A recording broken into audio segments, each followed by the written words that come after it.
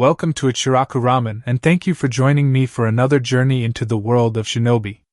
Before we begin, I want to give a huge thank you to everyone who listens, supports the channel, and enjoys these stories. Today's story is part 1 of the newest member, a Naruto-Akatsuki fanfic. Summary. When the village he swore to protect pushes him to the edge, the enemy becomes his only family. Naruto Uzumaki always fought for Konoha's acknowledgment, but after a crushing rejection and facing relentless hatred for the beast sealed inside him, the Leaf's brightest shinobi finally breaks. Driven out of his home and ready to end it all, Naruto makes a final, desperate choice, only to be saved by the very people who were hunting him, the Akatsuki. This is a fan-made story inspired by the world of Naruto. All characters in the original universe belong to their respective creators. This narration is created for entertainment purposes as part of a transformative storytelling experience. The story itself was written by NaruHinadorable, and full credit goes to the original author.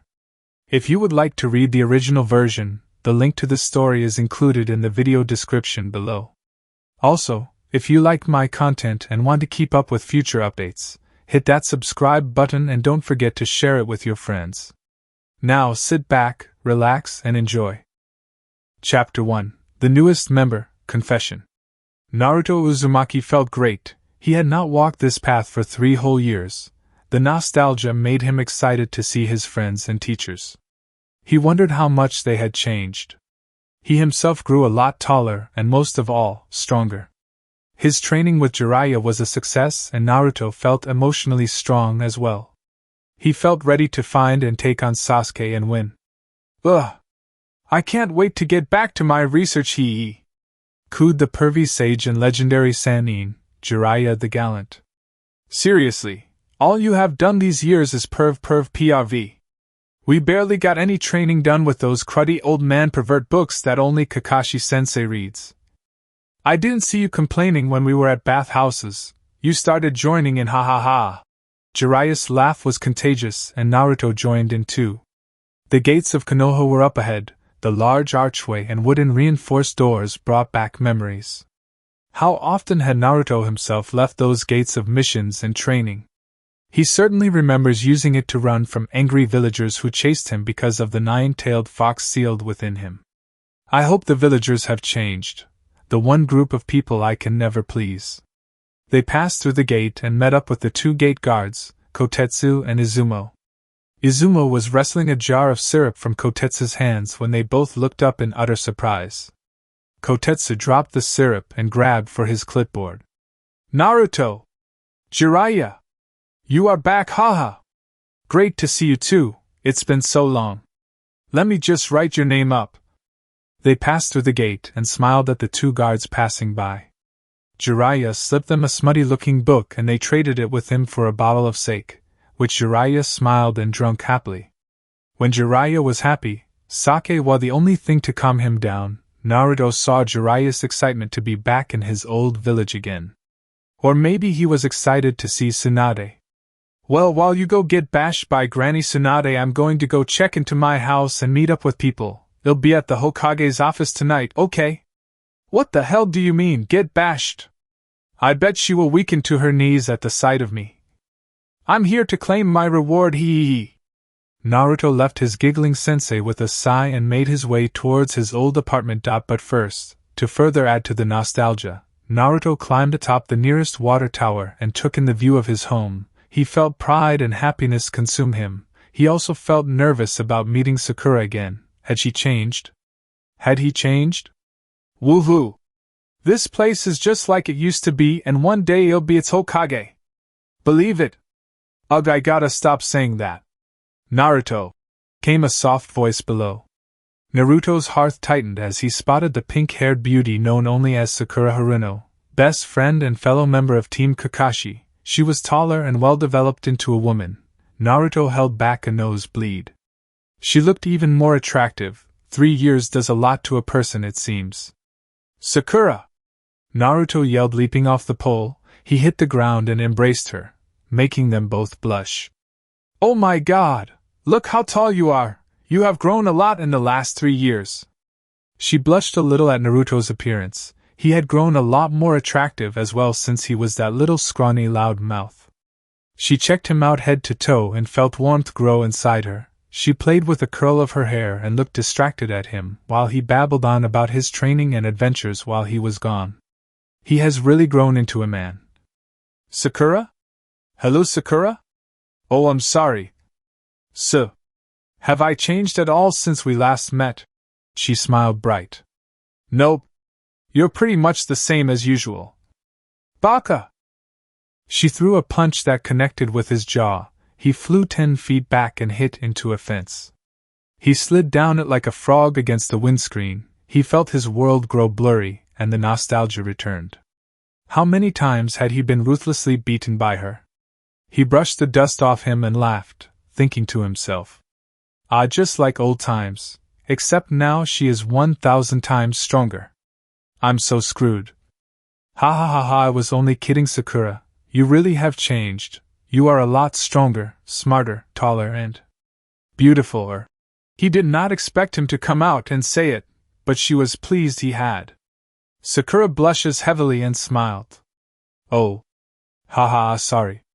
Thank you, and, Naruto, you look better yourself. She poked her fingers together in distraction. Well, I have an idea. You and me should catch up over some ramen tonight. But first I gotta go see Tsunade. Oh. They'll come too. If that's okay with you. Naruto smiled to himself. Nothing would have made him happier. Tsunade sat at her desk by the window and poured 3 cups of sake, 1 for Jiraiya and 2 for herself. When she was around her dear old friend, she became nervous and a bit excited. She felt the old days rushing back to meet her, the days she spent with Jiraiya and Orochimaru, before one became a rebel criminal and the other became an old sleazy perv. Well, good to see either of us has changed over the last 3 years. I guess that's reserved for the younger ninja, huh? But I must say, your breasts look like they are 120 cms, not the usual 106 centimeters. Maybe they are happy to see. Ba kaka. Tsunade punched Jiraiya hard in the jaw, sending him hard against the wall. He slid down it like a toad on a windscreen. But he laughed like usual and Tsunade grinned lightly. The nostalgia was certainly thick in the air. She blushed as the sake began to kick in. She knew that one day they would get together. She could not wait until that day. If it ever came. Are you old farts done yet? I've waited 3 years. I don't want to wait another 3 years, you know. Naruto. Good to see a familiar baka like yourself. How was training? Good. I'm alive, right? Hee. Glad to hear it, Naruto. Missions will resume in about 2 weeks. We are pretty cleared up on missions, so that's why. Don't argue, just deal with it. Naruto clenched his fist and let out a sigh. He could use the time to settle in and catch up with everyone, so he was okay with the decision. He smiled and pulled a thumbs up. Whatever you say. Well, I'd better go get settled in. I've got plans tonight. He turned to Sakura and smiled. She blushed yet again. We sure do. 5 hours later. Sakura stared into the mirror. Her hair recently washed, dried and combed to perfection. She took great pride in her preparation for her plans with Naruto tonight. She wondered what he was going to wear and if he would bother to even wash up for their night. Is it a date? Or just dinner? I wouldn't mind either. She heard a knock sound at the door and turned to slip on her shoes. Coming. She opened the door and was shocked at Naruto's appearance. Naruto wore slim black pants which molded around his strong left muscles and a white long-sleeved collared shirt with 2 buttons popped open to further increase his already attractive looks.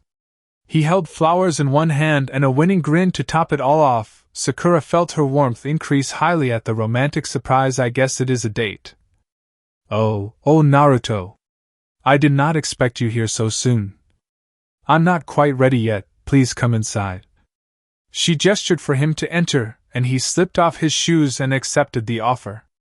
Gee, Sakura, this place is amazing. I really love the decoration you got going, you know. Sakura bought her own apartment since they last met with her mission income. Oh, thank you, Naruto. I'll be right back, mister. Take a seat. Sakura turned and went back to the bathroom to finish her hourly preparation. She slowly closed the door. Once it shut, she let out a huge exhale of nervous excitement. She had never felt so hot and happy to see Naruto before. She felt glad he was back, and possibly now she would not have to be alone in the village. While Naruto was gone, Choji and Ino became a couple, as well as Temari and Shikamaru. Also Niji and Tenten recently started going out. She did not want to feel left out this time. If only Sasuke were well in the village. No, he is gone, that's all. Sakura? You okay in there? Oh yes, I'm fine, haha. I'm great. Where do you want to go for dinner anyway? Oh, how about good ol' Ichiraku then? Sounds good, you know. Ha. Sakura opened the door and stood as a complete woman, all her clothing, hair and makeup applied and perfected. Naruto pretended to cough to secretly wipe away the miniature nosebleed that formed on her entrance. He couldn't help it any longer. He let out an impressed whistle, and she curtsied with a giggle and a deep blush. Her and I have never been this close. I love it. You ready to go, Naruto? Oh, wah. Oh. Yes. Her beauty had yet again caught him off guard. They both sat and ate at Ichiraku ramen and talked for hours about how they have been, what's been going on both inside and outside of Konoha's walls, and the various missions completed and failed over the years. Naruto told Sakura all about his travels and training he underwent with Jiraiya and the odd toads summoned here and there. He mainly talked about what he missed about Konoha and who he missed most, which was obviously Sakura. The bill came and was paid off in a heartbeat by Naruto, who pulled a huge bloated frog purse stacked with cash. Sakura fantasized about all the dresses she could buy with that money, while Naruto fantasized about all the ramen he will buy with it. They grabbed their things and ate out the flap into the cool night. Dinner was amazing, Naruto. Thank you so much. She blushed. Yeah. Ichiraku has not changed a bit. But I know a few people who have. Hey, how about we take a walk through the park next to the river? I used to go there to clear my thoughts. Sounds like a lovely idea. Her heart began to pound harder and faster at each of his compliments. She felt drawn into his charm. They walked along the still waters and listened to the songs and chirps of Konoha's Aburame pets. A light gust of wind chilled Sakura's soft, pale skin and she shivered. Without saying a word, Naruto removed his jacket he had brought and placed it over her shoulders. She felt goosebumps raise as she slipped on Naruto's much-beloved jacket. He always wears this, and he gives it to me freely. Wow. Hey.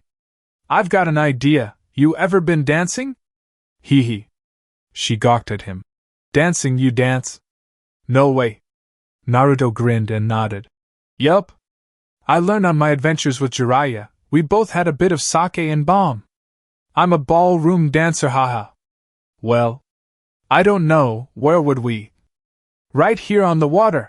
He took a step onto the water and powered his chakra to keep him above the surface. Sakura followed suit. I don't know, Naruto. It's fine, let me guide you through it. He took her hand and guided her onto the water's surface. She pushed up against him, and they giggled.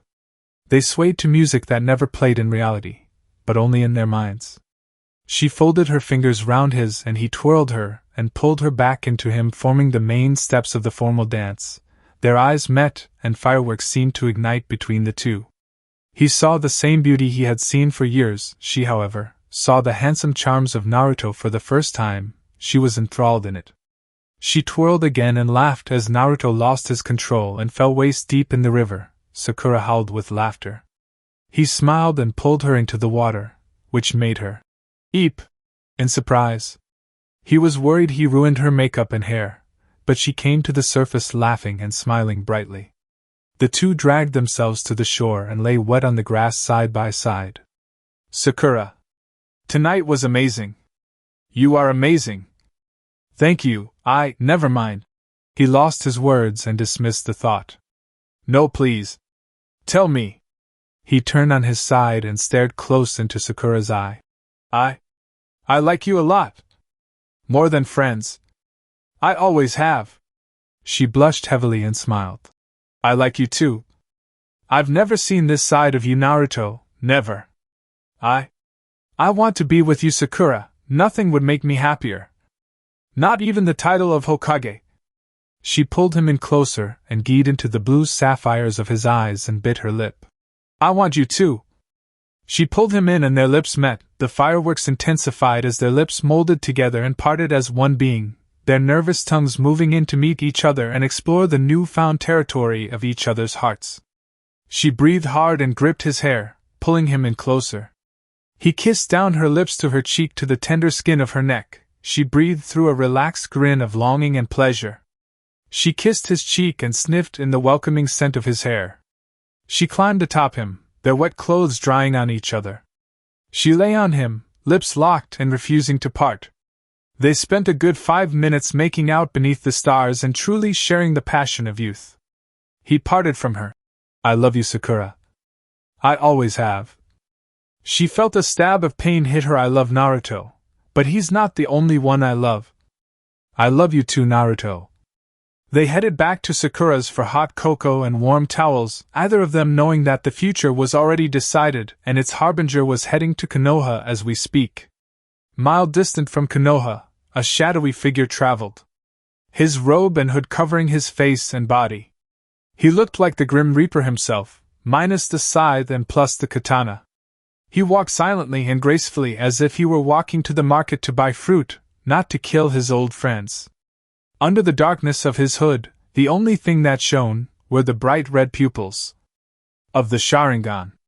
Sasuke had been traveling for days from Orochimaru's hideout. Kabuto had received word that Jiraiya and Naruto had returned from their training and were settling down at the Hidden Leaf for good.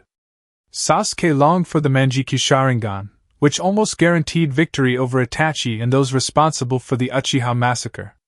If I kill Naruto, the closest thing I had to a best friend, I will achieve amazing power, beyond anything Orochimaru can possess.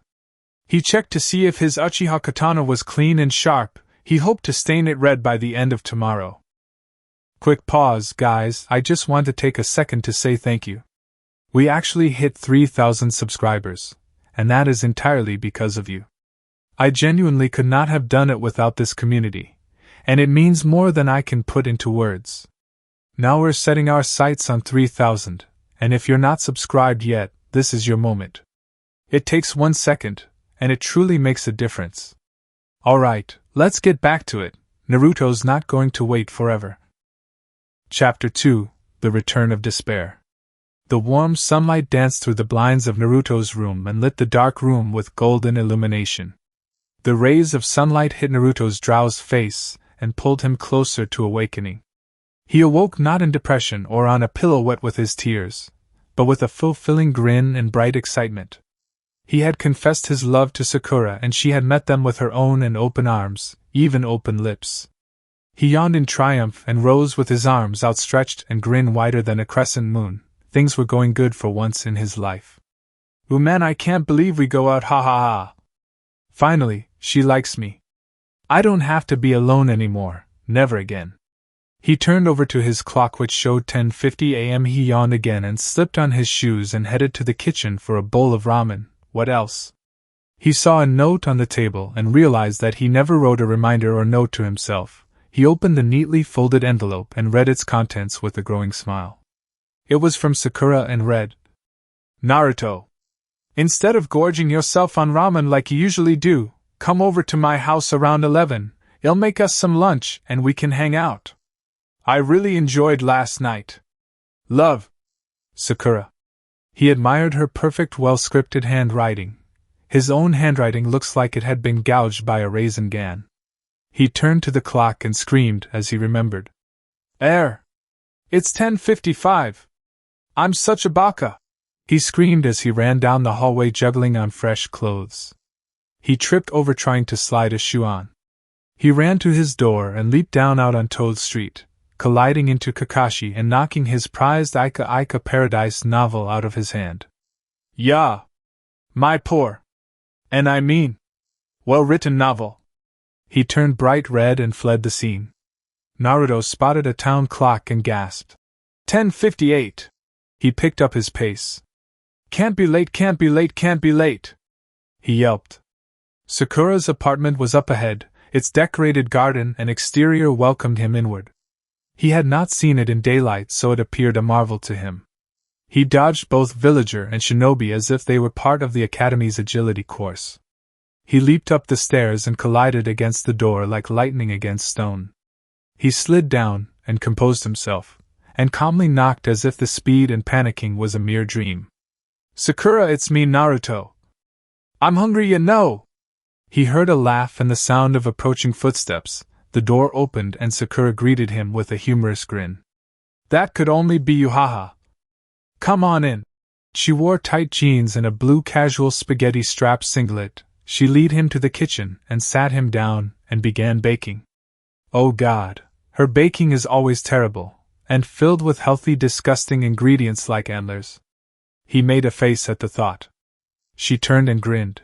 "I know what you are thinking, but I got lessons from Hinata, so I'm a good cook now, hee hee." She laid down a plate of scrambled eggs and bacon and 2 freshly cooked cinnamon muffins with a cube of butter melting on top. It looked and tasted like pure heaven.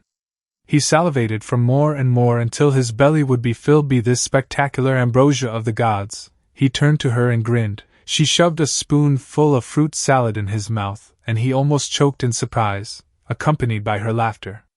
"Hey, this food is absolutely amazing. It's almost too real to be true. I know you aren't a very good cook, Sakura, but..." A folded newspaper collided with the top of Naruto's head. "Baka!" His was plummeted forward until it collided with the table. His head bounced backward after impacting on the table's surface, sending him flying off his chair about to hit the kitchen floor when Sakura appeared behind him and caught his fall softly. She lowered him to her lips and kissed him deep and delicately. "Thanks for the comment, thou, hee hee." She giggled, and with a grunt of brute strength she lifted the flailing Naruto and carried him to the coach and lay him down. She climbed atop him, continued to kiss him, growing more and more passionate until Naruto was left with half his buttons undone and his neck covered in her scent.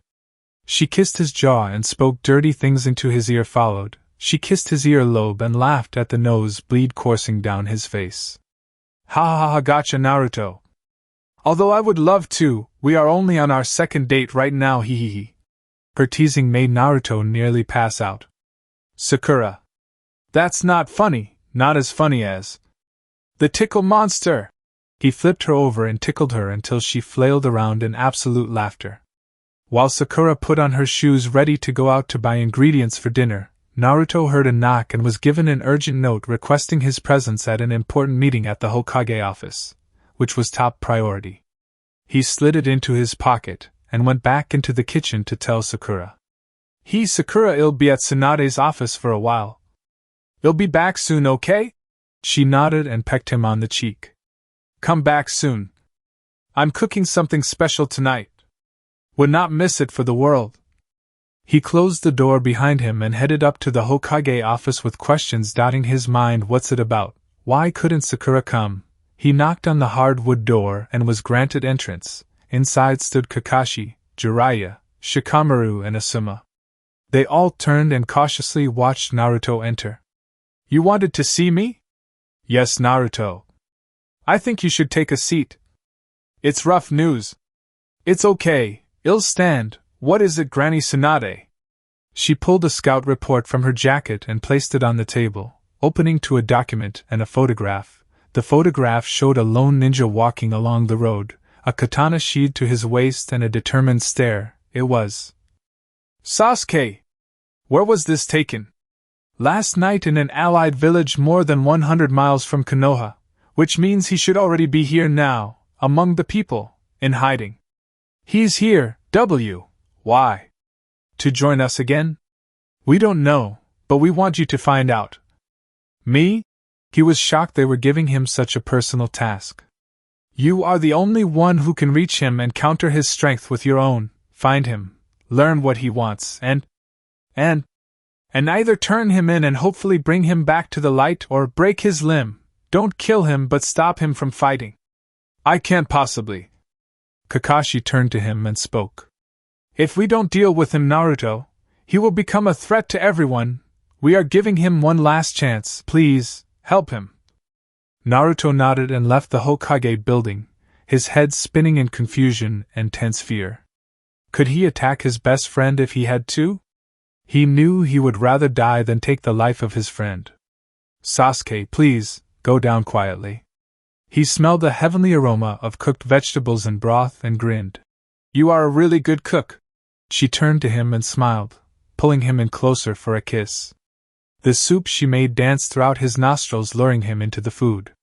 It's good, right? It needs onion. Do you think you could go out and buy some? Sure thing, babe. I'll be back in 15. He walked out the door and placed the 2 onions he brought earlier from his pocket on the doorstep. He had noticed her empty onion pot before he went to the Hokage office and decided to stock her up on onions.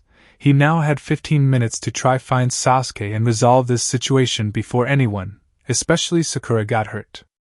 God, I hope this works out. I hate lying to her.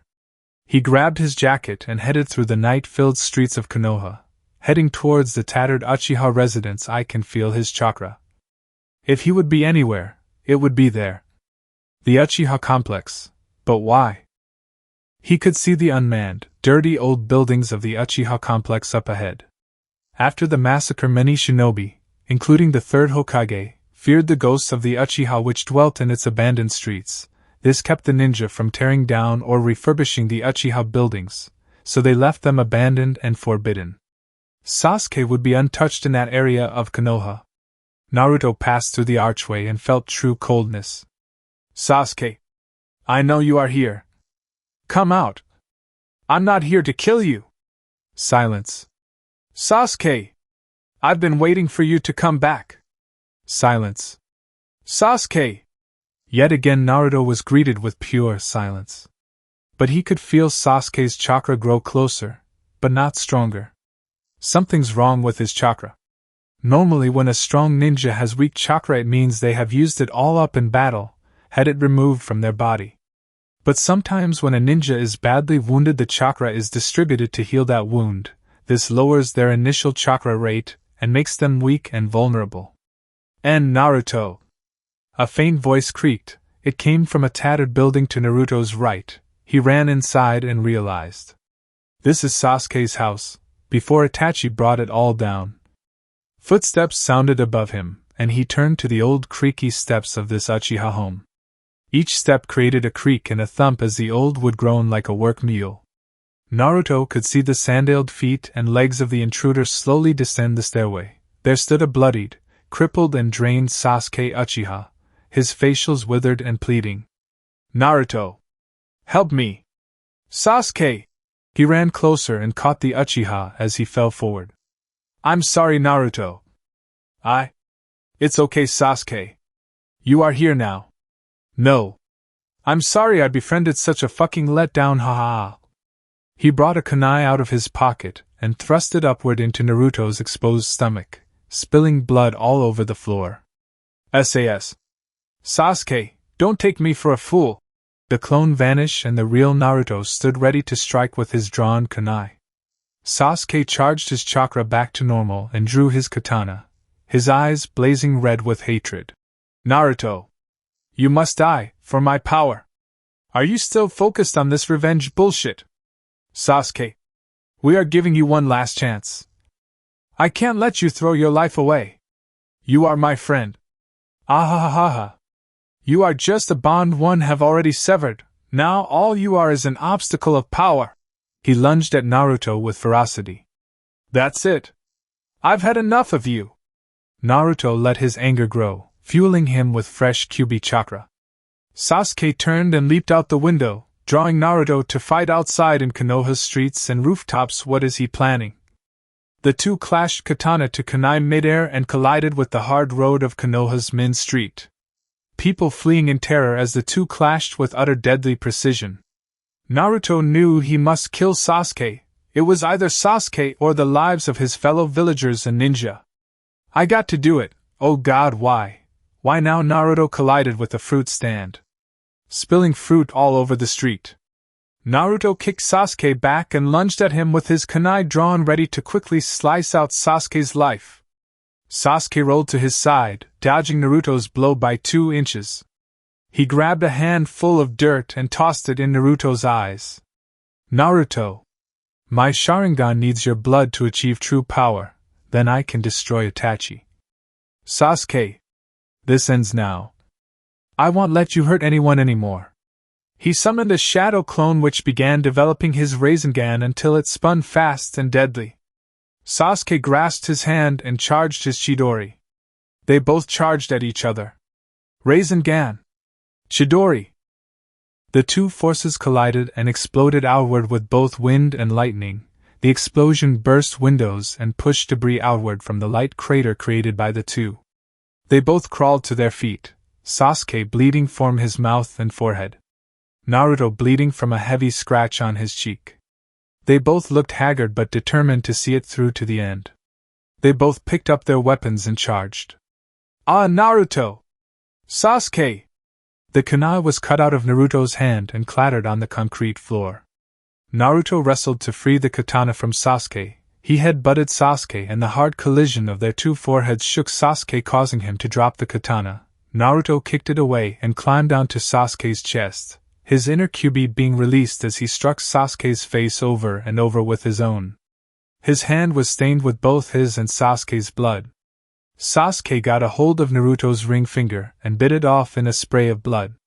Naruto wrapped his bleeding hands around Sasuke's throat and held down tight. Sasuke's life draining away. Stop! Stop now! Naruto! A scream sounded. Naruto stopped to see the tear-stained face of Sakura. Next to her was Kakashi and Tsunade, who had come down to see the fuss. Sasuke's crippled body lay unconscious but still alive. Naruto! What have you done to Sasuke? He attacked me first. He was going to kill me to gain power. I tried to reason with him. Tsunade shouted. This is not reason. This is not the Leaf Ninja way. We said to not kill him, you had him knocking on death door. Sakura looked up shocked. You! This was a mission! To harm or kill Sasuke! No, Sakura. I would never do that. I was going to tell you but I did not want to hurt you. So you go and hurt Sasuke, when you nearly kill him. Kakashi jumped in and raised his hands. Enough! Naruto acted on orders, that is all. He went too far but Sasuke is still alive. So this was a fucking mission!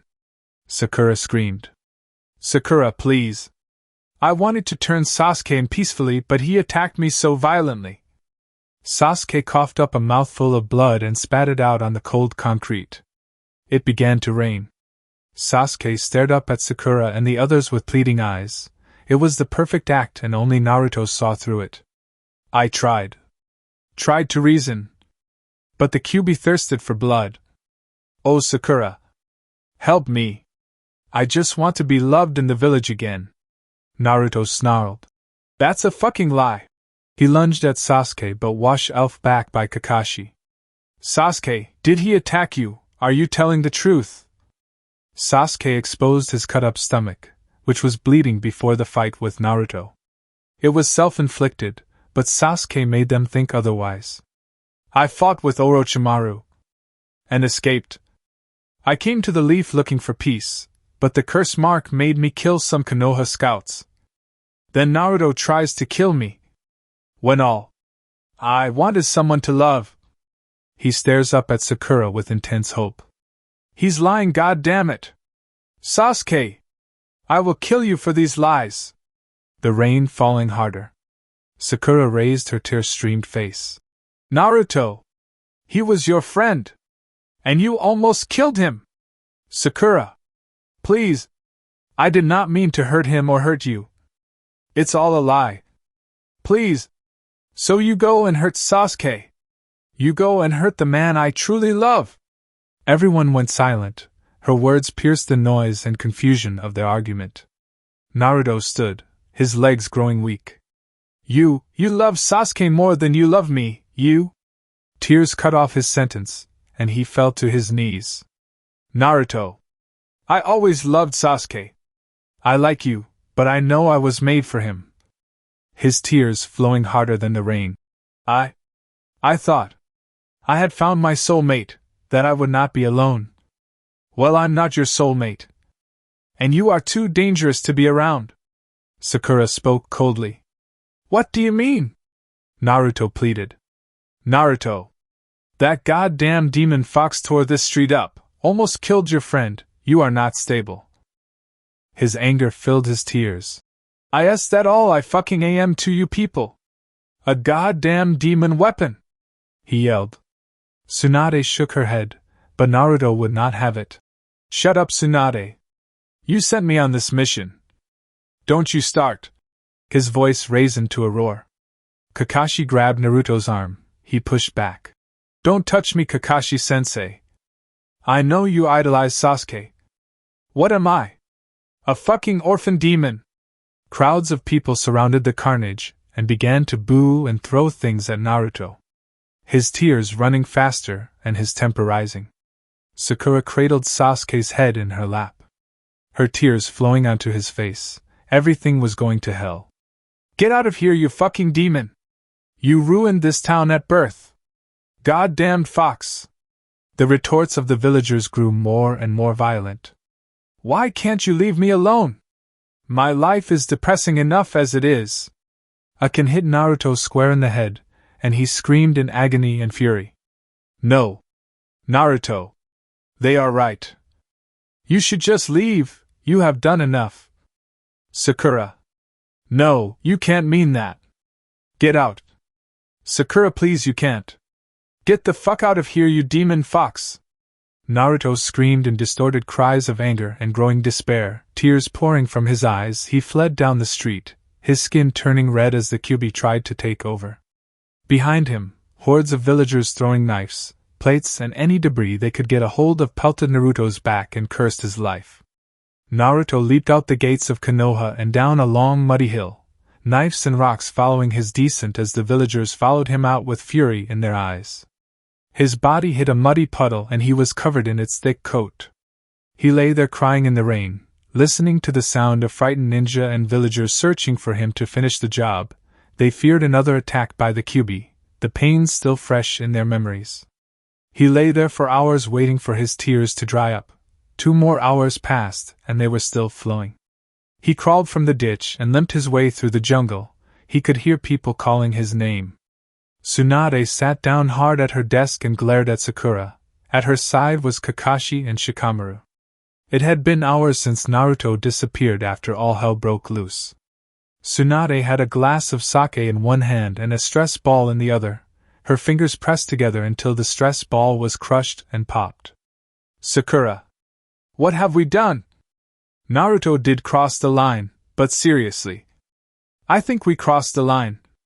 I had no idea you and Naruto were going out. This changes everything. The poor kid is torn apart right now. Are you sure he deserved such a scolding? Tsunade said. Sakura was silent. Her head was also confused and stressed. I don't know. Oh God.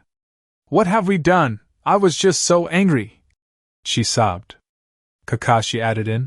What we have done is taken an unstable young man, shown him love, and ripped it away and blamed him for destruction he never caused. He has been exiled by his own villagers and cursed for his very existence. He has known sorrow all his life, we just intensified it. I don't know what really happened, but we went the wrong way about it. Tsunade took a big hit of her sake. Dear God, what do we do now? We look for him and give him time to recuperate and recover, Kakashi replied. The door burst open and Jiraiya strolled in. Where is Naruto? What is going on? Tsunade filed him in and watched Jiraiya's expression deepen. This is bad. Depression makes people do stupid things, very stupid things, he said on the edge of panic. Sakura stood. Oh, go find him, please. We all will, we better hurry, Jiraiya said. Tsunade could not help but see the simmering hate in his eyes. Was it directed at Sakura? Or her? The voice called out again and was closer. Naruto! It came closer and closer until Naruto saw the pink hair of the caller. Maybe she would not notice him curled up in a fetal position in the mud. But sadly she did. Naruto! She ran to his side and wiped the mud from his eyes. Oh, Naruto! I'm sorry. I'm so goddamn sorry this happened. Please come back to the village. With me. She looked at his arms and screamed. Why had he done it? Slashed along his arms were deep gouges which were pouring blood and draining him by the minute. He was tired of this stale existence, and today's event drove him to the bursting point. Oh Naruto, why oh God? Don't touch me. Just leave me. I'm not going anywhere, Naruto. We can get through this. We can't get through shit. Sakura realized his pupils were obsidian black and his pupils were blood red with sorrow. Naruto! Don't give me this shit! I am a demon. And I can't live this way. Without you. I'm dead. What is with your eyes? I am the true part of Naruto. The sorrow and despair, this is me. Please, we can sort this out. She placed her hand on his shoulder, he swiped it off and screamed. No, touch me. This was always about you and Sasuke, always, never about me. That's not true. Bullshit, so long Sakura. I'll end this all for everyone. A love tear trailed down his cheek. Naruto, wait. But it was too late, he was gone. Chapter 3, Face Down in Sorrow. Please, we can sort this out. She placed her hand on his shoulder, he swiped it off and screamed. No, touch me. This was always about you and Sasuke, always, never about me. That's not true. Bullshit, so long Sakura. I'll end this all for everyone. A love long withered, leaving a tear trailing down his cheek. Naruto, wait! She pleased. But it was too late, he was gone. Naruto faded away into the shadows of night-engulfed forest. He tore off his top, which was already damaged from the thick brush which tore at him like talons. The heavy rain pelted his back as he ran through dirt, water and mud. His face was a light tone of brown from the grit that splashed from the ground, except 2 lines of pale skin, where the streaming tears had cleaned away the dirt. He wailed and screamed in sadness and anger at the village that had spat him out, at the friends who did not help him, at the woman who tore out his heart, and most of all, Sasuke, who had turned his world upside down and brought Naruto to such a low level. He ripped down trees and smashed rocks in absolute fury, his tears ceasing no less as they leaked out of him like twin rivers of fire. He felt his world crumble around him.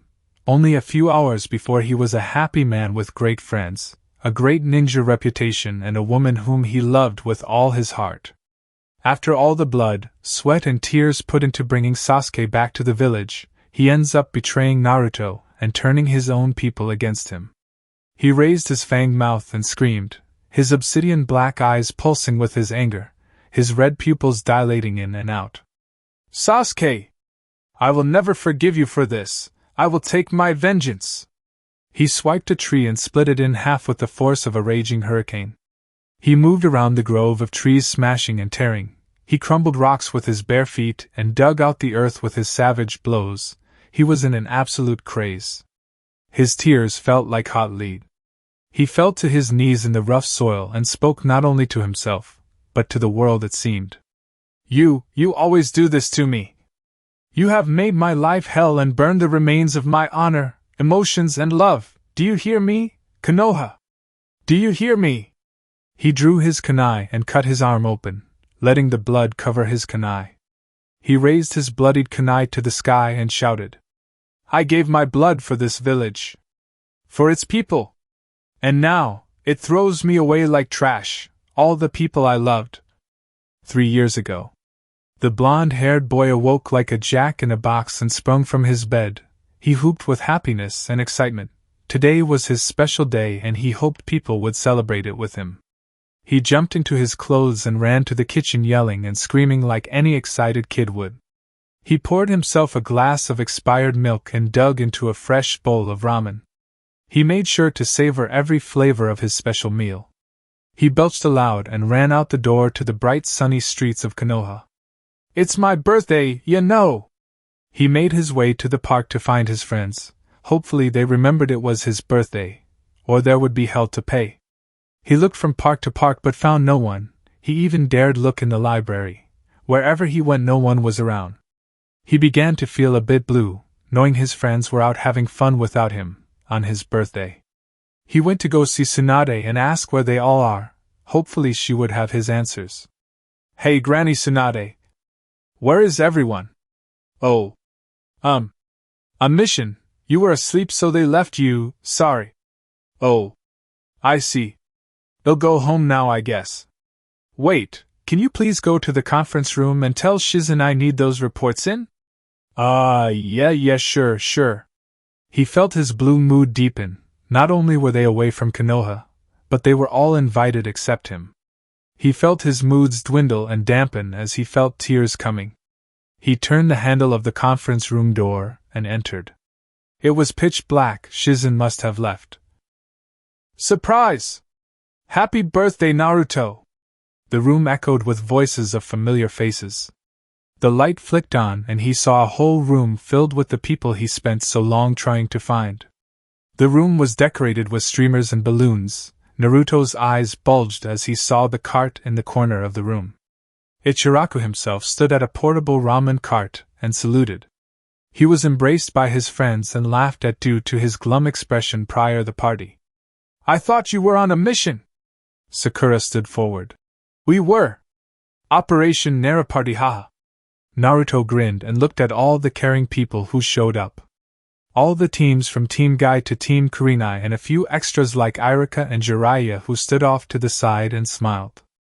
3 cheers for Naruto! Hip hip! Hooray! Hip hip! Hooray! The day followed through with laughter, love and games. No missions were done that day and all the ramen was gone. That day stood out in Naruto's mind like a tower in a clear desert. He was happy then. Flashback ends. Are you telling me it was all a lie? He licked a drop of his blood off the kunai and let the Kyuubi speak the poetry of despair and hatred. Konoha! I will not rest until your walls are dust and Sasuke is dead. They'll kill you all. He gained control again and knelt there silent, his features calming and his tears ever flowing more and more. His gaze down at a puddle of muddy water and recoiled at his reflection. His face was covered in blood and mud, his hair was dusty and savagely longer than usual, and his eyes were jet black with 2 crimson orbs for pupils in each socket. Following his reflection, he brought his fingers to his face and felt the fangs that had grown through his anger. His sanity gathering and sending him more and more into a deep focus. He stared into his own black eyes and trembled. What have I become? I really am a monster. His anger blunted and sadness took general control. What is happening to me? No. I can't turn into this demon. His tears rolling like boulders. He tasted his own blood in his mouth and felt repulsed. I can't live this way anymore. He raised his kunai to his chest and pulled his headband from his pocket. With one quick slash, his bond with Konoha was severed. Letting his blood drip on the headband, he threw it as far as he could from him. He brought the kunai closer to his chest and cried over its hilt. Mom! Dad! I don't know who you are. Forgive me, please. His lips trembling and his hands shaking. Sakura! He called aloud, hoping she would hear him. Here is your solution! He roared, feeling the urge to carry on slipping. He thrust the kunai deep in his stomach and ripped it to one side, tearing open his belly and spilling blood like water over the muddy soil. He fell to his back and waited for death to take him from his endless sorrow. I wish I had been loved by someone truer, he whispered. His world went dark. Sasuke sat up on his bunk, gasping for air as the nightmare ripped him from slumber. They had placed him in a holding cell while everyone went out to find Naruto or his body. He knew it now, Naruto was dead. He checked the mirror and opened his eyelids wide in anticipation for his change. Nothing but his 3 eyes stared back. He stood there silent, shocked, trembling at the horrifying realization. Naruto is dead. And my eyes are the same. Why? My actions got him killed. I killed him. Where is my power? All in vain. To earn the Manjikyu, One must go through terrible pain and despair to achieve such a power. The killing of a friend or relative would accomplish such. Sasuke set out to kill Naruto, who nobody knew was his best and only friend he ever cared about. He drove his fist into the wall and gritted his teeth, and tears welled up in the corner of his eyes. Naruto! This was all in vain, nay, and now you're dead, oh God, Naruto! He screamed his friend's name over and over, driving his fist into the concrete wall. No one had ever known how Sasuke felt about Naruto. What they saw was a well-played mask. But in reality, Sasuke loved the competition, the support, and even the arguments. Naruto was like a brother to Sasuke. The two always worked well together despite the arguments, and pride each ninja seemed to seep. Now his only friend was dead, and he still did not have the power needed to defeat Itachi. Despair filled him, but it was not enough to awaken a Manjikyu. He was left alone like a hollow shell. Naruto! I'm sorry, I ruined your life. I never meant to be such an asshole. It was the only way to make us enemies. I loved you, like a brother. He gritted his teeth and came to an epiphany of both truth and revelation. Naruto! I will live the life you wanted me to. I will defend Konoha and its people. And when I am strong enough, I will kill Itachi and bring peace to the village. And I'll be the first Uchiha Hokage. Naruto, I promise. Tears leaked down his face as he gazed at the moon. Sasuke was a different man now. Sakura searched the darkness. She had searched for hours on end for Naruto. Kakashi and Yamato scouted ahead with their jutsu, while everyone else thoroughly searched every ditch and cave. Sakura felt her own world crumble as she came further and further from solving her issues with Naruto. She had screwed up and she knew it. She called out loud again, hoping to hear his responsible. Naruto! Naruto, please come back! Crickets and silence replied. She moved through the brush searching for clothing scraps or hair that could be followed. Instead she saw Kakashi, knelt to the ground examining a piece of metal. Kakashi-sensei, what have you found? Kakashi seemed to be weeping, his stare still cold and serious. War changed things. Sakura. Turn back, we must go back, please. What is it?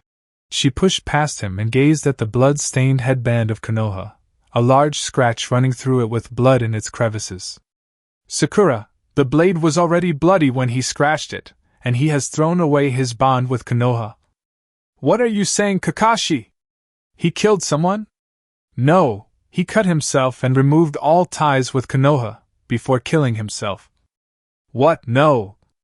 No. No, no, no, and no. No, that can't be right. Kakashi got to his feet and led the girl away from the scene. She tried to reach for his headband. Sakura. He is dead. Naruto no! Her screams pierced the night. If only they searched a little more, they would have found him. Reality seemed a black hole, eating away at his thoughts and memories as he lay there dying. The rain ceased, but the ground still grew damp from the never-ending flow of sorrow leaking from his fading eyes. He lay there for hours and hours staring up at the forest canopy and hoped someone would save him. No one ever came. His mouth grew dry and his stubble grew as days went by. Each minute he begged for death to take him. But it seemed that both fate and the Nine Tails wanted him to suffer each minute until the game was done. His life never flashed before his eyes. All there was to see was the sky and the leaves mocking him. He did not know if he had soiled himself or not. He lost feeling in his lower body, and had vomited to his side more than twice. Lying there on the cold damp earth, no one ever came. They left me. Why am I surprised? Another day passed and he came to a realization that the fox's chakra were keeping him alive and stable, whether the fox himself liked it or not. And so there lay Naruto Uzumaki. It his own blood, mud, vomit and waste. Scraggly stubble and dark circles under his eyes. He felt like his life had turned into a numb paradox of hate and despair. He was too numb to hear the footsteps approaching. He registered finally and scanned the sound of their movements. Two of them, 2 men, lightly armed, not Konoha shinobi. They stopped, and he could feel their shadows looming over him. His eyesight had blurred out and diminished from sleep deprivation. Oh fuck! What the hell happened to him, whoever he is? I don't know, left for dead. Looks like an attempted suicide. Wait. It's this kid, your little brother's friend? Shut up. I realized. He is the Nine-Tails Jinchuriki after all. Sweet. Let's kill him here and tell Pain we can proceed with the ceremony. No, don't you see, he was kicked out of Konoha, left for dead and forgotten like trash. I sense great hatred in him, but not towards us. So? Unsheath Samahata, and use the bandages to carry this kid. He comes back to the hidden rain. Call all the members. What are you thinking? Itachi? I think we found our newest member Kisame, one with usable hatred. Naruto had barely registered the conversation, but even through his poor eyesight, could he notice the big red clouds adorned on their cloaks. The Akatsuki had claimed their prize. Chapter 4: Redemption. Itachi's mind was heavy with thought. Why had Naruto been kicked out of his own village? Why had he tried to commit suicide? He could hardly believe that such a gutsy kid could sink so low to end up near dead and in a puddle of his own blood and shit. Kisame and Itachi had brought him to a stream and dunked him in for a few minutes to clean the horrid crust off his body, then they set out to the hidden rain. Itachi had Naruto slung over his shoulder while Kisame cradled the unsheathed Samahata. The sword bared its teeth and purred as Kisame let it feast on his chakra. Itachi never really understood the bond between the two. It was almost a paternal bond like father and child. Kisame was an odd member of the Akatsuki, but a very straightforward and honorable one at that. Itachi was grateful to be paired up with him. Out of all the members I am the luckiest. I've spent only a few years in the Akatsuki and I already know each member well enough as it is. I could have been paired with any of them. Lucky I gathered a great amount of intel on each member before I chose my partner. Itachi ran all his information through his head, scanning the members and their information. He read it aloud in his mind, as if they were all to be judged. Deidara. A simple-minded member, who thrives to perfect his art. Excels in explosives and espionage, formerly from the Hidden Stone. He is very skilled in his art, but I think with his art comes great hubris and a lack of focus. Okay to work with, but not a practical partner. Sasori, a very literal and serious member of our organization, his combat is his ability as a master puppeteer. Along with his own puppets, his own body is heavily modified and lacks any human appearance. That's why I thought at first until he revealed his true form, he looks like a simple kid, maybe 17 or so. Despite his appearance he is older than most of us due to his puppet body. Formerly from the Hidden Sand Village, he was another candidate I found easy to work with. Ugh, Haiden, quite the opposite to many of our members. Haiden is obnoxious, loud and vulgar. A suicidal fanatic to the god of slaughter, Jashin. He possesses the power of immortality and the power to inflict damage on himself and transfer it to other people with a drop of their own blood, almost voodoo sorcery in nature. This makes him a dangerous foe to fight. His humorous personality is rivaled with his bloodlust, truly an unstable member, formerly of the hidden hot water village.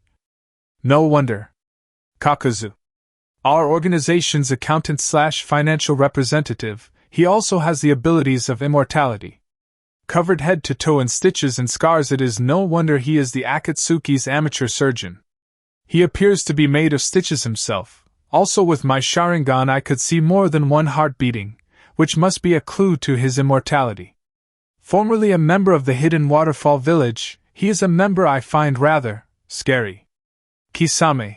As I thought before, very straightforward and honorable, such is the trait of a member of the Hidden Mist 7 Ninja Swordsmen. His sword, Samahata, is an alive entity that consumes chakra like food. Kisame openly gives a chakra and in return Samahata decimated his enemies. I am pleased to be his partner. Konan. The only female member of the Akatsuki so far, she is the right-hand woman to Nagato. The two have been friends/partners since before the organization was formed by Pain, or Nagato if you want to call him by his real name. I can see clearly that the two are in love, but they keep it more than a secret.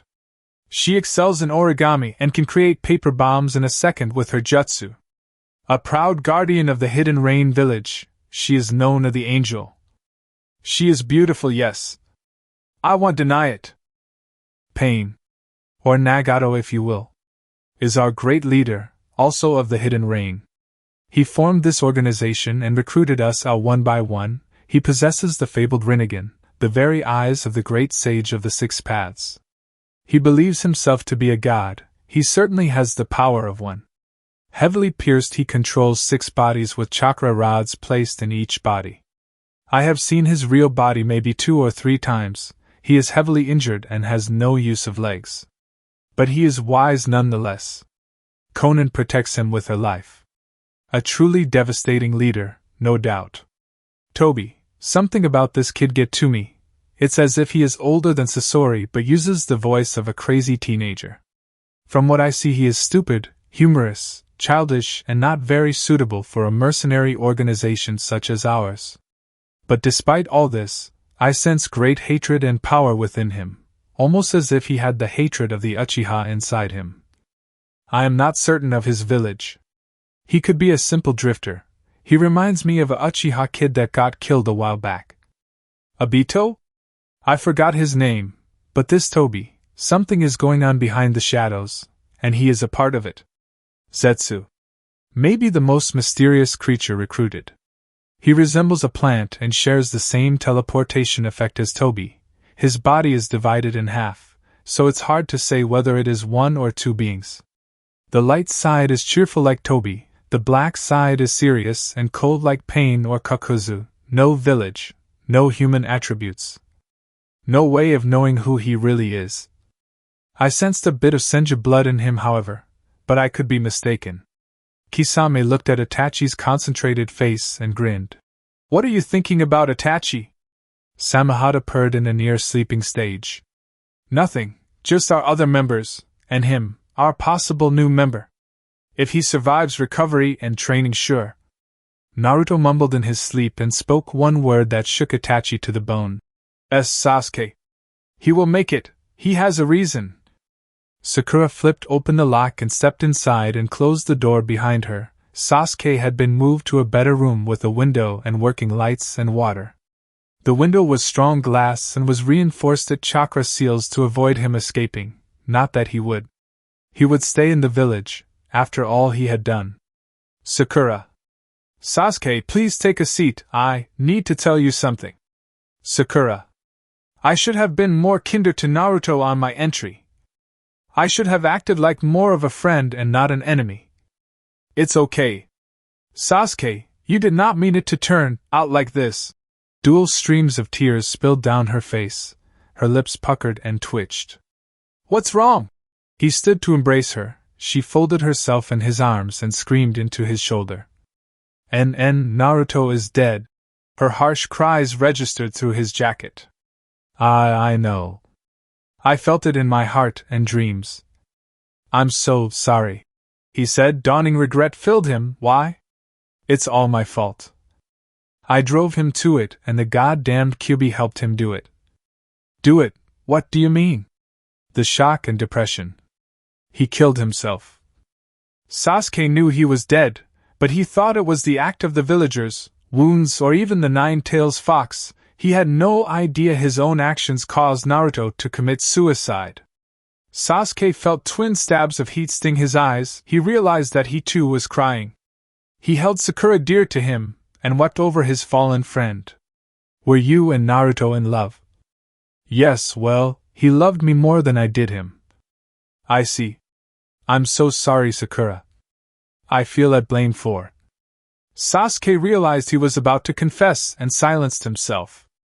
If I am to live the life Naruto wanted, I must live it happily and without any trouble. If I tell her, it would only bring pain, no matter how I hate it. He led her to the spare seat and the two sat together until Sakura was called away to speak with the Hokage. The air was warm and dry, a real change from the damp and humid earth which Naruto spent so long dying on. His eyes were bandaged up and he felt his abdomen also bandaged up. His arms and legs were shackled to the table, and he could barely move. His stomach was a flaring pain as he felt the rough stitches holding him together. He could also feel various four lines connected to his wrists and chest. He tried to speak, but his throat was dry and crusty, what he would give for a simple glass of water. He knew for a fact that he was not in a simple hospital. He could hear nothing but the machines beeping away. He tried to force his hands out of the shackles, but instead he heard a loud beep register and stopped the "have me monitored," whoever they are. He felt his chakra being restored little by little, which explained some of the fours. He figured he was not being kept by the enemy, because why would the enemy give him chakra so freely? He lay back and relaxed, gathering enough saliva to swallow and clear out his dusty throat. He recollected the past events and felt both sadness and anger seep into him yet again. Sakura had ripped out his heart, Kakashi had done nothing but watched, and Sasuke had ruined his entire life in the village with lies and fake stories. His fist tightened and his nails dug into his palm, drawing 4 pricks of blood. His teeth clenched and he snarled at the Uchiha that had done all this to him. "There is still hate in you. It lurks like a creature in the dark, my young Jinchuriki. Ugh! Ah! Where are my manners? Here! Open your mouth. I have water." Naruto simply could not refuse. "Tea, thanks." His throat clearing for the first time in days. "Don't mention it." "How are you, Naruto?" "In pain." "Da-da, I am all too familiar with pain." "My name, you know my name." "Well, sure we do, we have watched you for quite some time, Naruto Uzumaki." "I thought I was the last of my clan to, not until now at least." "Wait. You. SSSH'll let you get rest now." "Your name, what's your name?" He stood silent for a moment, deciding what was the best answer, what would gain this kid's trust. He decided on the truth. "Nagato. Nagato Uzumaki." He stepped out of the room and closed the door. Naruto's voice gave way to a surprised yell. "Wait! You and I are clan members?" It was a long 15 minutes before the door opened again, and a heavier set of feet stomped on in. He could tell it was a man by the gruff way he carried himself. He felt cold hands trail his healing wounds and prod at the stitches and the faint sound of a pen on a clipboard. Whoever they were organized. He sensed powerful chakra that no ordinary doctor would possess. Naruto felt his arm being lifted and examined closely by the doctor, its breath registering on the nape of Naruto's hairs. He mustered up the courage to talk. "Sir W., when do I fully recover?" "Sorry, you probably get it a lot." Your wounds are healing fast, and my stitching is holding together more than enough.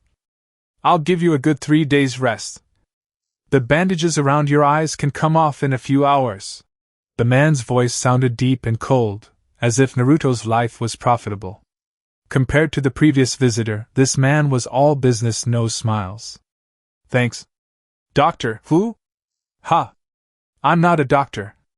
But I'll take it as a compliment. My name is of no importance. Only money is of importance." "Oh, okay, sorry." The money-loving not-doctor only grunted and finished his exam and left the room without any formalities, and Naruto was left alone to himself to think about where he was, who they were, and what to do next. He was familiar with the red cloud, but he could not remember where he had seen it. "They have not killed me, they have fed me my chakra back and have given me urgent medical attention. They took me in when Konoha threw me out, and now I find out one of them could possibly be related to me. If not, he is in my clan nonetheless. The clan that was supposed to be wiped out long ago. What reason would I have to escape or try leave early? My home is gone and my friends left me for dead, and now I belong to no one. I'm all alone and it's all Sasuke's fault. Maybe Pervy Sage will help me. But he probably thinks I'm dead, and is buried in a bottle of sake right now. I can't get close to the village without them throwing me out again. There is no use living this horrid reality. I owe these people. I really do." Tsunade and Jiraiya sat together on the balcony. Jiraiya, who had just heard the news, cried and wailed openly. It broke Tsunade's heart to see him so distraught by Naruto's death. She herself had cried herself dry before gaining the courage to tell Jiraiya. He popped the cork off of a sake bottle and took a deep gulp of its milky liquid and wept silently as it calmed his emotions the tiniest degree. He hugged Tsunade tight and clenched his fists. I should have been there. He needed family to calm him down. He needed his godfather to tell him it's all okay. It's my fault. No. Jiraiya. It's not.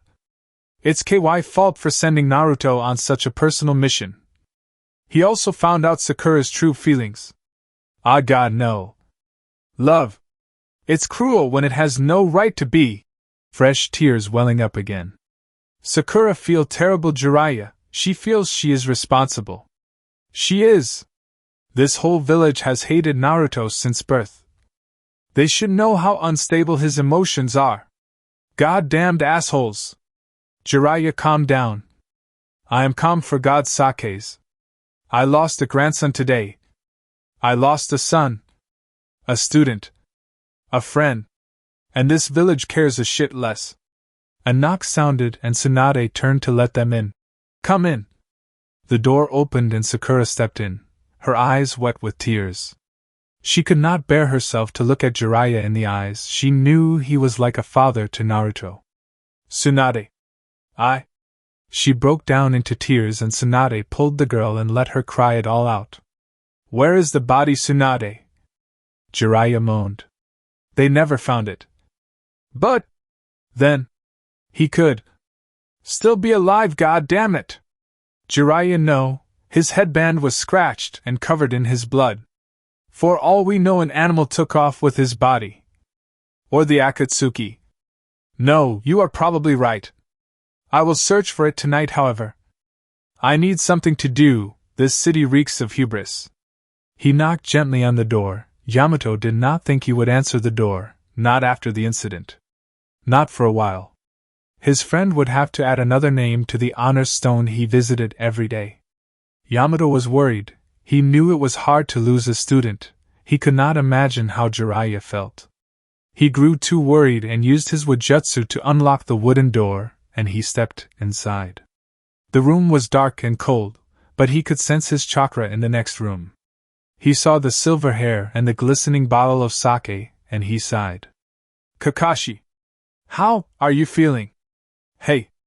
I'm fine. You have been drinking. It's unlike you.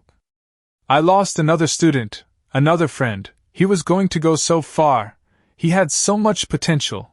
He was going to become Hokage, my Naruto. Yamato patted his friend on the shoulder and took up a seat, pouring himself a glass of sake. He had to think of something to talk about, but he had no idea. Are we sure he's... Kakashi nodded. Bakun found no body or trace of his scent outside the village. His body was eaten most likely. Come on, man, don't say that. It's true, god damn it, it's true. I failed him just like I failed Rin. And Obito. His friend collapsed on the table and gave way to his emotions, crying openly on the dark wooden desk. I am worse than trash. I forgot my friends. You are a bit drunk, and a great ninja who cares for everyone. The white fan would be proud, Kakashi. The door opened and Naruto heard newer footsteps trail into the corner of the room. This chakra was more intense than before, almost familiar. Naruto gathered his courage yet again and spoke up to the strange visitor. He hoped for answers and reconciliation. Who are you? I know your chakra. I saved you, brought you here with my partner. We sensed your chakra and came to the source. You are lucky to be alive. No. I am cursed, that's why I am alive. We have met before this. I know that voice as well. How is my brother? Is he back in the village? Has he beat his hatred, broken the curse? Who are you and who is your brother? Sasuke, how is he? Sasuke! I'll kill him. I'll tear his throat out and watch him bleed. It's all his fault. I know you now. The blindfold was ripped from his face, and he felt the harsh light blind him. He slowly opened his eyes and gazed at the solemn Uchiha. Itachi. I should have known, you are a part of the Akatsuki. It seems my brother's hatred was passed on to you. Naruto. Chapter 5, Rehabilitation. It seems my brother's hatred was passed on to you. Naruto. The only thing your brother gave me was despair and sadness. My hate is my own. What will you do with that hate then? Kill Sasuke and burn the leaf to the ground, he said, a vicious sneer crossing his lips. Is that you or the Kyuubi talking? Itachi asked, truly curious. I don't know anymore, both I guess. Then on behalf of our leader, join us, we saved your life and share the same will of destruction as we do. Join the Akatsuki? I don't know. It's too soon for me to take sides in a world that seems to reject me. I disagree, but it's fine, I'll have Kakuzu. Kakuzu? Naruto said, cocking an eyebrow. The doctor, he stitched you up and most likely ranted about money, anyway. He will drop you off outside and your life is up to you. Itachi turned and walked towards the door. Naruto's mind was filled with hatred-stained memories of his village. The looks of disgust given to him by his very own villagers. The annoyed and saddened eyes Sakura gave him as she comforted her true love. The humorous-filled eyes of Sasuke, who had planned for all this to happen. The hate boiled within him, overflowing and overheating his once peaceful mind. He wanted revenge, he wanted it to all go back to the way it once was, but there was no going back now. Wait! I will join! I will join you! Glad to hear it, welcome to the Akatsuki. Naruto. What now? You have healed up fine enough to walk around, but don't strain yourself or Kakuzu will have to stitch you up again. And he won't be pleased, come to think of it, he never is. Itachi said, a thin smile displayed. Where are we going? To introduce you to our organization and begin our little tour, let's go. You can walk, right? Naruto nodded and hopped off his bed, only to collapse to the floor as his feet gave way. Ah, baka baka baka. So I take it you do want help? Ugh, here.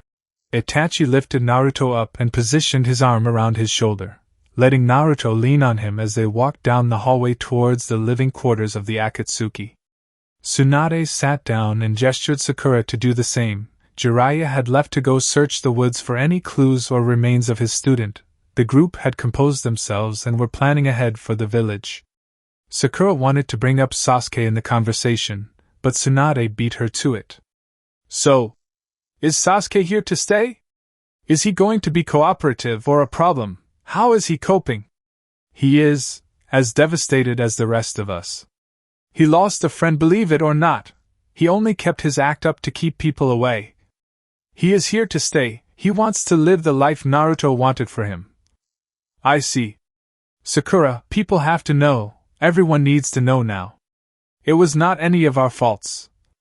It is just a big misunderstanding. Jiraiya and others may think it's someone's fault, they may think any one of us are horrible people or could give a damn less about Naruto. But the truth is, I have taken his death as if it was my own brother.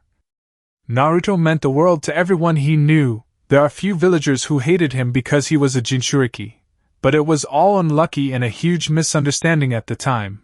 He was angry and we were all in shock from seeing Sasuke. We said bad things and bad things happened. We will all regret what we did, but I'm sure Naruto would not want us to suffer from it, right? Tsunade, no one has told you, have they? Told me what? Naruto slashed his headband, scratched out the Konoha symbol and stained it with his blood. He told me that we had all drove him to the edge and he could not live this way anymore. He hated us up until his death, Tsunade. Ah, I see. Well, there is nothing we can do now. We can only bury him like a hero and pay our tributes to one of the village's best ninja, yes. And Sasuke. Well, you flat out said you love him. You dumped Naruto for him, you decide. Tsunade. Don't bullshit us, Sakura.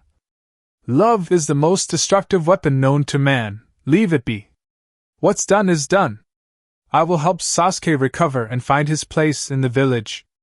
I will help him live the life Naruto wanted for him. I find myself in tears, but he's all I have left. Itachi led Naruto through the well-lit tunnels of the Akatsuki main base, Naruto could tell it was underground due to the lack of windows and reinforced frame holding the tunnel together. The sound of yelling and glass smashing greeted them up ahead. Oh boy! Well, you are about to meet our first member. Hiden. An explosion sounded and more swearing was called. And what seems to be Deidara, this will be interesting, stay close. Okay. If you say so. They opened a steel vault door and entered a room that seemed to be made of solid steel and stone. It was a training/sparring court. Two men fought each other violently and taunted each other just as vulgar as such killers should. A third man sat to one side at a table, counting what seemed like wager money. He slipped a few bills in his pocket when the two weren't looking. You piece of shit! Stop evading my swipes with your fucking clay! Hiden, my evasive maneuvers and grand display of explosion is my true artem. The one named Hiden was swiping a large three-headed scythe from side to side trying to cut apart the blonde-haired man named Deidara. Hiden was a fast-paced fanatical fighter who cared very little about his own safety. Deidara, however, was very skilled in evasive skills and explosive techniques used for both offense and defense. Deidara, you are nothing but a clay pussy. Baka! The third man chuckled. For a man who hides behind his immortality, you can't talk Hiden. Kakuzu! Shut your fucking hole! Naruto realized at once that's the guy who stitched me up. Kakuzu. Well, would you look at that, the kid is up already, looks like you owe me 50 Rio Deidara. The two men stopped their sparring and stared at Naruto with amusement and suspicion. Now that Hiden had stopped flailing around so quickly, Naruto could get a good look at his new comrade. Hiden was a white-haired, tall and built man who carried a strong aura of humor and violence. Naruto could tell from the beginning. Who is this little shrimp? Looks barely old enough to piss on his own. I'm 17, Baka. Hiden's eyes shot wide open. The hell you say, boy? He sprinted towards the boy. Itachi moved to intercept, but Naruto pulled him back. Naruto sprinted towards the man and drove his fist deep into Hiden's stomach, winding the man and sending him back down onto the court. He lay there whooping for air and above all else, laughing like a loon. Ha ha ha. I'm sorry. Ha ha. I had to test the new guy. He, ha ha, passed my test. His face eased and his features turned stone cold. He bared his teeth savagely at Naruto. However, if you do that again, I'll beat you to death with the same severed arm that touches me, got it? Sure thing. Chum. Hiden turned red at this, but Deidara pushed him out of the way and extended his hand. Don't mind him. I'm Deidara, good to see I won't be the only blonde here. Say, do you appreciate art? Not really. I would rather spend my time training than being a sissy painting pictures and pretty drawings. This made Hiden laugh hard. This kid is killing me, ha ha ha ha. Watch your words, or you will find me hidden in your room, waiting to deal your death. Deidara's hand spat out a small caterpillar which no doubt was highly explosive. By the look of your girly ponytail, would you be hiding in the closet by any chance? Hiden was drinking a glass of sake and spat it out all over the floor in hysterical fits of laughter. Let's move on, Naruto, you seem to fit in fine. Hang on, let me go say thanks. Naruto walked over to Kakuzu and placed 50 Rio on the table. Thanks for helping me. Deidara almost forgot to give this to you. Deidara patted his pockets and realized he had been mugged. Baka. Serves you right, shall we continue? Yeah, whatever, I'll send you to Jashin in no time. Itachi and Naruto moved along the corridor, moving to the next room where Naruto will no doubt meet more strange people. Well, that went well. Sorry, I needed to face it head on and let them know I'm not here to fuck around. Oh, I know. You survived your first encounter with Hiden just fine, many are dead at this point. They came to another large room. It was a massive library with bookshelves acting as the four main walls, packed with books of every kind. It was a comfortable room with decent flooring and a roaring fire. In the middle of the room at a large oak table sat a boy who looked no older than Naruto. He was working on a large puppet with an array of tools and gadgets. He looked up and nodded. Hi. New kid, right? Yeah, are you as well? Not really. I'm older than everyone you will meet, except Kakuzu and that Zetsu guy. Really? How old are you? Oh, about 35 now. Say what? Yup. Got a problem with it? No, it's just odd. Because of my young body, right? Yeah, you look no older than me. Because this body is a puppet. You could say I'm a ghost controlling an empty husk. Hey, Hitachi. Let's move along. He whispered as quiet as possible. This guy gives me the creeps.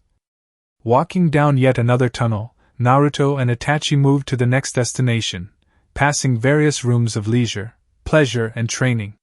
It seemed the Akatsuki had every requirement covered and much more. What they needed was easily provided. The Akatsuki were well and truly wealthy, it seemed. Itachi looked shocked, then calm. He turned to Naruto. Looks like our next member is in the kitchen. Let's just avoid this one. He's odd but untrustworthy. What do you mean by odd? Just listen. Naruto pressed his ear to the door of the kitchen and listened to the strange member talk to himself like a lunatic. Oh! No one's around. I wonder if they have. Yes. Dumplings, oh yes, I can have some, yes. None of those smelly guys are around. Not even Daidara-chan, haha, this grub is all mine, hee hee. I can't believe Mr. Zetsu let me join. Oh, Toby is a good boy after all, dumplings. Naruto pulled his head away with a truly distraught expression. This guy is a complete nutcase, it seemed. Naruto had no idea why Itachi of all people feel uneasy about this guy.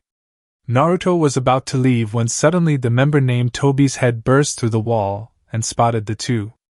Ooh, hey there, Mr. Itachi. Hey there, mister. Who? Naruto Uzumaki. Aren't the Uzumakis all dead, haha? Naruto drove his fist into the wall. Toby seemed to float his head to one side and dodged the blow. Toby had not cracked or crumbled the wall. He seemed to be ghosting out of it like someone emerging from water. He was a part of the very wall itself. Well, bye-bye. He sunk back into the wall to the open kitchen room to snack on dumplings, it seemed. Naruto now knew why this character was so shady. Naruto had not seen such a jutsu ability before. Naruto could tell. His new comrades were certainly a strange bunch. But he had revenge to seek and a city worth burning. They would have to do. Itachi led Naruto to what looked like an elevator. They stepped inside and closed the solid steel cage.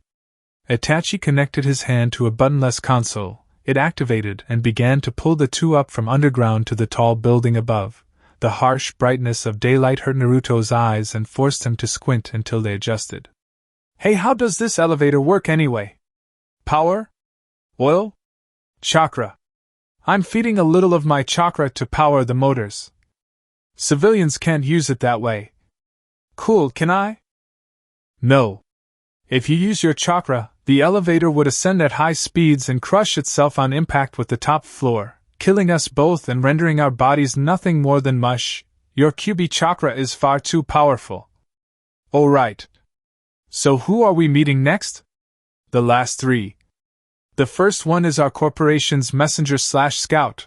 I must warn you, he looks more like a plant than he does a human. Zetsu is certainly unique.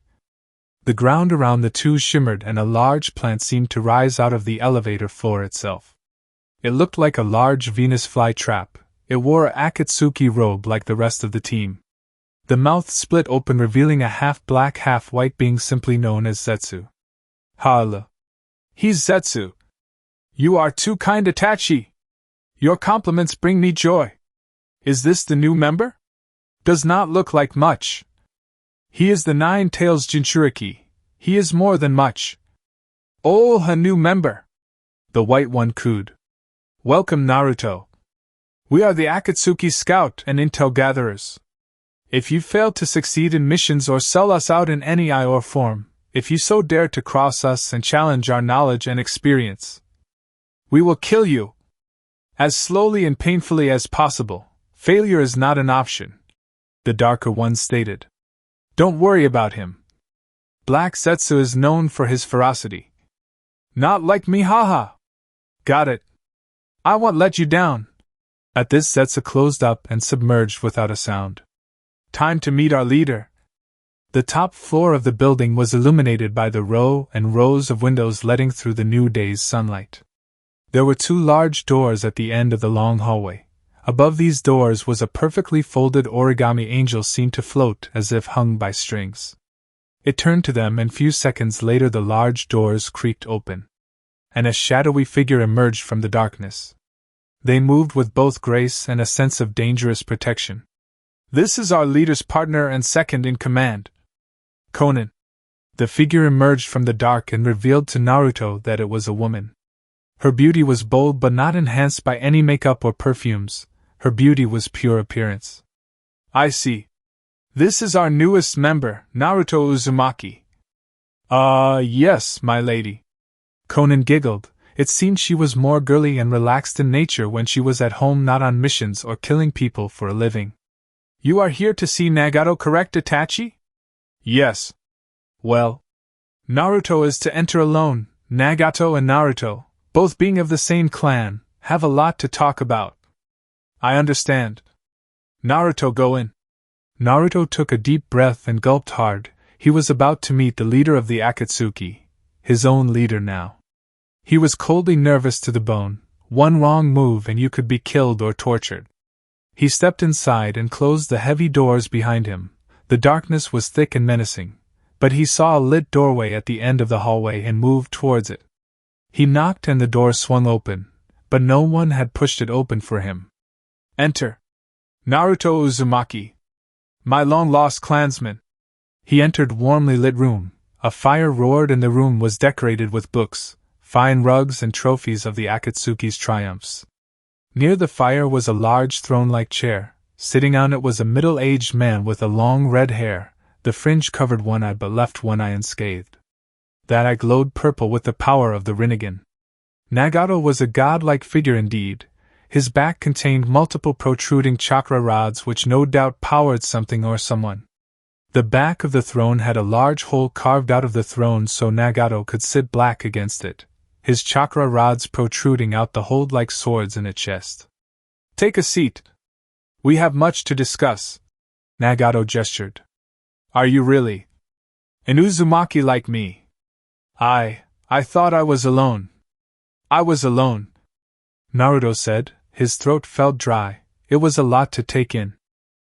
Yes. My family had moved to the Hidden Rain village long ago. They were needed to help seal a troublesome salamander the size of a house. Then they fell in love with the land and decided to stay. I was born in the Hidden Rain and call it my home. So you and I might be related, like family. There is a possibility. I'm sure Kakuzu can test our blood to find out. The leaf, they threw me out, Nagato, like trash, because I'm a tailed beast. I understand. The leaf is not all paradise. In truth, the hidden leaf is a hubris, gloating society of old soldiers who want nothing more than to profit from war and devastation. They were going to eventually use you, Naruto. That's all you were to them. A loaded weapon, but not here. To us you are a member, a brother and even a student. I still need to get used to being taught by someone else other than my sensei. Who is your sensei? Jiraiya, one of the legendary Sannin. He is probably the only one who understood me and probably misses me right now. Damn it. Nagato's eyes went wide as if the past had come back to hit him. He remembered his old master, and fresh nostalgic memories of their childhood returned to him, especially memories of Chibi and Yahiko. Nagato realized now, not only was Naruto a fellow clan's member, he was a sibling disciple. Nagato saw great promise in this boy. Are you okay, Nagato? I mean, master? Why, yes, it's nothing. Please, call me Nagato. You and I are like brothers now. I won't have my members teach you anything, however. What? Why not? Because I will become your sensei. We both share wind chakra, correct? Really, you have wind chakra? The Rinnegan I Posses grants me use of all forms of chakra. I will teach you our ways. And you will someday take my place. Really, me? Of course. We share the same clan, blood and sensei after all. Wait, what? You and Pervy Sage. Haha, I suppose Pervy Sage is a good name for him, yes. Jiraiya-sensei taught me how to be a shinobi. He taught you? Yes, we can talk more later, Naruto. I need to know what you aim for. What is your goal through us? I want it all to burn, every leaf in that forest to be turned to ash. And so it shall be. My student. Chapter 6. Finding Lost Love. Sasuke walked down the empty streets. No one was in Konoha, it seemed. He was all alone. Where is everyone? Sasuke. He turned around to see his friend standing in the street clutching his stomach. A large slash has cut Naruto wide open, spilling his intestines over his hands, which desperately tried to push them back in. In one of Naruto's hands was a bloodied kunai which had done the damage. Sasuke felt like vomiting at the gruesome sight. And Naruto! Sasuke! You did this to me. Your hatred. Your despair passed on to me. This is all you! Naruto stumbled to his knees, his eyes beginning to bleed and his hair falling out in tufts. Sasuke began to run towards Naruto, but he was not moving as he ran. Sasuke sprinted on the spot but was not moving any closer to Naruto. He outstretched his arm and tried to reach our Naruto, tears spilling down his eyes. Naruto! Give me your hand! Anoo! The ground opened up and a large furry claw wrapped around the mangled boy and pulled him down to the depths of hell, it seemed. The Kyuubi's roaring laughing ripped through Sasuke's mind. He began to scream in the real world. Sasuke awoke covered in thick sweat. He gripped his chest and gasped for fresh air. He had screamed and he knew it. It was more than a nightmare. It was a haunting at the very least. Sasuke folded his head in his hands and wept. Naruto had come to him yet again in his nightmares, which had become more and more frequent. Sasuke! Sakura had pushed open the door and ran in at the sound of Sasuke's distressed nightmares. Sasuke was staying in Sakura's spare bedroom until he found an apartment in Konoha and put back into the shinobi system. What's wrong, Sasuke? It's okay. I'm here. She cradled him in her arms, his bare chest shiny with perspiration. And Naruto. He came to me. It's my fault. Oh God, I miss him, Sakura. Oh God. His tears spilled down his cheeks as he let it all out. It was hard for a shinobi to cry, especially a Uchiha, but these are by no means a normal circumstance. Sasuke, he always loved you so dearly, and now his greatness wish has come true. You have come back to the village, which is all he ever wanted. Well, he always wanted you. Well, that's different, Sasuke, please. I loved him, but it was so early. I fell in love with the man he became. But I've been. You have been? I have been in love with you since the beginning. Sasuke, I feel horrible for what I have done, but I love you. Sasuke thought long and hard as she talked. Naruto wanted him to live a happy life in the village. Would he ruin his friendship with Naruto by confessing his love to Sakura? He was unsure, but he knew Naruto wanted him to be happy and live a normal life. Love would be the quickest way to achieve this. I'll do it. I've been a cold bastard for too long. What is your answer, Sasuke? I love you, and I will never let you go. I owe both you and Naruto my love and company. I've been a fool all these years and I am sorry for everything I have done. All the sins I have committed. The things I've done to Naruto and you. Unforgivable. I'm sore. She cut him off and pulled him into a deep tear-filled kiss of intense passion and desire. Their lips parted and their tongues met, tangling with each other in attempts to learn each other's grooves. Years of stress and desired love released in this moment of magical bliss. They were too caught up in their love to notice the pair of bright white eyes peering in from outside. It seemed the Byakugan could see through lies and deceit as well as chakra. The Hyuga heiress clenched her fists as she watched the two make out and begin to strip off. Her teeth tightened in a sneer of pure rage and hatred almost equivalent to an Uchiha. Hinata had seen more than enough. She leaped down from the branch of the tree, impacting on the soft ground without a sound. Her mind was filled with questions and furious tendencies. The always shy, Timid and caring Hyuga was now alive with a boiling head of emotions. She ran the park to try cool off her emotions, but it was too much. She drove her fist into a tree and crushed its bark like paper. Whore! Filthy deceiving whore! She screamed out at the night. She took something so special, so important like Naruto's love and tears it up, leaves him broken so she can make out with Sasuke, the criminal. She felt such intense anger towards the two who had no doubt drove Naruto to his death. Tears streamed down her face as she yet again broke down and lay there on the grass crying. She knew she had to tell someone or ask for help, but she had no idea what to do. I'm so lost, without him, my one love, gone. I know that feeling. Hinata. She heard rustling beyond the bushes. A tall, broad man entered the clearing and pulled Hinata to her feet and embraced her. The man smelled of sake and misery, but she accepted the hug nonetheless. She pulled away and stared wide open at the mess that once was Jiraiya. His clothes dirty and tattered, his face unshaven and dirty likewise. Jiraiya-sensei. What are you doing out here? You have been drinking. Just call me Jiraiya, please. I can't bear to be a teacher. Not anymore. I've been drinking every night since it happened. I've been looking for answers in these woods, maybe a clue. I just don't know anymore. I lost the closest thing I had to a son. Naruto. Tears streamed down the man's face as he gave in, yet again. They all say it was an accident that drove him to it. They all usher it off as if it were truly an accident. I refuse to believe it, Jiraiya. Sakura and Sasuke are to blame. I know it. He'll never forgive them. We need to see Tsunade about this. Naruto can't be dead, no. Well, you go. I've tried reasoning with her. She would rather move on than dwell on such a depression event in this village's history. God luck. What about you, Jiraiya? What are you going to do? I'm a mess. Maybe you'll go shave and visit Naruto's supposed grave, clear my head. I'll meet up with you soon. Thank you, Hinata. The two separated and Hinata began her sprint towards the Hokage office, hoping for answers and punishment for those who deserved it. Nagato smiled. His student was mastering his chakra extremely well.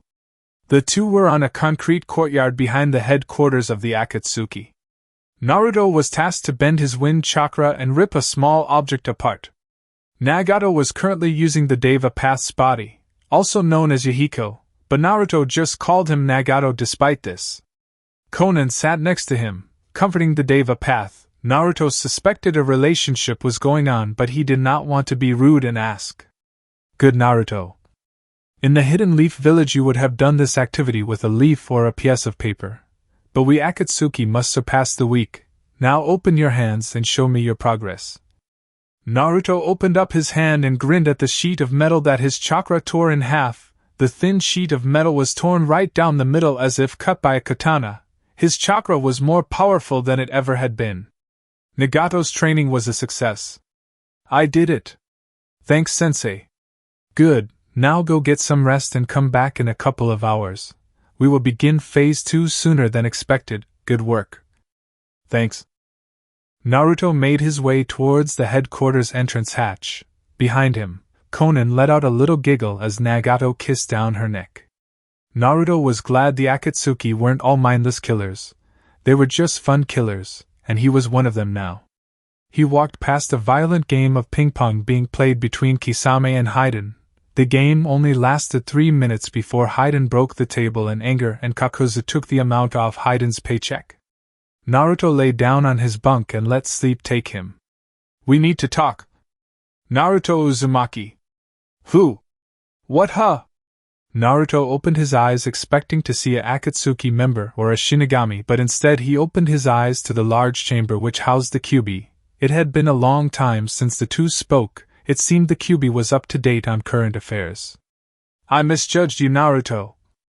It seems there is hate in you after all. And you seek the destruction of the leaf. We now finally think alike. I may want the leaf destroyed, but that does not mean we are allies. Fox, you caused all this. It's your fault I was thrown out. You dare blame them? Just because you are a Jinchuriki does not mean you are supposed to be hated. Look at Suna. Huh? What about it? Ha ha ha, it seems I know something you don't. Gaara, the Shikaku-tailed beast, is now the Kazekage, and the people love him. Why is it that the leaf hate you? Because it's not you or me, Naruto. It's them. The hidden cloud also cherished its Hachibi-tailed beast. Konoha just hates who you are. They deserve our hate. Our hate. Let me help you. And oh, you got to be lying. They let a Jinchuriki become a Kage. But that's not fair. They would never do that for me. This is not fair. Why is it always me? Damn it, why? We can work together now. I once hated you, but that's because you were an arrogant blind boy who loved his lying village. You were wrong about them this whole time. I was right. In a way, Naruto, I have been there for you more than anyone else. Yeah. Rest on it.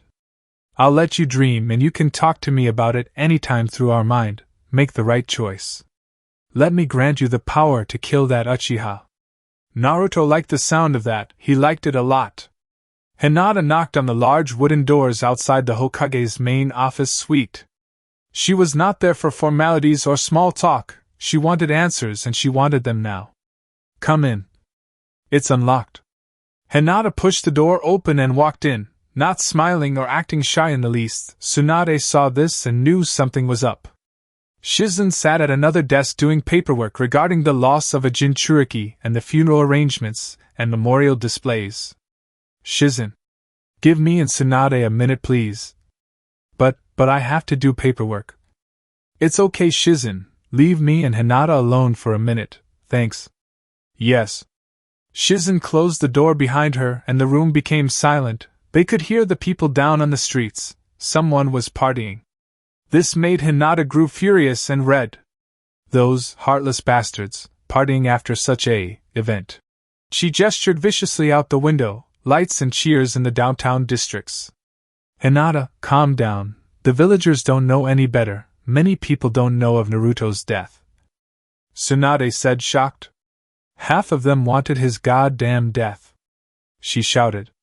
Hinata, this is not like you. And Sasuke Uchiha is one of those people. Hinata. Sasuke once hated Naruto, yes, but he escaped captivity. He came to the village seeking refuge and acceptance, and Naruto got out of control. Bullshit. That is a load of bullshit. Please, understand. Him and Sakura both feel. Tsunade pleaded. Please, don't get me started on that whore. Hinata interrupted. Hinata, that is enough. Tsunade shouted. I saw them. Sakura and Sasuke. Making out and fucking as if Naruto was never fucking born. Hinata! Sakura loved Naruto! Tsunade roared, rising from her chair, fists clenched. Bullshit! She threw away his love for a criminal. Tossed away the one man I wish I. She trailed off, her rage faltering. Hinata! Do you love? Tsunade felt her own anger blunt. She now felt great shame and sympathy for this woman. Yes, god damn it, I love Naruto Uzumaki. Tears spilled down her face. Her spirit broke and she sunk to her knees and wept. I see. I loved him more than Sakura ever pretended. He never noticed me, but that's my fault. If I was more out there and involved, he would truly see. Sakura threw away a golden man, a perfect ninja, like trash, and I'll never forgive her for her lusting sin. Well, what do you want now? What's done is done, Hinata. I know you loved him, but it's over. I want Sasuke gone. Sakura too, not dead, just gone. They have done enough. You know I can't do that to my student. What about Jiraiya-sensei? How do you think he feels about his student, huh? It's all their fault, and you would just stand here and make goddamn excuses, she screamed. I can't throw people out of the village on suspicion of murder. Sasuke has changed, Hinata. So have I. I'm gone. What? Hinata took her Konoha headband from her pocket and slashed its symbol, her tears spilling down her cheeks as her angry eyes glared at the Hokage, never breaking their stare. Hinata threw down the headband on the desk and sneered. Naruto is alive. I will find him. And I will end this. I'm leaving. Hinata. Tears began to well at the corners of Tsunade's eyes. Everything came crashing down around her. I would rather be an outcast, an Uzumaki, than an imprisoned Konoha Hyuga. Goodbye, sensei. If you leave those gates, you will be equal to an Akatsuki member, please.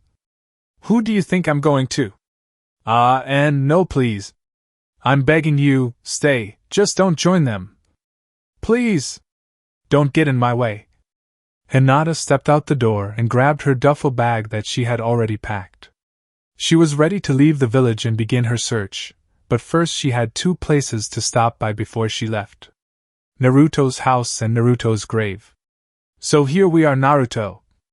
I wanted you to be the one to bury me, not the other way round. Although we had nothing to bury, it only hurts more. I have lost the will to write. I'm sorry, maybe you'll start writing again, but not now. Your mother and father would be proud of the ninja you became. So much potential. Jiraiya's words broke off into fits of sobbing as he mourned his list student. He heard footsteps behind him and recognized Hinata's chakra. He hoped she came bearing good news. God knew he could use it. Well, how did it go? I'm leaving the village. I'm sorry, they won't change their mind. How long are you leaving for? Jiraiya. How long? I've slashed out Konoha from my life. The cut is deep in my headband. I can't live in such a village. Oh, Hinata! Why would you cut your bond with this village? Because Sasuke and Sakura killed the one man I truly loved. They killed Naruto. My dream gone. Hinata, you love Naruto. More than Sakura ever pretended to. I need to go. Tsunade will try to stop me, please. Don't follow me. Before Jiraiya could reply to Hinata, she vanished from his sight. He felt so helpless and confused. If only Naruto had known about Hinata's love, it would have saved him. He took a deep gulp of sake and made his way towards the Hokage office. Hinata pushed open the door and stepped into Naruto's apartment. It was so large and empty. No family photos. He lived alone, and it was very apparent. It made her sick inside knowing he lived a life of such misery. She crossed the room and spotted what she was after, the first Hokage's necklace. One of Naruto's most prized possessions. She slipped in over her head and let the pendant sink down into the space between her breasts. I'm ready to go now. To the Akatsuki. Chapter 7, Recruiting for Despair. Naruto ducked as a steel sword swiped over his head. It sung through the air and collided with a rock, splitting it in 2. The sword was attached to the Azura Path's transforming arm and acted like a fist-mounted blade. The Azura Path was more machine than man and served as Pain's jack of all trades form, being able to shoot rockets to forming buzz saws out of its own hands. Good dodge, now up high! The blade came down on Naruto, but he rolled to the side and stuck his kunai deep into the Azura Path's stomach. Nagato deactivated the path and smiled. If I felt physical pain, that probably would have hurt. Good work, my student. Piece of cake. Nagato. Yes, Naruto? When do I get my first mission, you know? You seem very eager. Give us a few hours to organize something, but Naruto, you must realize. You're no longer in the Leaf. You are one of us, we kill people for money. We are mercenaries. There is no doubt that a hell might await us at death. Are you sure you are ready? I'm ready. I'll kill those who are in my way. Nagato smiled and noticed Itachi standing behind both of them, patient but persistent. There was no doubt he had something important to inform Nagato on. I'm sorry to interrupt your training session, Nagato. Scout report is in. Another exile for the Hidden Leaf. Wait, what did you say, Itachi? Has someone I knew left the village? Why?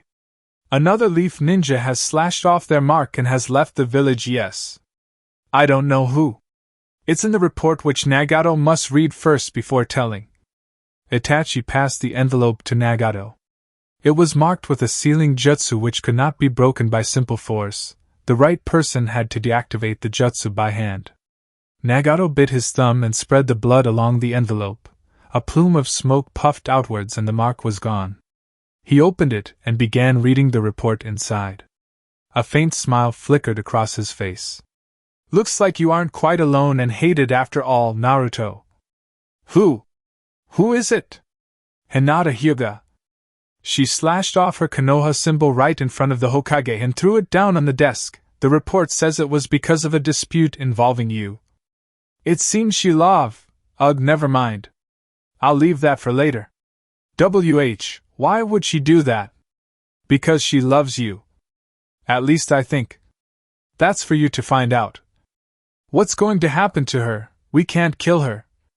Please don't. No. She will join us like you. She made the effort to leave, therefore she has a rightful place among our organization. Just watch out for Haiden, he is a sleaze around women. She has always been there for me. It only took me until now to realize. I'm such a baka. Nagato turned to Itachi and nodded. Itachi geared up and headed out to the fire country to retrieve yet another member. If this was frequent, the Akatsuki would be an army, not an organization. Bring her in. But do not tell her Naruto is alive, okay? Yes, Nagato. It will be done. Hinata adjusted her shoulders and hefted the pack upward, granting her a few new seconds of relief from its heavy contents. She decided to take a rest over by a boulder off a beaten path. She sat and pondered the things she said to Tsunade. It was all racing so fast. She could not believe she left the village, but she was still glad nonetheless. I should not have said I was joining the Akatsuki. I was just being mean. The Akatsuki have tried to kill Naruto multiple times. They are no better than the shinobi back at Konoha. That's right. I'm a renegade ninja now, like Sasuke used to be, alone. She pulled out a map and began to plan her next plan of action. If Naruto was alive, he would not have gone far without help from others, which she doubted a lone Jinchuriki would receive so easily. She would search every village and ask if they had seen such a man walk through. I won't stop until I find him. I can't fail him. I won't fail him. Tsunade was halfway through a bottle of sake when the door knocked. It was a hard day, and Hinata running off did not ease the stress and sadness in the least. Go away. I'm drinking, she sobbed. That's why I want to come in, he said sternly. Jiraiya? The one and only. Come in, she sighed. The door opened and Jiraiya walked in. Tsunade could see that he was in a worse state than her. He pulled up a chair and began to drink with Tsunade. Either of them spoke, until the silence was unbearable to her. What do you want? I'm sorry, okay? I'm so goddamn sorry I accepted your offer as Hokage. I'm sorry I let him die. I'm sorry Hinata left, It's all my fault and I don't know how it all happened. I'm to blame. No. You are not to blame at all. No one in this village are to blame. If this were one of my books, the readers would hate everyone in Konoha. But as an author I am saying no. It's not any of our faults. Except those two. Especially Sasuke. You can't honestly think Sakura had to do with any of it. From what I heard, it does. Of all people, you should know Naruto's feelings for Sakura. Ever since he began at the academy, she must have taken it as a joke, but the whole time he was serious, just like Hinata's feelings for Naruto. But at least Naruto did not notice Hinata's feelings. If he had noticed, they would be together long ago. Sakura knew his feelings, and she traded him for Sasuke. Jiraiya, the heart wants what it wants. I admit she did it in the worst way possible, but she loves Sasuke. I know all about what the heart wants, Tsunade. All those years with you are no different to those two. Naruto loved Sakura like I loved you, but that's long ago. I'm just an old perv, a pervy sage, but I'm happy being so, or at least I was. What happens now? I'm so lost, she said, face falling into hands. You are right, we can't do anything about Sasuke and Sakura. We can't punish them or wreak vengeance on someone else. Now all we can do is carry on and hope Hinata returns with or without Naruto, as long as she comes back. I don't think she will. Never mind that. Begin the missions again for all Genin, Chunin and Jounin. It will push the village back into order. Send out some friends to look for Hinata and Naruto. And then we can begin living again. He is dead, Jiraiya. Jiraiya turned fast and threw his glass cup against the wall. It smashed, and Tsunade let out a small yelp of shock and shame. Jiraiya fixed his eyes on Tsunade. Boiling hot anger and disappointment meted into her emotions. He raised a shaky finger as a lone tear ran down his cheek. You have no right. You have no goddamned right to say he is dead. I'm sorry. This is Naruto we are talking about here. He survived multiple QB transformations, poisons, beatings and loses, and he got back up each time. You may have lost hope, but many people have not, Hinata for example. Why is his body gone? We would have found bones. I am going to hold on to this scrap of goddamned hope. You can leave it if you wish. But not me. I will not bury my child student, never. Where are you going? I'm going to the Hidden Rain. I hope my old shack is still holding up. If not, then I'll have a little project to keep my mind off this village, and its power among elders, and most of all, its hubris that is shared among this whole ninja world. The kind of hubris that drives people who are different to suicide. Please. Wait. I need you. I can't do this alone. I want you. I've always wanted to hear those words. But I just don't know anymore. As for your advice, Shikaku Nara or Kakashi Hatake would make a fine advisor to this crisis. Stay strong, Tsunade. I certainly can't be. You can't leave, goddammit. I should have never brought Naruto back. This village will always reek of superiority. Peace will never be attainable until this village sees a new beginning. He turned and exited the room, not turning his head, not saying a word. A week later, Sasuke awoke in the darkness of a new day. He reassuringly checked the other side of the bed for Sakura. She was gone. He could see the light of the kitchen on down the hallway. He slipped on some pants and buttoned up a white t-shirt draped over the chair. He made his way down the hallway smelling fresh coffee, which was quite puzzling seeing how it was 4 o'clock in the morning. He yawned. Hi, Sakura, it's late. I mean early, what's up? He saw her tear-streamed face and ran to her side. What's wrong? You can tell me, Sakura. Bad dreams, huh? Yeah. They won't go away. I felt good and bad when we made love last week. It was so right, but too soon. I'm sorry. I'm a mess. You are mourning, it's fine, we all are, even me. Are you, or are you just saying that to make me feel better? Sakura. I'm tired of classified information. You tell me right now. Why did you actually come back? She can't know my true intentions, not yet. I have to tell her part of the truth. I owe her that much. Well, I came back because I'm weak. I can't beat Itachi. There is no use in fighting him. He is the strongest Uchiha alive. I'm tired of giving up my friends and losing more and more of my humanity, so I came back. And truly, me and Naruto did fight. The QB just. It's fine. I'm sorry I had to ask you. I'm just so damned lost. I can't make sense of it all. She broke down in tears yet again. Many people would think otherwise, but Naruto's death tore her apart inside. Look. It's fine. I'm here. And Naruto is watching us with that big old smile. You know? They both smiled at Naruto's usual catchphrase. It lightened the mood proportionately. Genuine smiles filled the room which had seemed so dark since the week prior. She giggled hard and pointed at Sasuke. What? What? Calm down, Sasuke. Women can't be angry all the time. What do you mean? I'm a Uchiha male. I am customarily a strong man. Ha ha ha ha, do strong Uchiha men wear women's blouses? Ha ha ha. Sasuke looked down and realized he had buttoned up the wrong t-shirt. What looked white in the dark was bright pink in the light of the kitchen. He also failed to notice the decorative flowers adorned along the sleeves. Shit! Itachi had spent the last 2 days spying and measuring the skills of the young Hyuga. Her search led her near the Hidden Rain village. Although she had no luck in finding any clues, it seemed she was just wandering for hope. Itachi observed her impressive medical skills and extraordinary Byakugan abilities. Her taijutsu was also far advanced compared to some of the Akatsuki members. She would fill her place easily. He just needed to pick the right time and place to recruit her.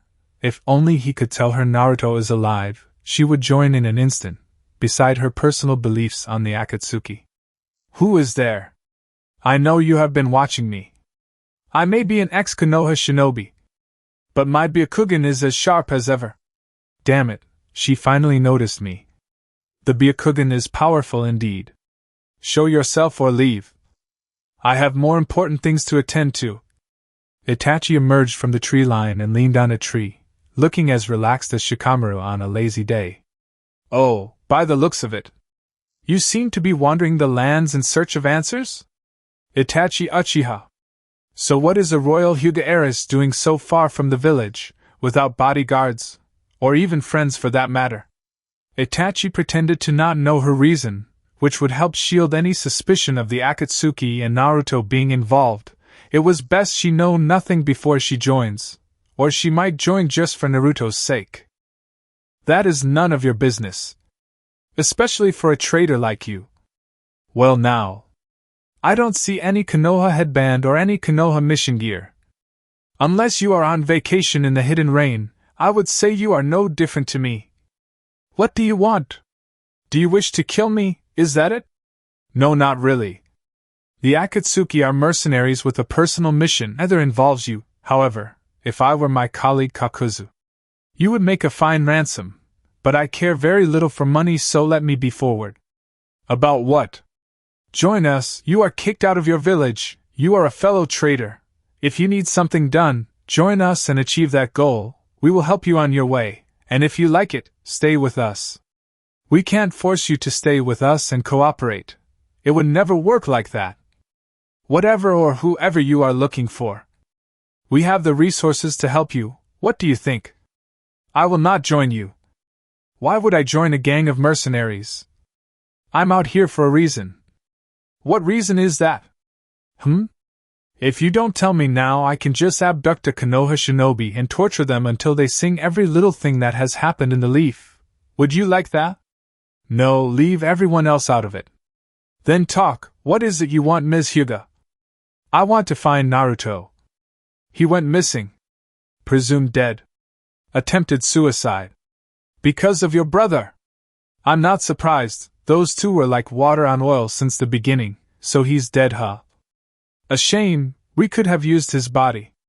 You mean? You have not heard of this yet? We knew some kind of civil unrest went down, but the village has been so locked up we have had no spies able to investigate. I still refuse your offer. This is my burden and mine alone. You Akatsuki don't seem so bad now that I'm out of the village and neutral. The village always indulged in hubris. I will find Naruto. Without your help. So be it. I will be in the Hidden Rain village. I'll know if you are there. The offer is always open.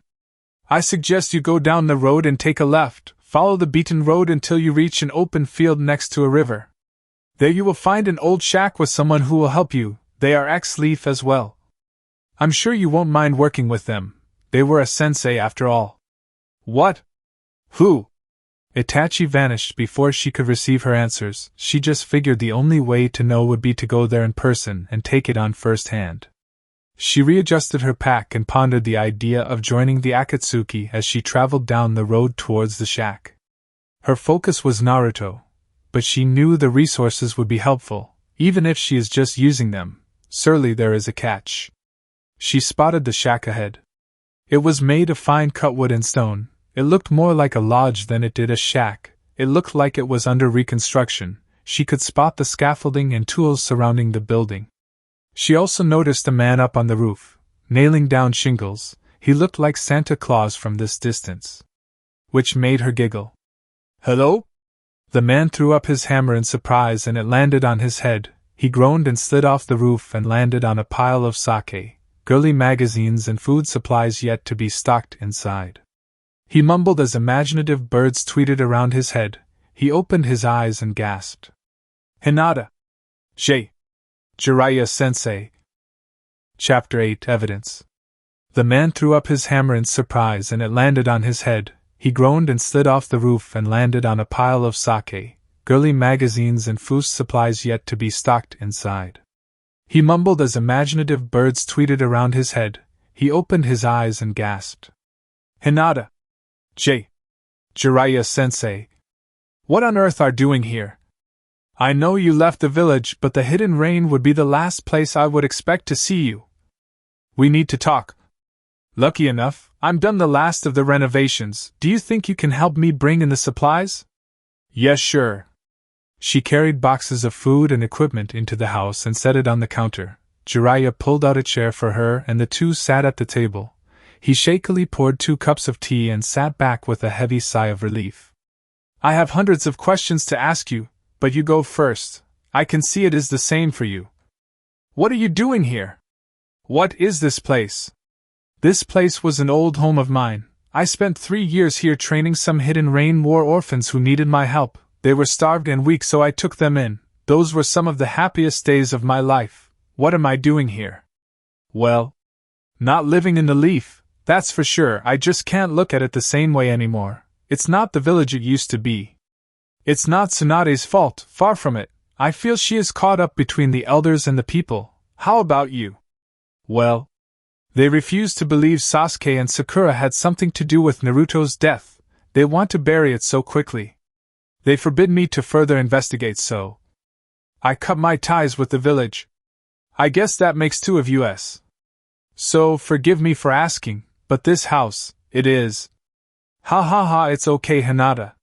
Stay here for as long as you like. We both are missing a true home. There's a spare room over there. My old student Conan liked her teenage privacy as well, so long ago. Thank you, Jiraiya-sensei. Don't call me that. Now that I have left the village, I'm just a pervy old sage." "Hinata." "Yes?" Jiraiya looked solemn for a second. He wondered how Hinata had found him. Surely it was not a coincidence. Any passerby would ignore such a beat-up shack and head towards the main city. "How did you find me? You said we needed to talk, so I am guessing my answer will come from such a conversation." "Yes, well, I was shown to here, given directions and advice." "Really? By who?" His brows furrowed in confusion and deep thought. "Itachi Uchiha, member of the Akatsuki. He told me to find you. He wanted me to join." "Join the Akatsuki, right?" "How did?" "I was asked the same thing, but by a plant-like creature, who also wore the Akatsuki cloak. It seems they want all the ex-Konoha ninja they can get. I turned them down. I know they wanted to abduct Naruto and kill him for his tailed beast. I don't know if they are trustworthy. Even the Hidden Leaf wanted to use Naruto as a weapon. No one is good now." "Did you discover anything new about Naruto's location?" "No. Nothing. Well, it's a small lead, but I think it's just something a wolf or bear has left behind." "What was it?" Jiraiya crossed the room to a small wooden box. He flipped the lock open and pulled a tiny, thin, transparent piece of glass. But when Hinata looked closer, it became all the more clear. "Is that a scale from a fish of some kind? That's where we found his headband and some blood. I don't even know what species of fish it is, or even if it is fish. I could be vital. I'm going to have it examined and identified, but I can't have it examined by any civilian or scientist. It could be risky. Both Akatsuki and Leaf spies are everywhere." "Then what will we do?" Hope diminishing from her face. "I know someone who can identify it. You aren't going to like it, but I'm no longer a part of the Leaf, so..." "Who?" "Hate to say it. Orochimaru is our only hope." Naruto perched on the rooftops opposite Hidden Stone Village's police department, his long black cloak flowing behind him. He was invisible in the night, someone who saw him would only barely make out the red cloud that adorned his new apparel. He read through his mission report and tucked the envelope back into his cloak. He pulled a long rope dart from his kit and spun it at a propeller pace. He flung it forward and it collided with the open window and pinned itself on the stone wall. He looped off the loose end to a chimney and secured it tight. The report said it must be an assassination, not a slaughtering. This meant complete stealth and no raised alarms until the target was killed. Police Chief Ichiraku of the Hidden Stone contained documents on defenses, training routines and top intel on the other countries that the Akatsuki needed. The Akatsuki also wanted Chief Ichiraku killed so that his deputy Tsurami, a hidden rain spy, would infiltrate their ranks and make huge decisions. Naruto's objective was simple: kill the chief and get the documents. Not bad for a first mission. Deployment set, he mouthed into a chakra mic. He clipped a wheel handle onto the rope and slid down it towards the open window at high speeds. He could not have jumped the distance without being noticed. The rope dart was crucial in deploying into the station. Stone Ninja patrolled under him as he slid to the railing and hopped in the open window. I have entered the building. He drew his kunai and made his way from room to room searching for important documents and the chief of police, who was supposed to be working late tonight, according to Deputy Tsurami. Naruto would feel no remorse for his kill. If he was to kill Sasuke, he had to be cold. His clenched his fist hard at the thought of that treacherous Uchiha. He rounded the corner and saw the chief at his desk. He looked like the Hokage with all that paperwork. No one was in the office, it seemed. The whole station was either out on duty or in the lower levels. He snuck behind the chief and watched him work. Then he composed himself and placed his kunai to the chief's throat, picking him up and whispering into his ear with murderous intent. Scream or shout and it'll spill your blood all over that picture of your family. Cooperate and live to see your kids get married and have their own kids. What do you say? Oh, okay, please. Don't kill me. Where are the Iwagakure report defense files? All the intel you were told to safeguard. Lead me to it. Why, yes, this way. He led Naruto to a wall safe. He placed his hand to his sealing jutsu and deactivated it. He opened the steel door and pulled a vanilla envelope and passed it to Naruto. He checked inside and confirmed that it was the correct files needed. He tucked them into his cloak and tensed. Now came the dirty work. Please, I won't tell. Just don't. You know I came after the files, right? I can't let you tell anyone else. You will watch your kids grow up from the afterlife. And oh! Naruto slit the man's throat and set him down on the floor. As planned, her placed the kunai in his hands and pulled a tattered hidden cloud headband from his kit and placed it in the other hand, so that it looked like he tried to fight a cloud ninja and was killed in the process. No one would know it was the Akatsuki. Mission accomplished. The door burst open and Naruto ducked behind the desk as shuriken and kunai nailed the walls. Naruto flung his kunai and pinned a man dead in the forehead, bringing him to his knees in an arterial spray of blood. Naruto drew a wakizashi dagger and separated the two guards' head with one clean QB-powered slice. Their heads toppled to the floor and lay there, eyes bulged. He could hear more ninja running up the stairway. He turned to the rope dart in the wall and ran across it like a circus rope. He severed it when he arrived on the opposite rooftops and made his way to the extraction point outside the village. Great job, Naruto. A+, ahehehe.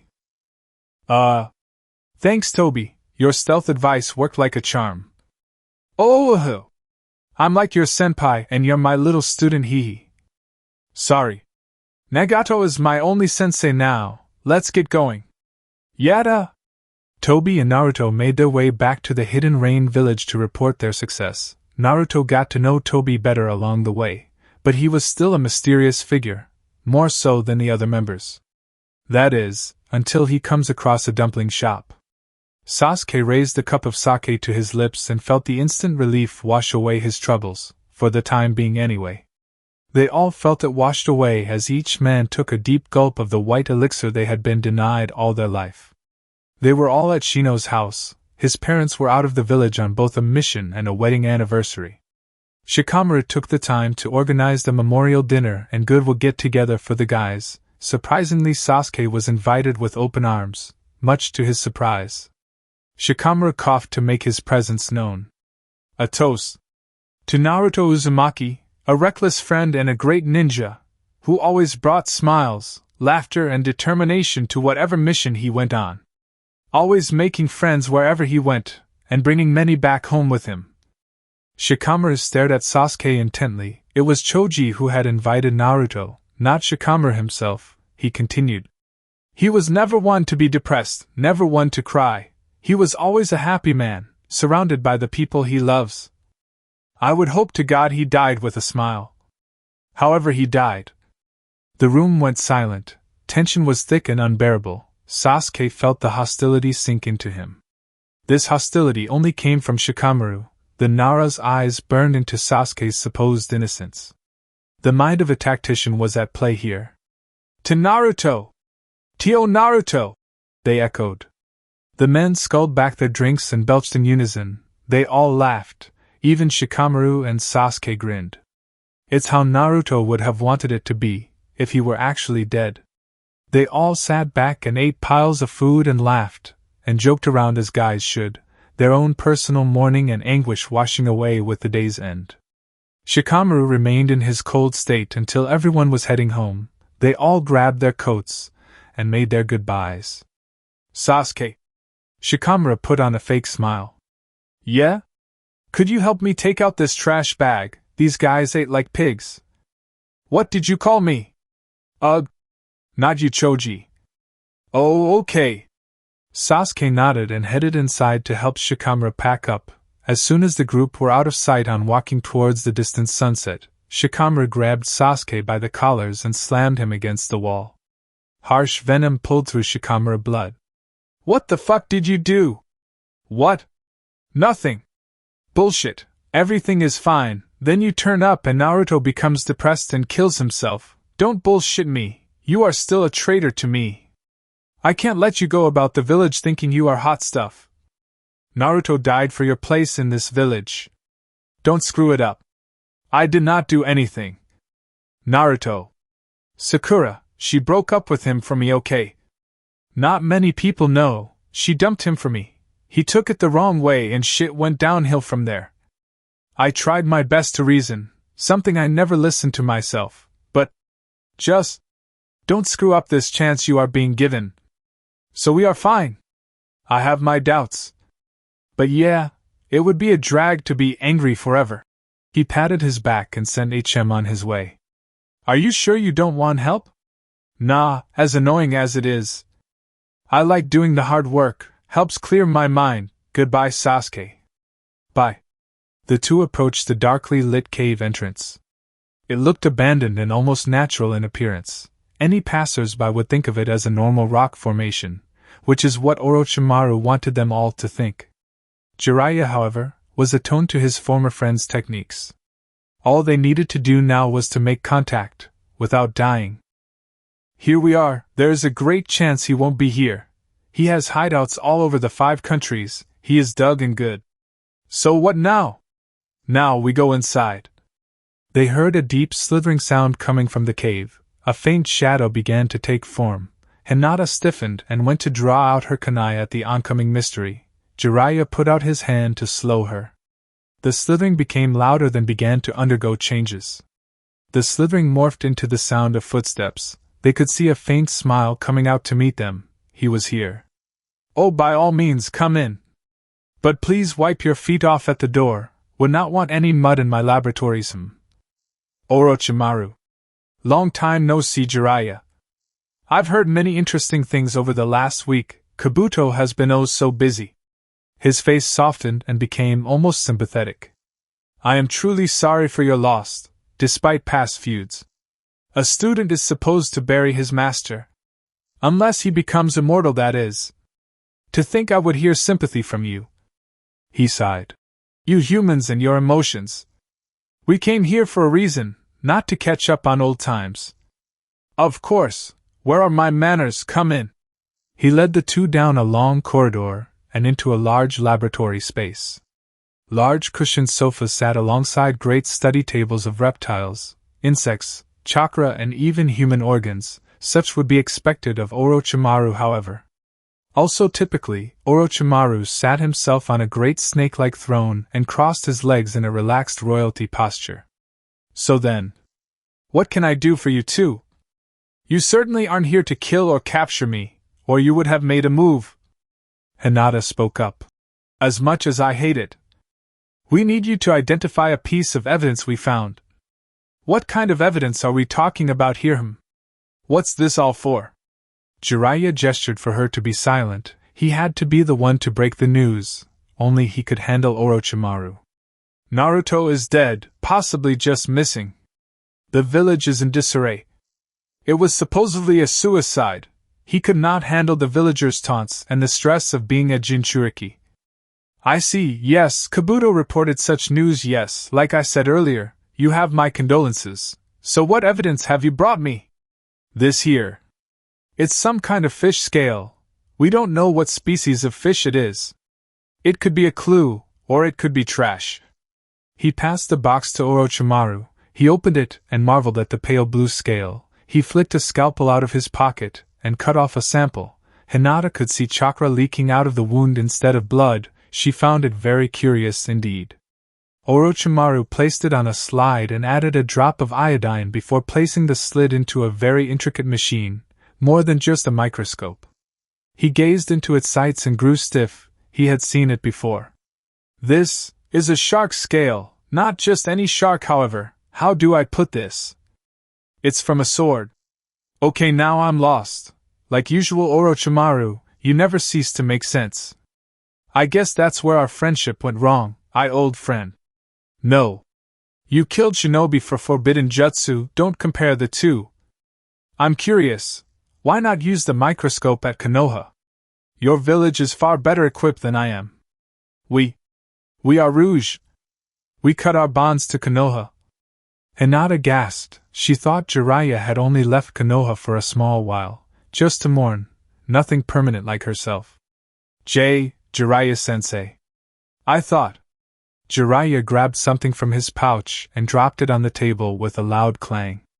Hinata gazed, awestruck at the scratched Sannin headband that so many men had dreamed of earning. Its Konoha symbol slashed with a kunai after his confrontation with Tsunade. Oh Jiraiya, my friend. How is Tsunade taking it? You know how she is, she can handle it. So what drove you to do it? If I tell you, can you jump to the point? Certainly. We were tired of their methods. They refused to investigate Naruto's death. They refused to blame anyone, and they made Naruto's death seem like an accident, as if his depression was not aimed at anyone in particular. I will not live in a village where their hubris drives young men to depression because they are different, that's all. Oh my. So the leaf really is falling apart. I can't say I am surprised, though. You know I was right, don't you? Yes, I know you were right. Good, now as for this scale you brought me. It's from a sword, however the sword is alive as if it were an animal, thus the scale was shed from it. Then whose sword was it? One of the 7 hidden mist legendary swordsmen. Only one of them has a sword like this, however. Kisame. They gasped. His name was familiar. Jiraiya had encountered him with Naruto and Sasuke in a small town outside Konoha. Who is that? Hinata was puzzled. Kisame is a member of the Akatsuki. Oh God! The Akatsuki. Does that mean? Orochimaru poured himself a glass of blood-red wine. At least they hoped it was wine. He grinned at the two and licked his lips in anticipation. He raised his hand for a chance to speak. It seemed he had vital information they needed. The Akatsuki was using Jinchuriki for rituals. I was a member for a few months. If Naruto is alive, then he is already harvested, used for his spirit or chakra. I'm sorry. Wait, so he did not kill himself? No. He did commit suicide, or he did not die from it. There is blood on this scale. The blood is older than the scale, about 2 to 3 days or more. What's that supposed to mean? It means the scale was shed when they found him. The scale fell in his crusted blood. If the blood was already 3 days old, that means he was lying there conscious for 3 days, and no one ever found him. Hinata let out a small whimper. Tears began to stream down her face. Her sorrow intensified. She cried out. That means if he was alive and waiting there for 3 days. He could have been waiting for someone to rescue him. He could have felt bad for what he did. But no one ever came. No one came for him. What are you saying, that if he is still alive, he must hate the village, he must hate everyone. He must think no one cared about him enough to look for him. He has probably cursed the entire village in his depressed sorrow. He is dead. If the Akatsuki found him, he is already dead. Jiraiya grew teary as well. This would always be a touchy subject. Orochimaru seemed to be annoyed at the use of emotions. He only sat back and enjoyed his drink. Should we go back to the village, Hinata? We can tell them what happened. No. What? Why? Because the village never sent anyone else to look for him. People searched on their own accord.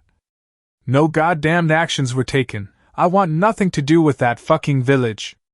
Hinata, okay, so now what? We go and get Naruto's body back. We owe him that much. The world has done nothing for him. Let's get to work.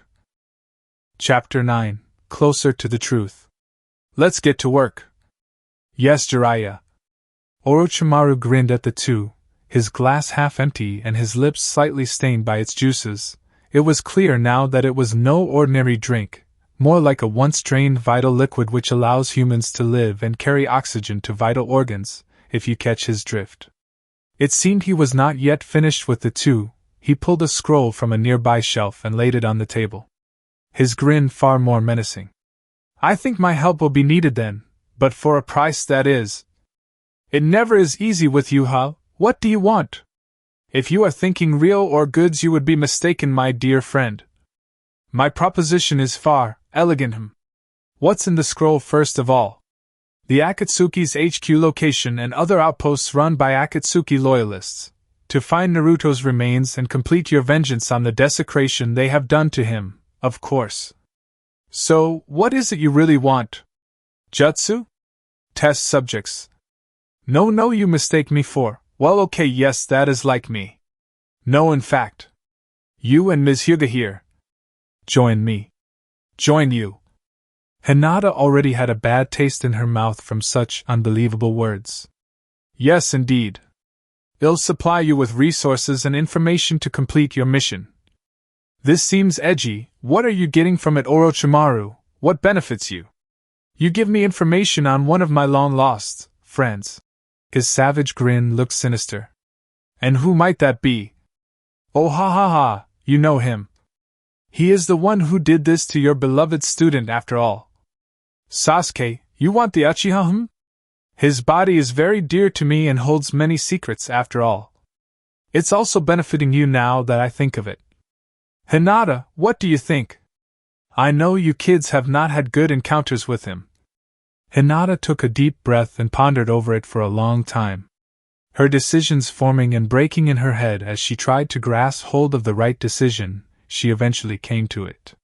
She stood up and breathed in deep, then bowed to Orochimaru. As much as she hated it. Please, Orochimaru. Help us. Help you. Hinata, you. Jiraiya was surprised. She turned to him. He was right, even you agreed. He has been right about the village since the beginning. His experimentation with jutsu is no different from the weapon development the Jinchuriki have to undergo. He is our only hope. And to be honest, I don't see him as much of a threat as I see the village. I see. Well then. Looks like we are comrades again, friend. Jiraiya shook hands with his long-lost friend. Both grinned in anticipation to get working. Orochimaru sent them back to their house to pick up their things and return to their more suspicious permanent residence.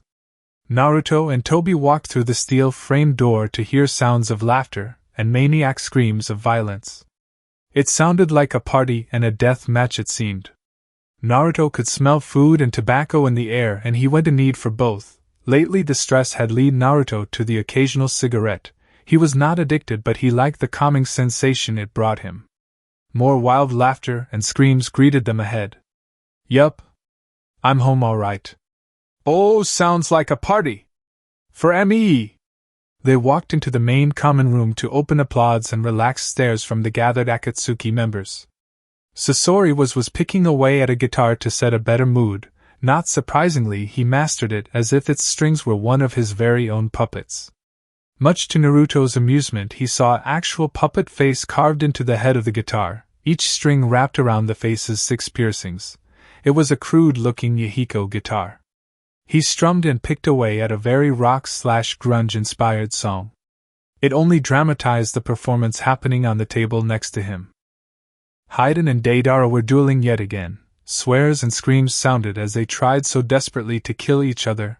Despite the horrific theme of it, both of them were laughing and grinning furiously. Their battles brought closer understanding of each other, even though they hated each other's guts. Kakuza held a large barrel of liquor in the air, guzzling it down as if it were a small cup of water. It seemed immortality had its alcoholic benefits. Kisame only cheered him on, ripping a large chunk out of a raw fish with his bare teeth and throwing the rest to Samahata, who caught it and snacked it down faster than lightning. Zetsu was drinking a weird green liquid substance. It looked more like a syrup-like sap than it did alcohol. Across the venue, Itachi sat with Nagato and Konan. The three, who were usually serious and composed, were all smiling and watching the events occur around them. Each of them had a cup of sake, but it looked like they were not very interested in drinking their fill. They turned to see Naruto and Tobi approach. They began to applaud as well. Perfect result, Naruto. Outstanding job. Nagato was very pleased with the result. Well, it's no big deal. At Konoha I would just get a pat on the back and my pay. Hayden snickered. You're in the fucking big game now, man. Those pussies treat you like a fucking lap bitch. You have not seen the newspaper, have you, Naruto? No, all I've seen was about a dozen different dumpling menus. Here. Nagato flicked the newspaper on the table in front of him. The newspaper read, /The Hidden Rain Bulletin /September 20th / headline news / Hidden Stone Village attacked overnight, hidden cloud evidence found. Last night, the Hidden Stone Police Department was attacked in a late-night espionage, suspected hidden cloud operation. The police department night staff were all killed except those in the lower levels. Among the dead was the chief of police himself. His deputy is to be promoted this week in this desperate time. Important files were also taken from the chief's strong safe, which was broken into by the chief himself. Possible traitor is unknown. Next to the chief's body was a bloody hidden cloud ninja headband which the chief desperately fought to acquire in his last moments of life. The hidden cloud has denied all accusations about the operation, and the Reikage has requested the Hidden Stone forces back off their border. The Tsuchikage has refused to back down, however, until the issue is resolved. More information will be available next issue. Naruto grinned. So I did do good, huh? A toast. For Naruto Uzumaki, our newest member, on his first successful mission with the organization. May his blades never dull. Kanpai! They all echoed, and the festivities resumed. Tobi walked off to the dumpling platter, picked only one off and left the room. It was out of character for a guy like that, very curious indeed. Naruto was gestured to join Nagato, Konan and Itachi. He sat and was greeted by a bowl of ramen. It was way too familiar to be any other kind of ramen. How? It's Ichiraku. Oh, that haha. Zetsu can disguise himself as other shinobi and even replicate their voice patterns. He bought a bowl and phased back to the hidden rain. We know you like it, so there you go. It will be a shame destroying the old man's shop when we do. If it means that much to you, we can relocate him and his daughter and place his shop somewhere in the hidden rain. He will make twice the amount of money and will still be alive. How about that? That's amazing. Thank you. No problem. We are probably related as well. That reminds me, can we talk alone? Good idea. Hey, Itachi. The Uchiha looked up from his sake. He was slightly blushing as it took effect. Why, yes. You look bored. Konan. Yes, and Nagato. She was well and truly tipsy herself. When allowed, Conan loved to party and have fun. It brought a happier side to the organization to have happy people. They were all killers, true, but they enjoyed it as well. Go help Itachi with his dancing skills. Or vice versa, ha! Conan stood and shook off her coat to reveal a much more slimming top and jeans which simply screamed out her obvious curves. She giggled and dragged Itachi out to the dance floor. He danced awkwardly at first. He had not danced since he was in high last days of the academy when he used to karaoke with his girlfriends. Soon he was dancing like a stylish loon. Everyone laughed, weirdly enough, even Zetsu laughed. What do you want to talk about? When this is over, I want you to help me. You know I will, what with? The restoration of the Uzumaki clan. We just need to gather the scattered members and build a complex, right? Basically, it will work, yes. Of course the bloodline won't be as pure, being there very few Uzumakis. Females especially. Who else is there? To be honest, I only know of one more member. Karen Uzumaki. She does not use her last name, however. Karen? She used to be a team member with Sasuke before he ditched them and left, for Konoha. So she's an Uzumaki. If you two had children, the bloodline could be pure again. No. No? The bloodline will never be pure again. Our clan members are sparse. If 3 couples have Uzumaki children, it will speed up the growth of the clan. We can't risk losing our numbers. You mentioned 3 couples. Where are you going with this? Naruto grinned. Well, first of all, I will find Hinata and make her my wife. I have thought it over. Nagato. I love her. I just never realized it until I lost her.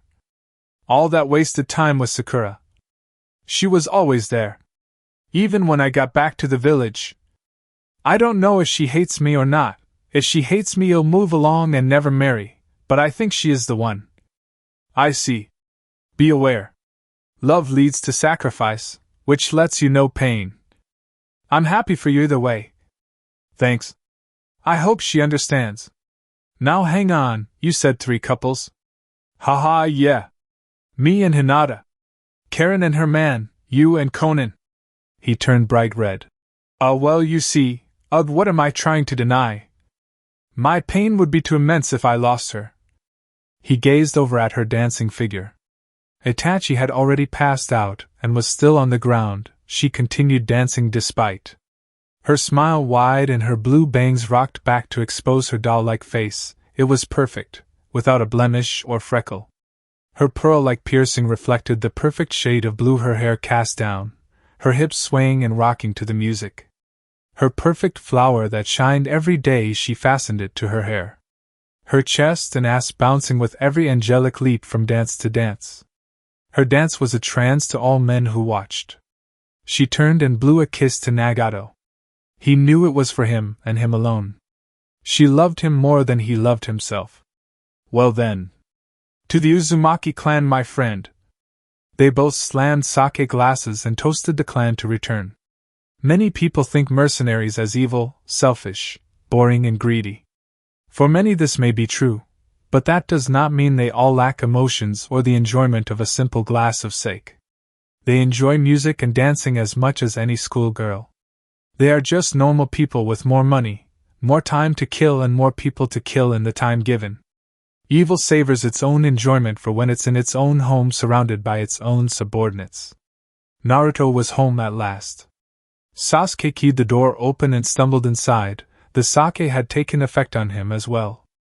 In the end he had more than enough sake from Shikamaru's private stash. He clumsily hung his coat on the hanger and walked into the living room. Sakura giggled and came to him, embracing him in a deep hug and whispering into his ear. Had enough to drink, big boy? Ha hey yep. Shika's house was fun, hick yup. Geez, you're a funny old mess, huh? God, you're beautiful. Oh, damn you and your sweet talk. She led him to the couch and let him lie back on her, his head cradled against her breasts. Despite his drunk attitude, he was eager to please her. She deserved to be treated the best she could. He felt so bad every day. If this were a movie or a novel, He would hope to God the reader not think of his as a villain Sakura too. It was all a misunderstanding wrapped in his own bullshit lies. He hated Naruto, but that was before he lost him and never received his Manjiko Sharingan. It hit him hard.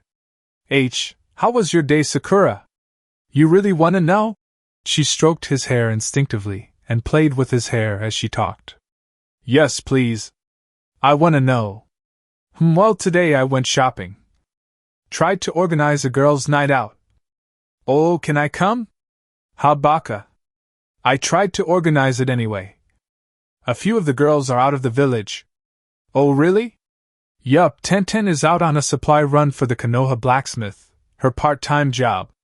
Ino is coming back with her dad from clan business, Hinata, well, she told me not to worry. She told both me she was sent on a deep cover mission which could last months. But I don't know if she was telling the truth. It seemed like a lie, but I doubt it. They'll have to organize it without her, sadly. I really gotta get out more. You are so pretty, Sakura, like cherry blossoms. Wait, that's what your name is supposed to mean. Haic. You really are sweet, listening to my day to make me feel good. But you are a really strange drunk, Sasuke. She slid out from under him and headed towards the kitchen to fix up a meal. Sakura, I love you so much. I love you so much for always loving me. Lo. She spun and jumped on him. All the air escaped his lungs as he laughed. She smiled happily as she covered his face in her kisses. There you go with your damn sweet talking. God damn Uchiha. Naruto sat back and belched. He had his fair share of ramen for the night. Nagato rang a bell and everyone quieted down, except Itachi, who was well and truly passed out. They all looked intently at their leader, who had a new activity planned for the group. Naruto, you have completed your first mission. We all consider you a member gladly. However, to be an official member you must pass the test and completely cut the bond between you and your village. Here is how it is done. He clapped, and one of his paths of pain wheeled a chair into the room. Strapped into the chair was a Konoha shinobi with a dark bag over his head. They appeared to be gagged or sedated. Nagato passed the kunai to Naruto and nodded. Cut this ninja's throat. His throat is your diminished tie to the village. Once it's cut there is no going back. His death is your death in the village. I'm already dead. He clutched the kunai and slashed the ninja's throat. Warm blood poured down his vest as the kunai cut the arteries and jugular. The moment of truth had come. They all applauded and whooped as he permanently chose his side in the world, the Akatsuki. He was curious, however. The chakra was familiar. He looked questioningly at Nagato, who nodded in agreement. Naruto grasped the black bat and pulled it up off the dying shinobi's head. Through fogged sunglasses, the bloody face of Ebisu-sensei gaped in horror at his murderer. Naruto Uzumaki was alive and with the Akatsuki. His neck bathed in blood, one of his lenses broken, and his hand tattered and crooked. Ebisu looked like he went through hell only to arrive in a worse state of hell. He tried to scream out at Naruto. What the fuck are you doing here? I'm going to die. I'm sorry, Konohamaru. You're the only worthy Hokage now. Naruto's eyes widened and his fists clenched. He had been surprised deeply. He had just cut the throat of Ebisu-sensei, the teacher of Konohamaru, his smaller friend. Ebisu only stared shocked at Naruto. He was not surprised. He was seeing a dead man. Naruto was unsure of his actions now. He would destroy the leaf, but he was not ready for such a shock yet. Do you know him? Naruto thought long and hard. Ebisu hoped Naruto would change his mind and save him. Maybe Naruto would kill everyone in the room and heal Ebisu's wound and return to Konoha a hero. Ebisu knew Naruto would never turn to hatred and darkness for his goals. Naruto was going to be Hokage, and the village would love him. Ebisu knew this was all an act. In a matter of seconds he would help him and get him back to the village without any issues. Naruto was a friend after all. Nope. Just more Konoha trash. Naruto swung his kunai again with enough force to separate Ebisu's head from his body. The head spun off and hit the ground with a wet smack. Hide and fell to the ground laughing. Naruto grinned and licked the beads of blood off his lips. Then it is settled, Naruto? The village will burn and bleed. Chapter 10. His location. Hinata placed the last of her belongings by the wooden door. She had yet to go inside her new living quarters. She was scared she would find more specimens and science equipment glaring at her when she walks in. Jiraiya was in the room across from her. He placed down his pack and turned to Hinata curious. He wanted to see the room in condition likewise. Orochimaru was never one for hospitality as far as he was aware. Only one way to find out. Well, I'd better take a look. Hinata grasped the doorknob and entered. The room was surprisingly beautiful, deep red velvet carpets with matching curtains. She pulled back the curtains to see nothing but a stone wall. It was odd indeed. Fine polished mahogany furniture decorated the room, such as a desk, sofa, chairs, cupboards and wardrobes. There was even another room which led to a high-quality bathroom with tub and sauna. All perfectly polished and designed. Jiraiya's room was identical except for a lone portrait above the wall. It was a large photograph of Team Hiruzen, taken when the team was first formed and taught by the third Hokage himself. Jiraiya, Tsunade and Orochimaru were only 10 at the time and looked as innocent as cherubs. Do you like it? Despite our feud, I held on to important memories of the past, old friend. He turned to see Orochimaru leaning in the doorway, wearing his devious grin as usual. I'm surprised you kept such a picture. Oh, Orochimaru. Yes, Ms. Hyuga? Oh. It's Hinata. Why are there curtains and no windows? Oh, that. It's a theory I was testing. If there are curtains and windows in a room without any actual accessibility to the outside, it reduces the stress and claustrophobia that occurs in such dark underground environments. Who used these rooms before us? Was it Sasuke? Afraid not. He refused any luxuries. He lived in a far darker and less privileged room, more like a supply closet than anything. So when do we begin? If you would follow me to the study, I'll lay out the possible locations. They followed Orochimaru down a long hallways of various rooms. Hinata felt cold eyes burning into her back, even now she was at the back of the line. Footsteps became louder, and she could not bear the tension. She picked up her pace and hurried to Jiraiya's side. Something wrong, Hinata? No. I don't think so. She glanced over her shoulder to see the blackness of the hallway stare back. Nothing. They entered a well-lit room surrounded by bookshelves packed full of history and secrets best left unread. In the center was a large stone table that looked more like an altar than it did casual furniture. 3 chairs were pulled up next to it.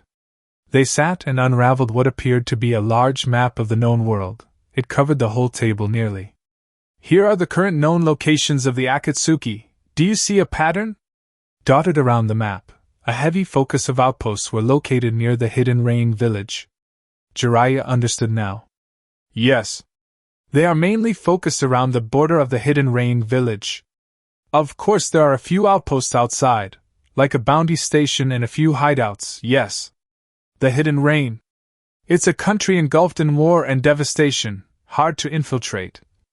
Not even Kabuto could get in without trouble. I tried my best, Lord Orochimaru.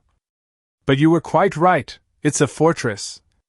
The man known as Kabuto emerged from the darkness and stood at Orochimaru's side. Hinata realized he was the mysterious being in the dark, watching her. He cradled a scroll in his arms and passed it to Orochimaru. I take it your mission was a success, right, Kabuto? Yes, Lord Orochimaru. I aim to please. Good. Dismissed. Kabuto flicked out of view and was gone, no doubt off to a lab to perform ghastly experiments on others than himself. This is good. Kabuto brought just what we needed. I sent him on a deep cover to receive information from the local Hidden Rain inhabitants. What is it? A written document? Haha, not quite. His smile showed more than enough teeth. He unraveled the scroll, which appeared to look like a jutsu more than it did a written document of information regarding Naruto's location. He bit his thumb and spread the dark blood along the scroll. He turned to Jiraiya with an eyebrow cocked. Lord Third took the chakra from my arms, you see. Do you think you could activate the summoning jutsu, my dear friend? It's a summoning jutsu. How is that going to help us? Ha ha ha ha, you will see. Okay then. Kuchios no jutsu. A plume of gray smoke sparked from the scroll and filled the air. The summoning jutsu was successful. Now he wondered what the hell he had just summoned. He could sense chakra and could see a faint outline of something among the smoke. It began to clear, revealing a spine-chilling result. Cleared from the smoke revealed a hunched-over, tied-up man from the Hidden Rain. He wore the uniform of a Hidden Rain shinobi. He shivered hard as his body readjusted to life outside a scroll. How the hell did you summon him? Is this similar to the fourth Hokage's sealing jutsu? Similar in many ways, yes. But my technique is far different, you see. I actually sealed him in a scroll. What? That's impossible. Not at all. Kabuto and I have been studying the sealing techniques used by the Hidden Cloud. They own a great gourd that has the possibility to seal chakra. It was said it could even seal people. Well, this is but a revamp of their technique. He turned to the man, who had regained feeling and logical sense to know where he was and who he was about to be interrogated by. Why, you're Orochimaru, the criminal who killed the third Hokage. Yes, I am. And no. His own jutsu killed him, technically. What do you want with me? Information, then you can go. I'm a loyal shinobi. I'll never spill. What has been happening with the Akatsuki lately? You know I'm an ex-member. And I know you are a loyalist to them. I'll never say. Never. Oh. I think you will. You see, Kabuto had injected a poison into your bloodstream. It's an acidic-type compound that increases the more a person experiences stress or fear. It will begin to melt your insides like, oh, let's just say, butter, haha. It's burning. Look. I don't know what to say. What? What has happened recently? What has the Akatsuki accomplished recently, and where is their main hideout? You can point it out on this map. I can't say, they would kill me. Orochimaru let loose a large white snake from his hand. It curled around the shinobi and sneered right into his face with both fangs bared. This caused the shinobi more fear and stress, which only began to multiply. The snake wrapped around tighter and tighter. Aya! Stop please! I'll tell you. The snake loosened and he relaxed a bit, lessening the pain of the poison. Go on. They brought in a body. It was not moving. Blonde hair. Brought him into the city. To the skyscraper. Skyscraper? Tell me more, my little friend. It's the tallest tower in the Hidden Rain. It has demon-like faces carved into it. Chakra poles and wires leading in and out of it. It's a fortress disguised as a simple building. But everyone knows differently. Where is it? I am the very center. Tallest building. It goes up and it goes down. Underground facilities? Why, yes. God, it burns. Oh. I know it does. A little more, please? They have a new member. No one has seen him, or her, just a rookie. Any more information about this rookie? No. No, well, I don't know. My friend said he or she came from the Hidden Cloud, certainly not from around here. Just a rookie. Nothing we should worry about then. Tell me more about the body. I don't know. Wrapped in bandages, carried by that swordsman. Kisame? Yeah, he had blonde hair, bleeding a lot, flies buzzing round his head. He was dead for sure. Any reason why they would need his body? They like to keep trophies, those guys. Long live the Akatsuki! That will be enough out of you. With one strike the snake broke He-Man's head and crushed him like paper. The snake left Orochimaru's body and carried the body with it as its own trophy, it seemed. Jiraiya felt a bit ill and Hinata was pale at the ferocity in how he died. Orochimaru laughed at their expressions. It brought him amusement seeing them so shell-shocked. Would you rather have let him live? Run off to the Akatsuki. Tell them our location. Kill us and further desecrate Naruto's body? Huh. I guess you are right. I got to get used to not being aligned with shinobi now. Thanks for your help. No problem. Now it looks like we were right. The outposts are mere border guards. The real headquarters is in the center of the city. You and I would know our way around, wouldn't we, Jiraiya? Seeing how we spent a long war there, fighting that damned salamander. Certainly was a while ago. Hinata, you have been quiet. What is your take on all this? We go in, find Naruto and get out. Then we help you get Sasuke and bury this whole mess, right? I'm sure you want to kill a few Akatsuki members though, won't you? It goes without saying, Orochimaru, we will avenge Naruto. Jiraiya was shocked by the lady Hinata had become. She was cold and swift. Her happiness sunk and drowned when Naruto died. If he was alive, she might come back to how she used to be. It's been too much on her. Jiraiya wondered what the future would hold for a heartbroken, battered Hyuga heiress. Let's go then, meet back here in an hour, get some rest or take a long bath, get ready to leave, and find Naruto's body. Yes. Kakashi placed his weekly bouquet of flowers down by the memorial stone. Inside the bouquet was a pair of Ichiraku chopsticks. It was his new ornament to Naruto. We began adding to the flowers. Maybe he was eating ramen in paradise right now. He did not know, he was not a very spiritual man. Ever since Obito and Rin died, he discarded his once proud shinobi guidelines. Friends were far more important than orders. Even if it made him scum, he would have rescued Naruto and broke all the rules doing so. Why do they all have to die? First my father. Then Obito. Then Rin. And then Naruto. My comrades, my senseis and my students, dead while I stand here breathing and healthy. I would trade place with any one of them in an instant. Naruto's name was the newest carved upon the stone, freshly engraved. It haunted Kakashi. Students were supposed to bury their parents and senseis. He spotted out Obito's name and faintly smiled. It was a forced smile. Obito and Naruto were so alike, both eager learners, aspiring Hokages and strong-hearted ninjas. It was as if Obito's spirit went into Naruto when he was born. They both had acted like they were twins or clones with different hair. Thought I would find you here, Kakashi. He turned to see Anko, her face solemn and beautiful, as usual. Out of all his old family and friends, Kakashi and Anko were the closest pair. They had spent time in the academy and progressed together into a Umbu team.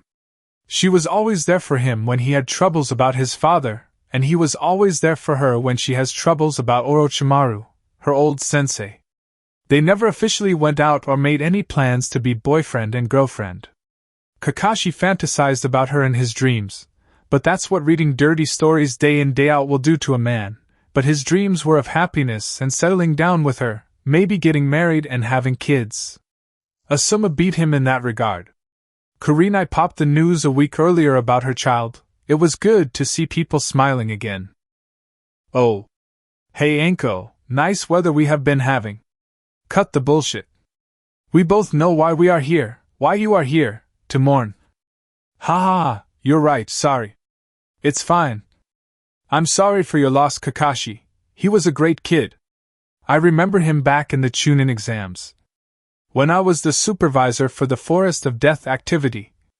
He was a real chipper kid. He never gave up and was eager to start the trial.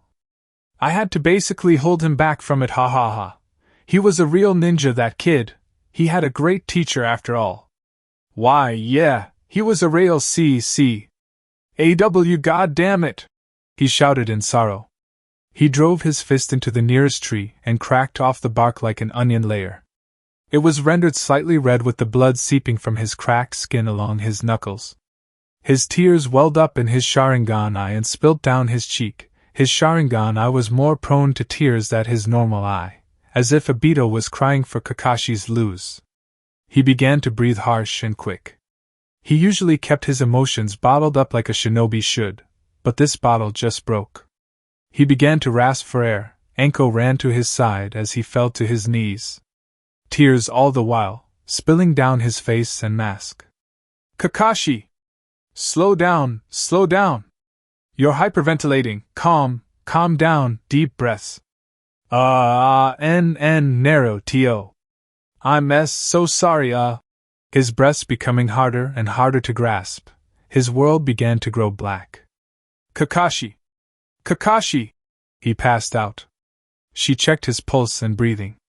Him passing out did him a lot of good. He was able to drift his mind from his loss and focus more on breathing and calming himself. She hoisted him up over her shoulder and took him back to her place. She stripped him of his vest, shirt, and netting undershirt, and placed him in her bed and pulled the covers up tight. She was worried about his mental stability. It was safer for her to watch over him tonight. Naruto awoke on the cold floor with a roaring hangover and, surprisingly, a grin. He tasted blood in his mouth and hoped it was just his. Then he remembered. He had killed Ebisu-sensei with his own kunai. Then the Kyuubi had taken the leads for a bit and turned it into a show. He felt horrible about it, but not sorry. He cannot afford to make exceptions for destroying Konoha. All the shinobi who try to stop him will die just as he had. He then realized. This is not my room.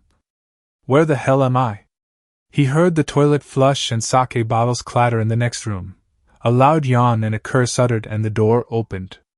Much to his surprise, Hayden entered the room and laughed at the mess of Naruto. Man, you look like complete and utter shit, ha ha ha ha ha, but you can sure throw a good party. That whole blood drink thing totally made Jashin proud, ha ha ha. You know, you could join my religion? You got the bloodthirst for it. Hell, I could marry you to someone. I'm a qualified fucking monk. Ugh, we can talk about it later. Wait. What the fuck did you say about blood drinking? Oh man, you must have either been fucking drunk, or that Kyuubi came up and said hello. You mixed some of that shinobi's blood with your sake, and BM. Bottoms up to that shit, it was funny to watch. Nice moves, kiddo. I think I'm gonna be sick. Nah man, it was some kick-ass shit. It hard to get used to at first, but Jashin will fix that shit right up for you. Yeah. I'll talk to you later. I better go check up on. On who? Itachi? Ha ha ha, that fucker is still passed out in the mess hall. No, never mind, I was going to say. My friends. Last time I checked, you made a few last night. You even made Kakaza laugh like a fucking maniac for Jashin's sake. That ain't exactly easy to do. That asshole is all uptight. You have people here now, Naruto. You know what? You're right. I might check Itachi anyway, haha. Poor guy's probably dead. Yeah, now get the fuck out of my room. I gotta clean this shit up for my next ceremony. Naruto felt good after he left Hayden's room. He was glad he had a peaceful man-to-man talk with the guy, who usually seemed hyped up and angry. If you look past the bloodlust and vulgar language, he's not such a bad guy. None of them were bad, he realized. Bad people don't have that much fun at a party. He had never enjoyed himself as much as he did last night. He walked into the mess hall and pulled up a chair next to Zetsu, who was still drinking that strange green liquid. Morning, Zetsu.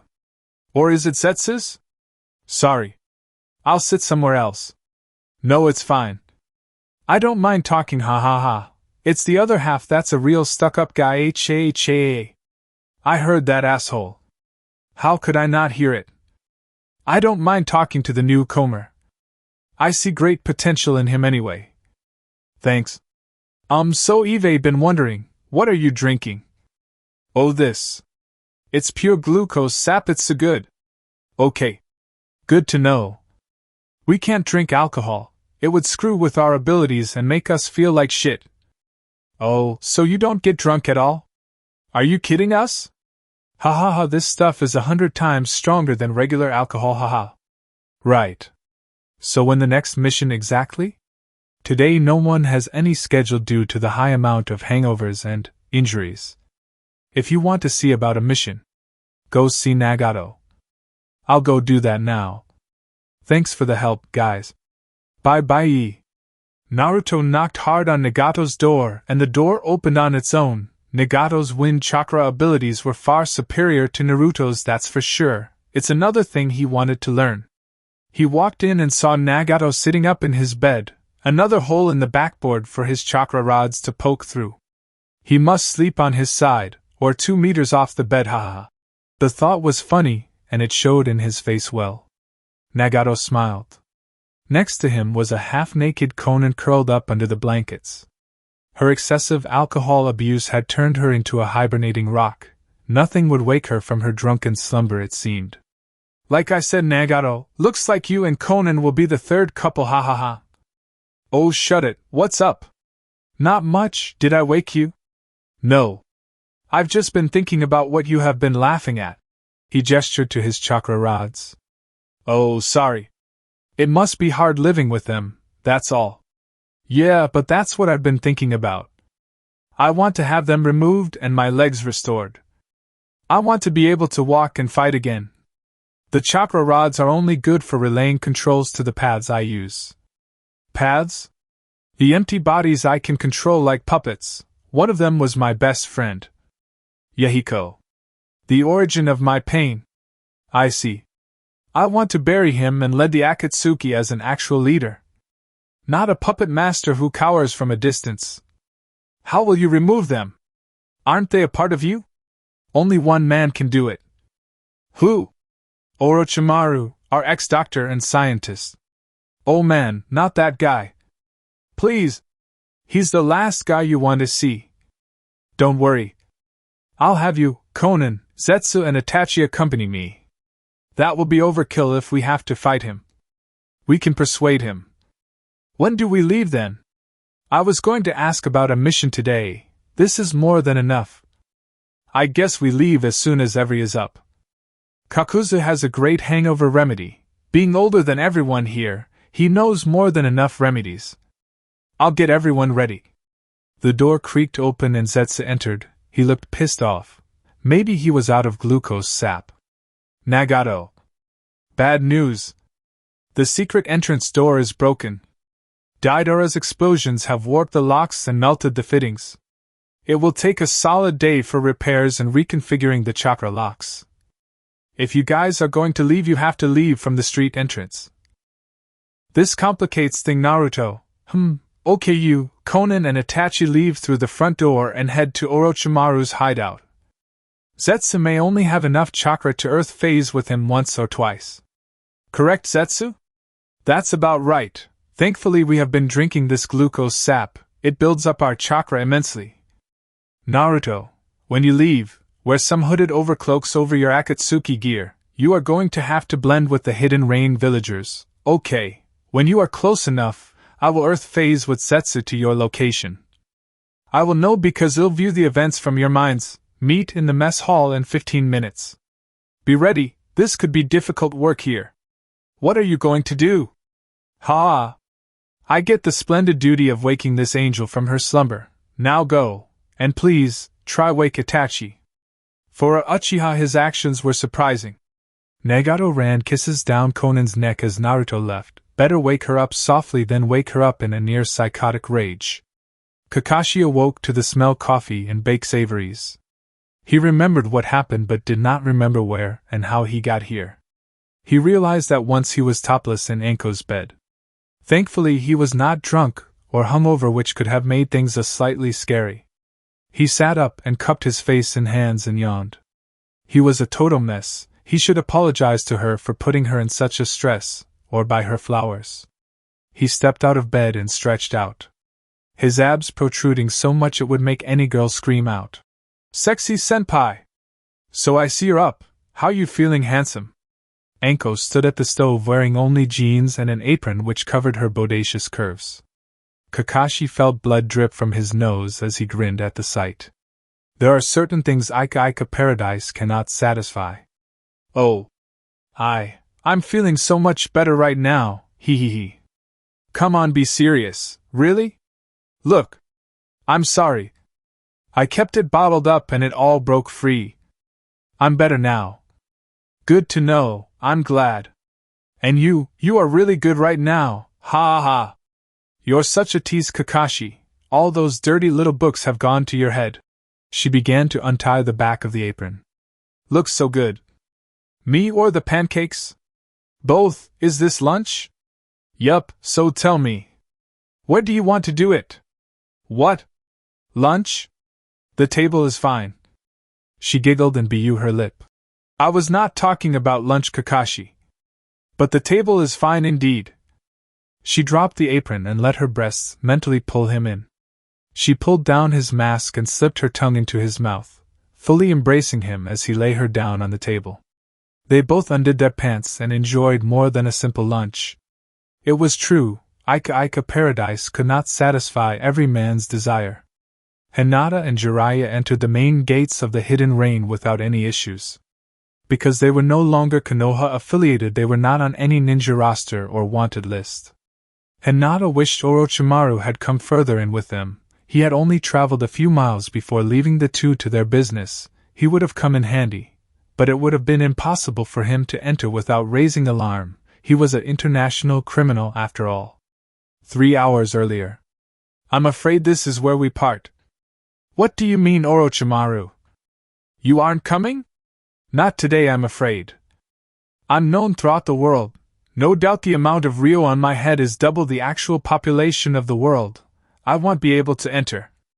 I'm working on another disguising skin medicine. I used to be able to use jutsu which would do so. But that's when I still had the chakra left in my arms. It's no use. Go on ahead. What will you do? I need to go back and run background checks on the other Akatsuki members. I'll have Kabuto rendezvous with you at the Hidden Rain village with the information required for each member. It's better this was, trust me. We do trust you, right, Hinata? Yes. I trust you. Splendid. Try and make it back, why don't you? I'll need help taking down Sasuke, Of course. See you soon. Present time. Jiraiya pointed to an old restaurant where they were designated to meet Kabuto. It looked abandoned, which suited them just fine.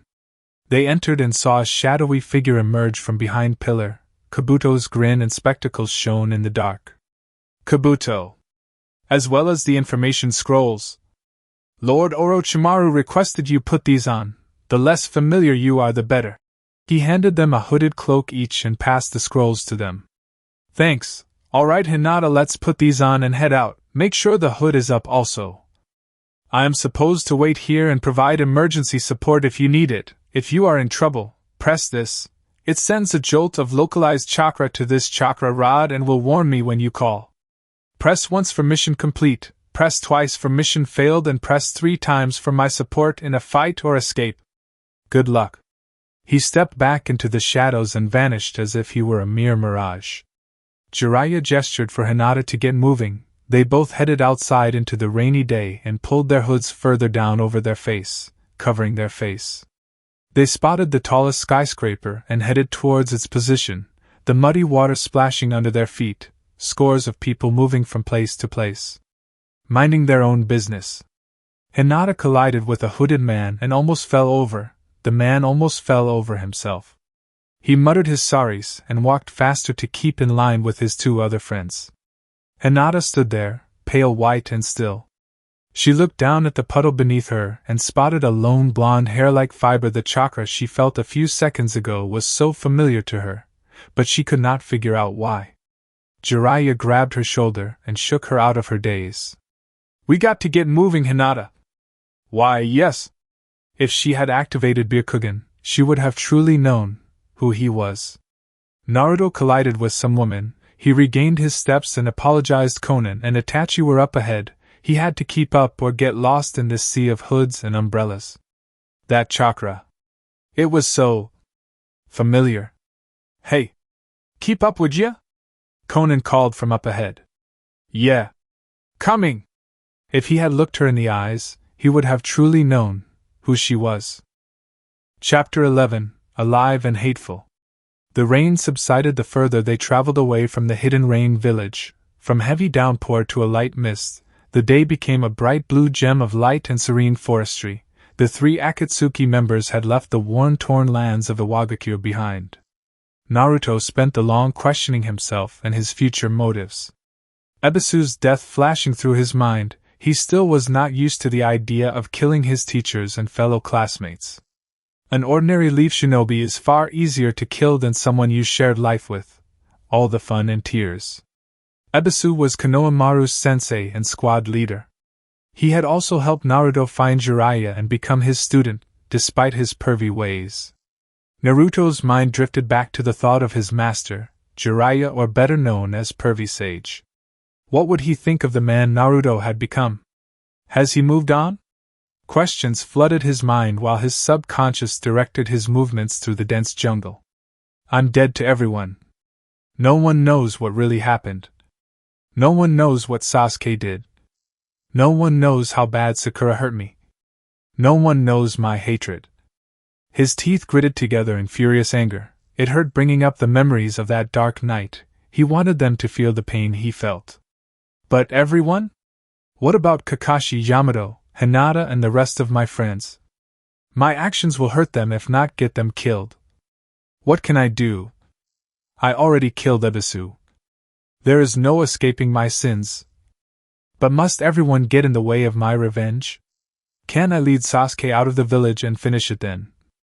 I don't know anymore. This whole reality is screwed up.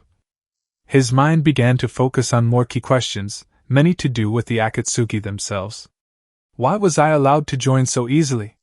Why were they trying to kill me 3 years ago? Is it because I am a Jinchuriki? What about those like Gaara? His mind was in turmoil.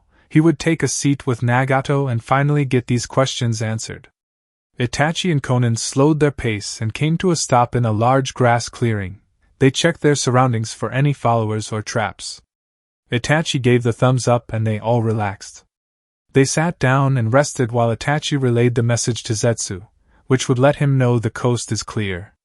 He will begin phasing here soon. Now what? Well, now we wait, then we head to Orochimaru's hideout. Are we expecting a fight? I'm not certain. Nagato has something to barter with. I'm sure it will be fine. Naruto just stared at his hands and fueled both his hatred and curiosity. Too many questions and very little answers. Nagato sat at a large table, scattered reports and scraps of breakfast dotted around its wooden lengths. Zetsu sat across from his, waiting for Itachi's message. In a matter of minutes they would be on their way to Orochimaru's hideout to receive the desperate surgery Nagato needed to truly lead the Akatsuki and fight the enemy head-on. By forfeiting his chakra rods he may lose the ability of the Gedomazu's soul dragon technique, and the control of his outer paths, like Yahiko for example. Even if he still possessed the ability, he wanted Yahiko to be buried and finally rest in peace. Also he would regain the use of his legs and twice the usual chakra his body could hold. The door opened and Toby walked in, yawning like a child from a nap. He turned and waved at the two. Mr. Zetsu. I wanted peace and quiet. Where is everyone? I have sent them on a mission. Itachi, Konan and Naruto are on a mission to intercept Orochimaru. And Kakuzu, Haiden, Deidara, Sasori and Kisame are all off on missions involving the tailed beast. So it's just me, you and Zetsu. Correct. Well then. Toby's voice grew deep and cold. All the humor and childlike glee left his voice and his body seemed to grow more composed likewise. He held himself high and seemed to fume off chakra like nothing Nagato had ever felt before. His voice coldly riddled again. This was not Toby anymore. In that case, while the rest are out, I'll put off this act. It's not easy pretending to be Toby. So, you decided to regain your identity, Madara Uchiha. It was only a matter of time until he needed to speak with us, as his true self. Come now, Zetsu. You and I have known each other longer than you have known any of these members. Don't forget who truly started the Akatsuki. What do you want? What now? I want to know how things are going. I want details. How far is Project Endless Tsukuyomi from completion? How many bijou remain? So far there are 4 left. Deidara and Sasori are dealing with the Kazekage, or better known as the One Tail. Kakuzu and Haiden are dealing with the 2 Tails and Kisame is dealing with the 8 Tails, the Raikage's brother. Good.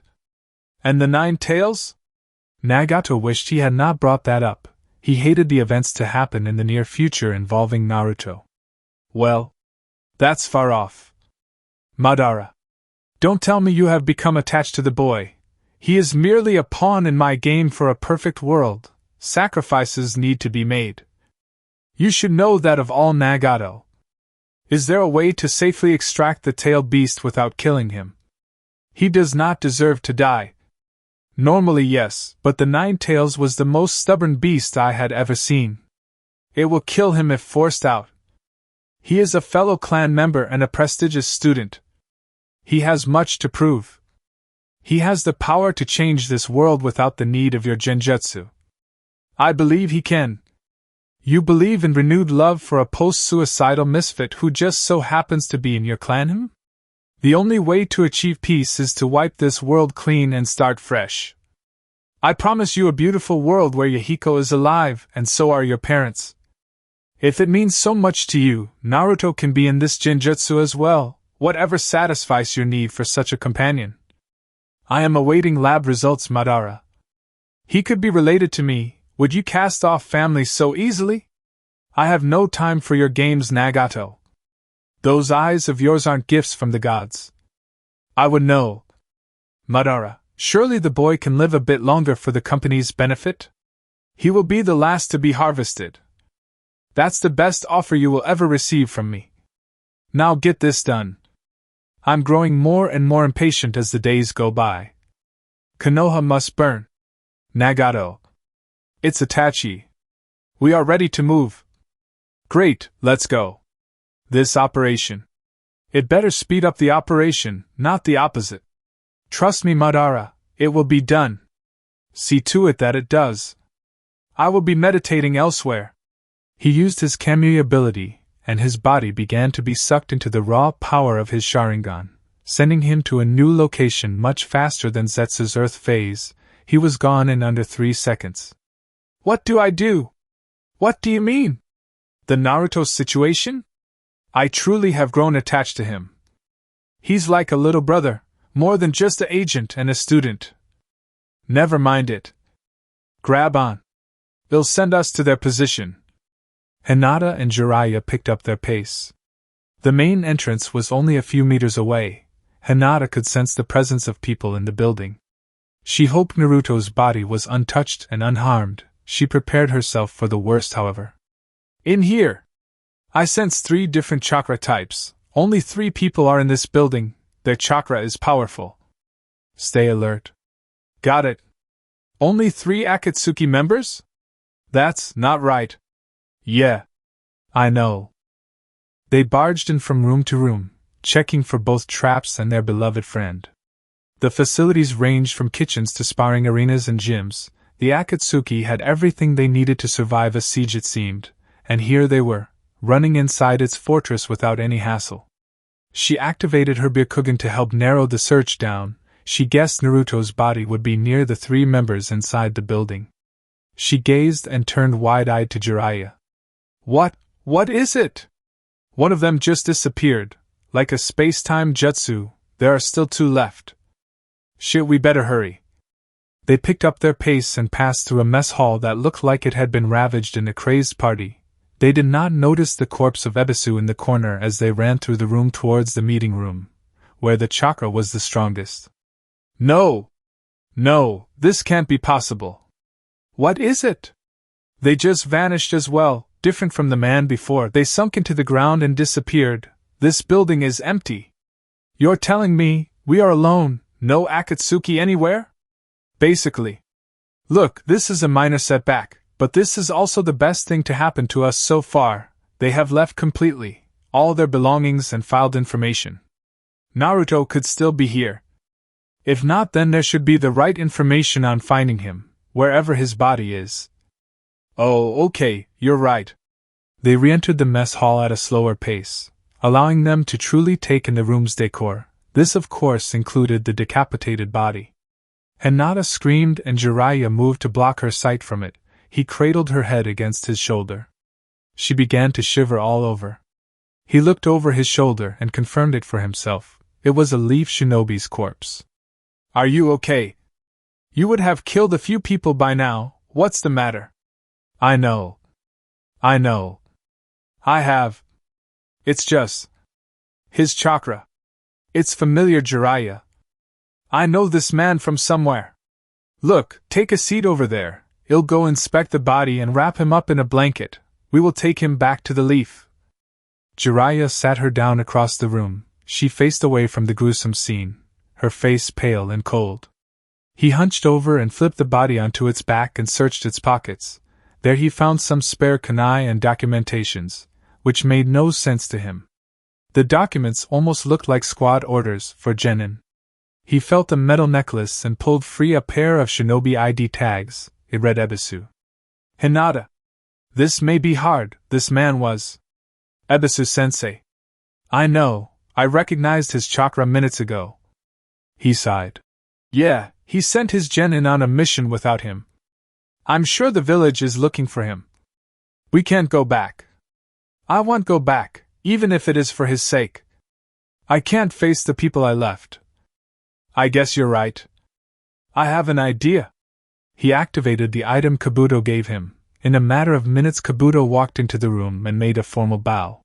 He noticed the body and faintly grinned. Despite his formalities and help, it was obvious he was still a twisted bastard on the inside. What is it you need? This place is deserted. Seal this body, and drop it off outside Konoha's gates, even now they killed him. Make it look like the Akatsuki sealed him. So you don't want them knowing it was you who found the body, Basically, we don't want to go back to the village with a dead body. Hey, may take it the wrong way. We are Rouge Ninja after all. I see. Then I'll get to it. I guess I'll skip my stop at Lord Orochimaru's hideout to get there quicker. Are you two done here? Not quite. We still have rooms to look through. Meet you back at Orochimaru's after you drop off the body. Want you need the head? Ugh. Can we leave that to you? Fine. Hinata and Jiraiya left the room and were relieved to not be in such a chilling presence. Hinata was still slightly pale, however. They entered a long hallway which appeared to be the living quarters. Rooms on each side of the hallway, they began to check each room for clues or Naruto himself. One room had a clay pottery wheel, another had racks of puppets and weapons, one room had an open-top aquarium for a floor, allowing the owner to swim from bed to doorway, or just walk over it with chakra control. Hinata marveled at a room that in turn was an underground greenhouse of trees and bushes. There was no bed, however. Had Jiraiya been a happier man and was not looking for the body of his godchild, he would have gawked in amazement at the room stacked high with money and safes containing more than enough ryo to buy a village, or 3. Hinata did not want to enter the next room she encountered. It smelt of blood, but was not Naruto's resting place. Inside the room was a great triangle with a ring around it. Adorned into the rug, great banners of praise were hung from the walls. Jashin was a very rare god to praise without being branded a serial killer or maniac, but she realized this man was just that. They came to the last room. Upon the door read, Rookie. They figured it was the new member's quarters, although he was yet to be identified or even seen, for that could feel Naruto's chakra inside. It could just be his blood, hair, sweat, tears, or dead skin. They all gave off faint chakra which could be identified by the Byakugan's great visual prowess and a Toad Sage's great training. Remember, what you see will no doubt hurt you. It could be bad. I know, let's get it done with. Alright, here we go. They twisted the knob and entered. Konan grinned and looked up from her book. She felt Nagato's chakra grow closer as he and Zetsu began earth phasing to their location. Then they could get underway and see Orochimaru was only 1 mile away and unguarded. Naruto was still in emotional turmoil. Konan knew only a woman could help these delicate situations. She had to make sure all the members were up to the task and clear in both body and mind. A sword is only as sharp as the user's wit. Naruto, come take a seat over here for a minute. Hey, Itachi. Yeah, what? Go scout the area. Make sure we aren't going to fall into any traps. I already checked, remember? Please. I'm not going to waste my time while you gossip with the rookie. Haha, sorry, Naruto. Oh, that's a shame. Because I had all these pictures of you dancing. Would be a shame if they got hung on the notice board. I'm sure Hayden would like a nice laugh now and then. Hell. Even Deidara will tease you. Fuck. Alright. 5 minutes and I'm back. And those things are to be burned. Itachi walked off into the woods searching for any enemy chakra or related traps on their path to Orochimaru's. Naruto got up and sat next to Konan on the log she used as a makeshift bench. What is it, Konan? What's up? I should ask you the same thing. You have not been the same since last night, after the execution. Oh, that well. Look, I am not one to talk. Before I joined the Akatsuki with Nagato and Yahiko, my people were already in a civil war. I had killed hundreds of fellow Hidden Rain ninja.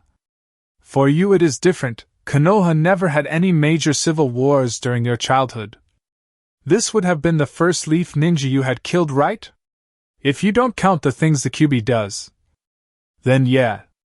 I know I'm a Akatsuki member now. You're more than that. You're Nagato's clan member. He did not tell you, did he?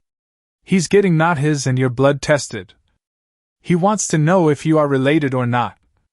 You actually mean a lot to him. Really. But I'm just a kid. You were just a kid.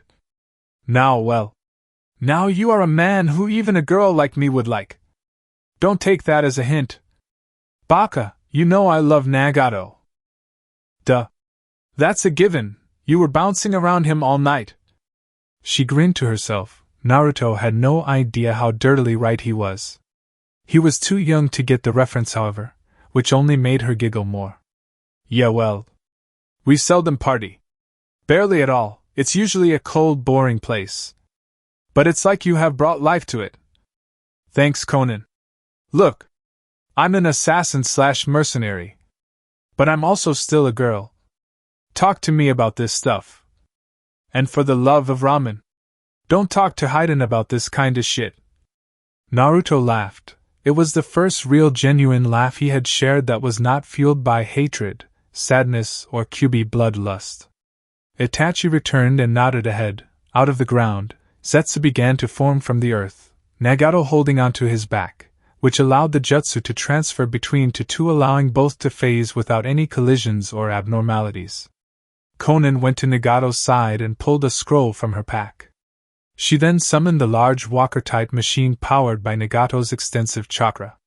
It on 4 piston-driven legs connected to chakra receivers which picked up chakra from Nagato's rods and piercings. Soon I will ditch this blasted mechanism. How far to walk, Itachi? We are exactly 1 mile outward from his hideout. This is a safety measure to shield us from sensory ninja or other devices he may have in place. Good. Let's get on the move then. Naruto. Yes, Nagato? You look far more relieved and composed than you were this morning. I'm glad. Thanks. Konan helped me understand the challenges ahead. Good. Walk by me. We have much to discuss, friend. Kakashi lay back panting. They had done it again, this time on the living room floor.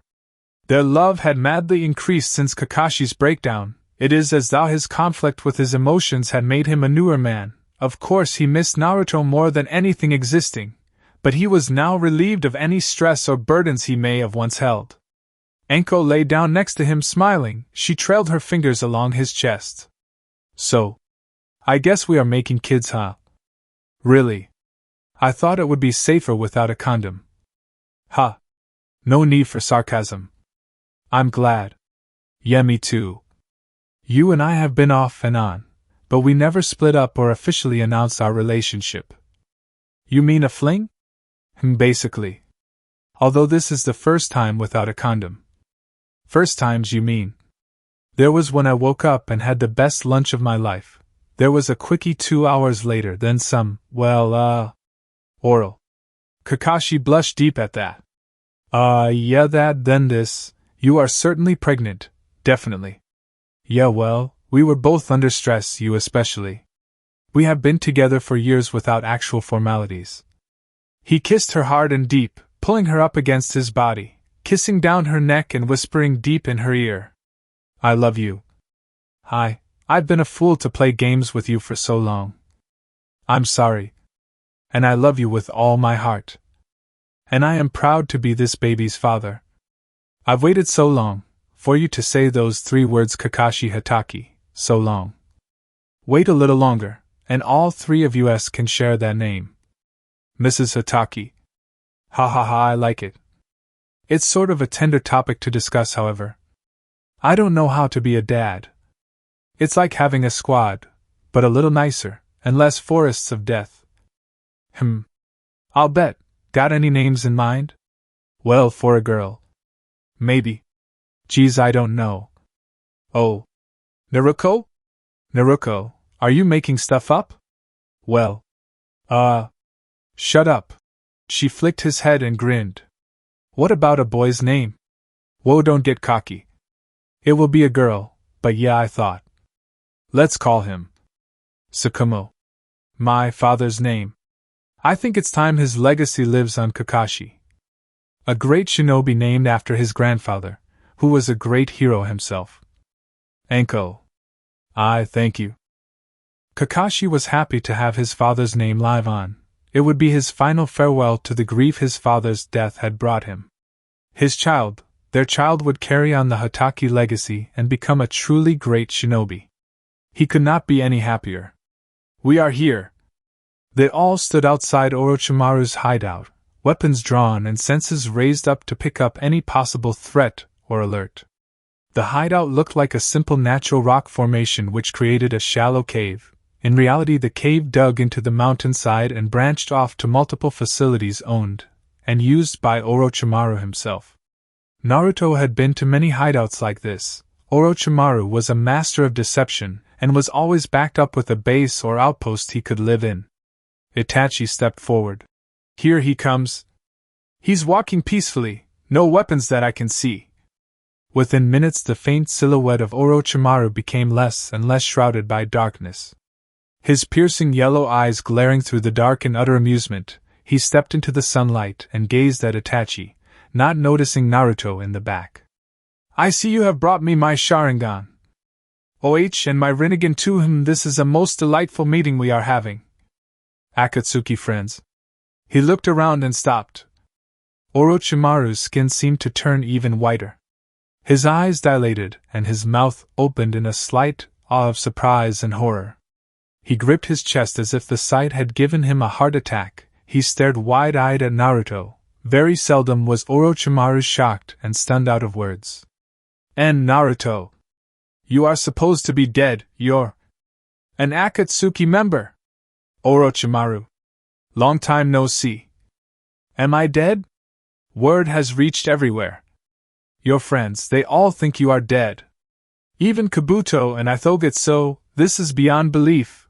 Oh dear, this was a most interesting meeting indeed. How do you know they think I'm dead? Because they told me. Naruto. What? Who? What have you done to them? Well, they aren't your friends anymore. You joined the Akatsuki. You have forsaken all your old friends. Also, because I am helping them look for your dead body. Who? Is it Hokage orders? Ha, of course not. The leaf can't waste its time on body hunts. 2 of your friends slashed their headbands and severed the bond between them and the village in order to search for you. Very admirable, wouldn't you say? Who? Hinata, Hyuga and Jiraiya, your old master, right, Nagato? Naruto's mind went into utter turmoil. He sat down hard and tried to grasp the situation. He had been in shock when Hinata slashed her headband in front of the Hokage. But his master, Jiraiya, was an absolute heartbreaking surprise. Jiraiya always adorned his Konoha Sannin headband. He was a proud leaf ninja and a great role model to those beneath him, be it Genin through to Jounin. Even other Kages were amazed at the Sannin's power and strength. Jiraiya had cast that all down just to find Naruto. Had he sworn off the leaf because they treated him bad? Or was he disobeying orders not to search? Naruto had no idea, and now Orochimaru had said that Nagato was Jiraiya's old student. He could not grasp reality, it seemed. Nagato looked concerned. Conan, go over and check if he's okay. Comfort him if need be. I'll deal with business now. Conan pulled Naruto into a hug. He was breathing hard and was a step away from a panic attack and severe hyperventilation. She cradled his head on her shoulder, and whispered into his ear. It's okay. It's okay. We all get shocked at times, shhh, relax. Her mind boiled with anger at Orochimaru, who had laid out too much stress on the poor kid. So, Nagato. It has been quite some time. What brings you so far out of the hidden rain? I need your help. I need to undergo surgery. These chakra rods removed and my legs replaced and repaired. Also for my chakra to replenish my body and become a healthier man. After this is over, I'm not sure I can guarantee the man part, but it can be done. For a price. Of course. I'm no fool. I have brought you this. He pulled a leather bag from his walker and tossed it over to Orochimaru. He opened it and revealed a blood-red cactus plant. Its thorns were black and it smelt of death itself. A rare hotus. Or fire cactus if you will. They are said to have anti-age and decomposition benefits which will allow me to recover my arms and use at better qualities than before. You have my thanks. And my promise. I will do the procedure. He turned to Naruto. Your friends will be back later. If you want me to keep your current health a secret, I will do so. But Naruto, you can't keep it a secret forever. He looked up from Conan's arms, he nodded slowly, and wiped away tears from his eyes. Yeah. I know. Jiraiya and Hinata opened the door wide and walked in. The room was not decorated or designed any differently than a simple bunkhouse. There was a desk, bed, chairs, a wardrobe and a bookcase which housed very few books and a lot of ramen. The desk was scattered with notes and pictures having to do with the Hidden Stone Village police massacre and other smaller operations. The bedroom was not very tidy but not very dirty either, which meant the owner of the room truly was a new member, not yet settling into a room scheme. Hinata examined the pillow and spotted faint blonde hairs. She had found the same kind of hair in the room with the pottery wheel. But this hair was fresher and familiar. Whoever lived here has not been here long. They were here this morning at the latest. There are trophies and food everywhere. Especially ramen. No, that's stupid. Huh! Never mind. Hinata opened a drawer to find a leaf village kunai, its blade stained red with blood and dirt. She recognized the blood straight away. It was letting off Naruto's chakra. This blade had dealt damage to Naruto, she knew it. Looks like they kept a trophy. Let's look in here. He pointed over to the wardrobe. It was locked and required a strong smash of Hinata's taijutsu to break it open. They pulled it open and were greeted by the usual Akatsuki apparel. The iconic red clouded cloak seemed to beckon at them. It made Hinata was about to close the closet when he picked out the most significant color to be searching for. Orange. Hinata. He pulled aside the Akatsuki robe and gasped aloud at the results. He slammed his fist into the door and broke it in half. Tears streaming down his face, he whimpered and sobbed. His depression sunken again, and he dropped to his knees, moaning aloud. No, no. And oh. No. What is it? She ran to his side and looked into the wardrobe and saw it. Hanging on a coat hanger next to the oppressive Akatsuki cloak was the tattered and blood-crusted jacket of Naruto Uzumaki. It's bright orange stained with blood, dirt, and grass. Its stomach area crusted with blood where it had pressed against his wound. Faint tear chakra still visible on his collar. No, that can't be. That's not all. He pointed at the collar of the jacket, then to the collar of the Akatsuki robe. The jacket had strands of the same blonde hair found on the bed. Hinata realized she had seen his hair in the streets of the hidden rain. No. I saw it after I bumped into that man. Jiraiya! We walked right into him in the city. I know. Look, goddammit! She looked at the hair on the jacket, then she saw the same hair on the Akatsuki cloak, the same cloak worn when the Hidden Stone police station fell. She could not believe it, her mind and world in chaotic turmoil and depression. It had all come down, they had drove him out of the city, and now he is alive and a part of. No. It must be someone. God damn it, Hinata! But He is alive and has joined the Akatsuki. To destroy the leaf. Chapter 12, Desperate Decisions. Minutes had passed, neither of them spoke. They were in shock. They came for a body and would leave with more stress imaginable. They expected to bury him the next day, but instead they have to bury their own depression and guilt. Naruto had committed suicide and lay there dying for 3 days. No one looked for him and no one seemed to care. Then he was found by the Akatsuki, who seemed to be the only people to care about his life. Hinata could only imagine the hatred, sadness, and loneliness that Konoha dealt him as he lay in his own blood, urine, and waste. He hit rock bottom and Konoha only cast its shadow over him and ignored his pleas. Hinata now understood his reasons for joining the Akatsuki. She was still confused why they kept him alive and recruited him. Did he know any village secrets? Or do they want the Nine Tails power? Jiraiya knew their true intention. Lately the Jinchuriki of the Five Lands have been kidnapped or killed and carried to the Akatsuki hideout. The tailed beasts who are confirmed dead are the following: the 3, 4, 5, 6, 7 tails have all been killed. This leaves Naruto, Gaara, and the 2 and 8 tails Jinchuriki. They will kill him last, seeing how he is a member. What are you talking about? His tailed beast. They need it. And no one has ever survived the ritual of extracting it, except the 4th Hokage's wife. So, do you think he knows? Maybe. I doubt it thou. Or he would have never freely joined. Do you think he joined freely? His perfectly folded cloak and cozy room seems to confirm it. What will we do? We thought he was dead. We weren't expecting him to be alive and filled with such hate. From the way Konoha treated him and left him alone to die. It's more than expected. Can we talk him out of it? Maybe, or at the very most we can steer his anger towards, well, shit. I don't like it but...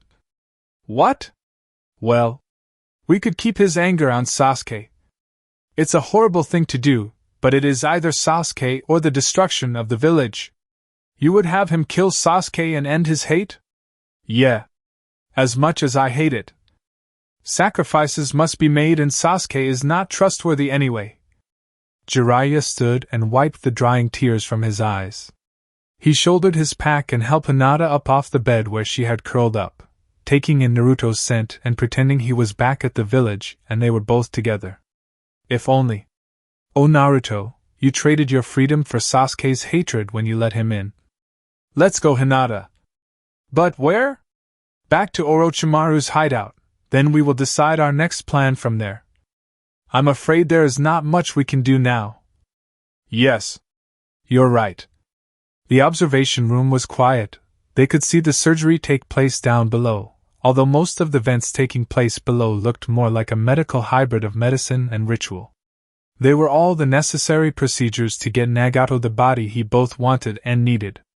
Orochimaru was removing the rods and filling the holes with a dark black liquid which began to take on a skin tone color and solidify. Direct chakra was being powered into Nagato from multiple volunteers, including a red-haired girl. Naruto had no idea who she was, but he was interested in finding out. Konan was tense and shaky. Naruto knew that it was his turn to return the favor. He stood and sat next to the blue-haired woman and embraced her in a tight hug. He's going to be fine, Konan. He has the Rinnegan and all that chakra. But most of all, he has his love for you. I don't think anything bad will happen to him. He's my master after all. You two will be together in no time. Nah, thanks, Naruto. It means a lot to me. It's funny. What is? You went from being an enemy to us to being the student of Nagato and a true member of our organization. You certainly are something special. Thanks. I'm glad you guys think so. Where's Zetsu and Itachi? Well, Zetsu went off to gather intel on Orochimaru's vast library. He always had too many books. And Itachi is outside. Who knows why? Wait. That reminds me. Jiraiya. He saw Konan tense a bit at the name, so it does mean something to the two. I might as well tell you, we were war orphans, Nagato, Yahiko and I. Our parents killed off by the horrors of war. Jiraiya found us and left his squad of 2 other Sannin, one of them being Orochimaru. He stayed with us for years and taught us how to be shinobi, how to fight, live and survive in our war-torn country. He taught us all about peace and sacrifice. Then he left us to go forge our own destinies. He was like a father to us. He was like a father to me too. So, you really are his student, huh? Yeah. Unlike the others. I think he might be worried about me. He left the village for my sake. I don't know what to do. He would never join the Akatsuki. He won't understand what they did to me. He's lived there so long, I don't know if he will ever change. The intercom buzzed and Orochimaru called up to the observation room. You could see a grin upon his face, but whether or not it was a successful grin or a grin of sadistic glee was yet to be found out. Meet me in the recovery room. The surgery was, ugh, a success. He is fine and the body is accepting the chakra like a charm. Thank goodness. I'm glad. They hugged each other tight. Konan was on the edge of her seat throughout the whole operation. His skin was pale but was slowly gaining her color back. Orochimaru's words had brought back not only her relief but also her happiness to see Nagato alive and whole again. They both hurried out of the observation room and down the stairs towards Orochimaru's recovery room. Itachi saw them hurry and followed along. They entered the long room and realized it was empty. Orochimaru entered from behind a curtain pulled across the wall. It seemed the room was much longer than they thought. Nagato lay in a long bed. He began to regain consciousness. Welcome back, Nagato. I was certain you would die on the operating table. A shame. Those Rinnegan far surpassed the Sharingan that Eve longed for. Ugh. So, it was a success? Nagato. Konan pushed past Orochimaru and went to Nagato's side. She could see the true change that the operation had brought. Nagato's cheeks were full in flesh and muscle. His cheekbones no longer protruded like they did when he first used the Mizu's Soul Dragon ability. His hair was held a stronger shade of red and was lush at the touch. He smiled. He now knew what it was like to lie flat on a bed without having holes cut through for the chakra rods. She pulled back off the bed and gazed in amazement at the muscly legs that stretched outward. They were clean and possessed no scars or burn marks. I can move my legs again. You can even walk. I would not advise it, however. Nagato sat up and flipped his legs over the edge of the bed and took a deep breath. With his next breath he hopped off the bed and landed on his feet. He flailed around trying to get his balance. He grabbed onto the railing of the bed and grinned. Your nerves are not used to the new legs. The brain will adjust to the changes soon enough. The best way to learn is to go in the deep end. All right. But I won't catch you if you fall, Nagato. He let go of the railing and stepped forward, small steps at first until he was doing laps around the room and various acrobatic activities to test out his new legs. He reached Naruto and smiled. Now that I am mobile, I can train you to be much stronger. Trust me. Yes. Nagato, he smiled. He was happy to see his sensei so free and well-spirited. Orochimaru. Naruto. Itachi.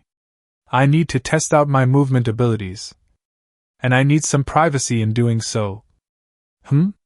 Privacy? They'll just be using that spare bedroom over there. Let's go. Konan. Itachi spat out the water he had been generously sipping at. He blushed and walked outside, leaving Naruto and Orochimaru confused. Naruto was confused. Where are you going, Nagato? You just got your legs back. Orochimaru placed his hand on Naruto's shoulder and sighed. Please tell me Konoha taught you about the birds and the bees. The birds and the... Oh shit. We will see you later, Nagato. This is really awkward. I agree. Reproduction is not really necessary when you obtain immortality like me. Ugh. I did not mean it like that. Well, we better get going, Naruto, unless you wish to inherit Jiraiya's more perverted side. Naruto and Orochimaru left the room. Nagato pulled the lock shut with his wind chakra.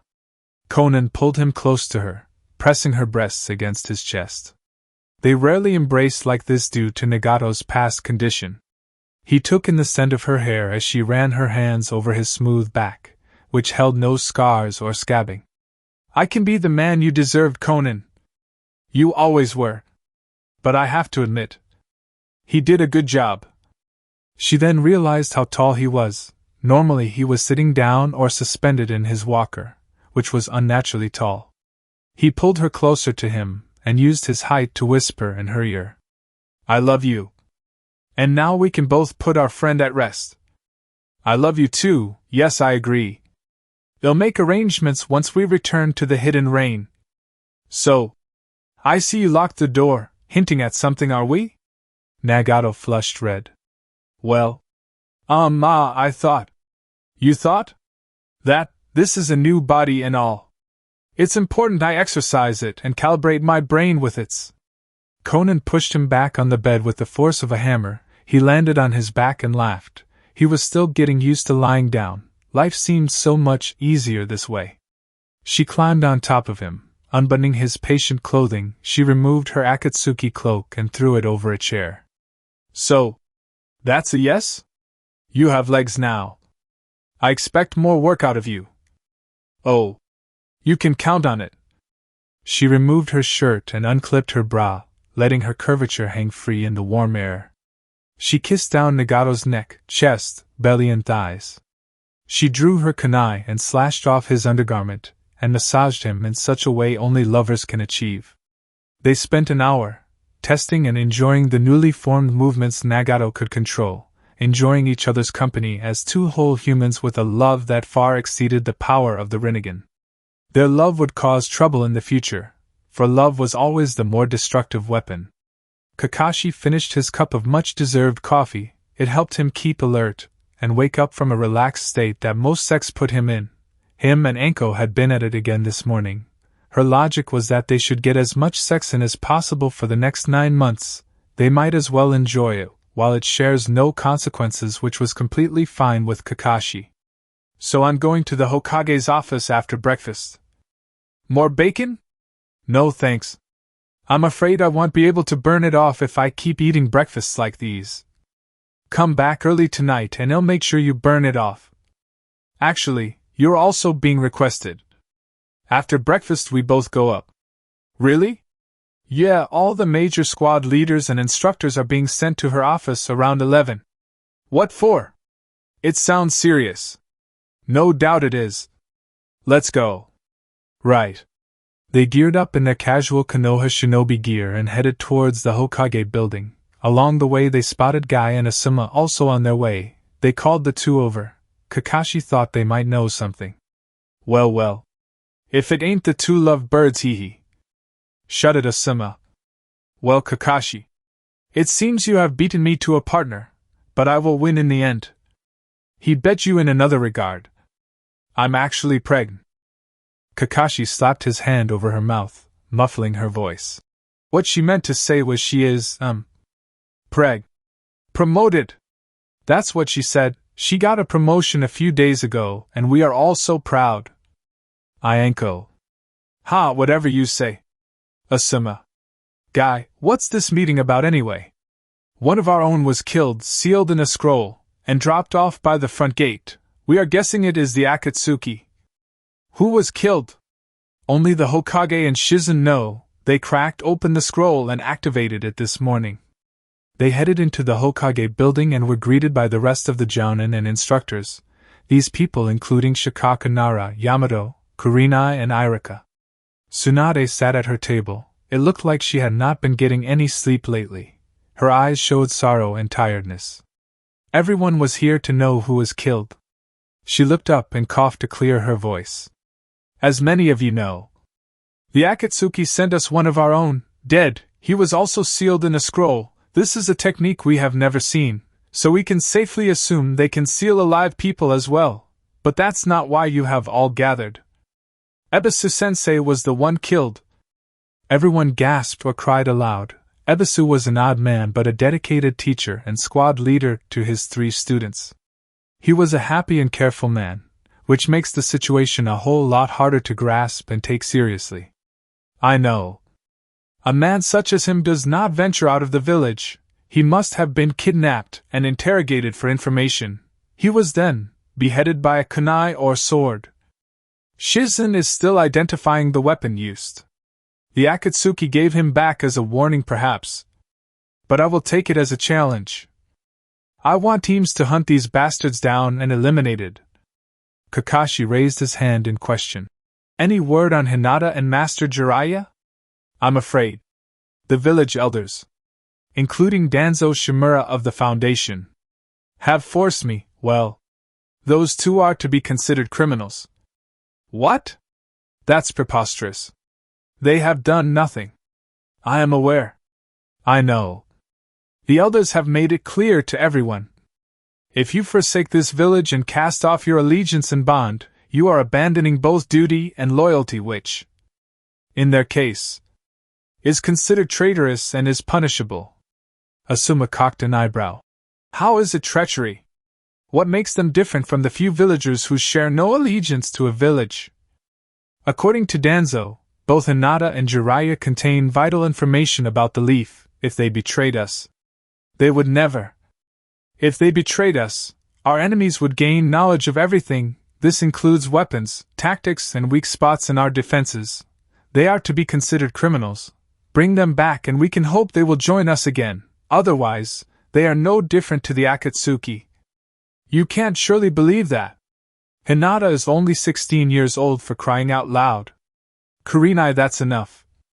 I don't believe this all myself, but it is protocol that was in place since the creation of the village by my grandfather, Hashirama Senju. I can't forsake his rules, even if I wanted to. I want you to head out now, find those two, and take down the Akatsuki. Naruto down in what appeared to be a study, not paying attention to Orochimaru, who was sitting across the room writing down notes and prodding the cactus that a minute ago was so dear to him. He lay back and sighed. It had been a good hour since Nagato and Konan went in to train his body. But after the awkward realization, he had to escape somewhere quiet. Unfortunately, that happened to be Orochimaru's main study. Orochimaru looked up and laughed. The idea of Naruto relaxing in his home was a very funny thought. Well, this is rather humorous. What is it now? Now. No need for that tone, ha ha ha. I was merely laughing at this whole situation, its absolute goal. What's so funny about it? Well, let's see. 3 years ago we were trying to kill each other, no? And here you are, relaxed on my sofa and waiting for your Akatsuki masters. Things have changed. No anger? No Kyuubi climbing up to say hello? I'm disappointed. I'm not angry.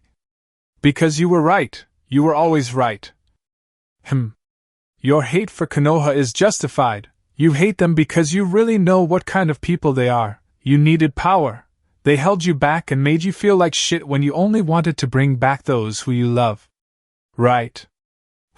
Seems you have changed, Naruto. What you say is correct. Konoha is a toxic society that harbors dangerous pride and power, lust, and control.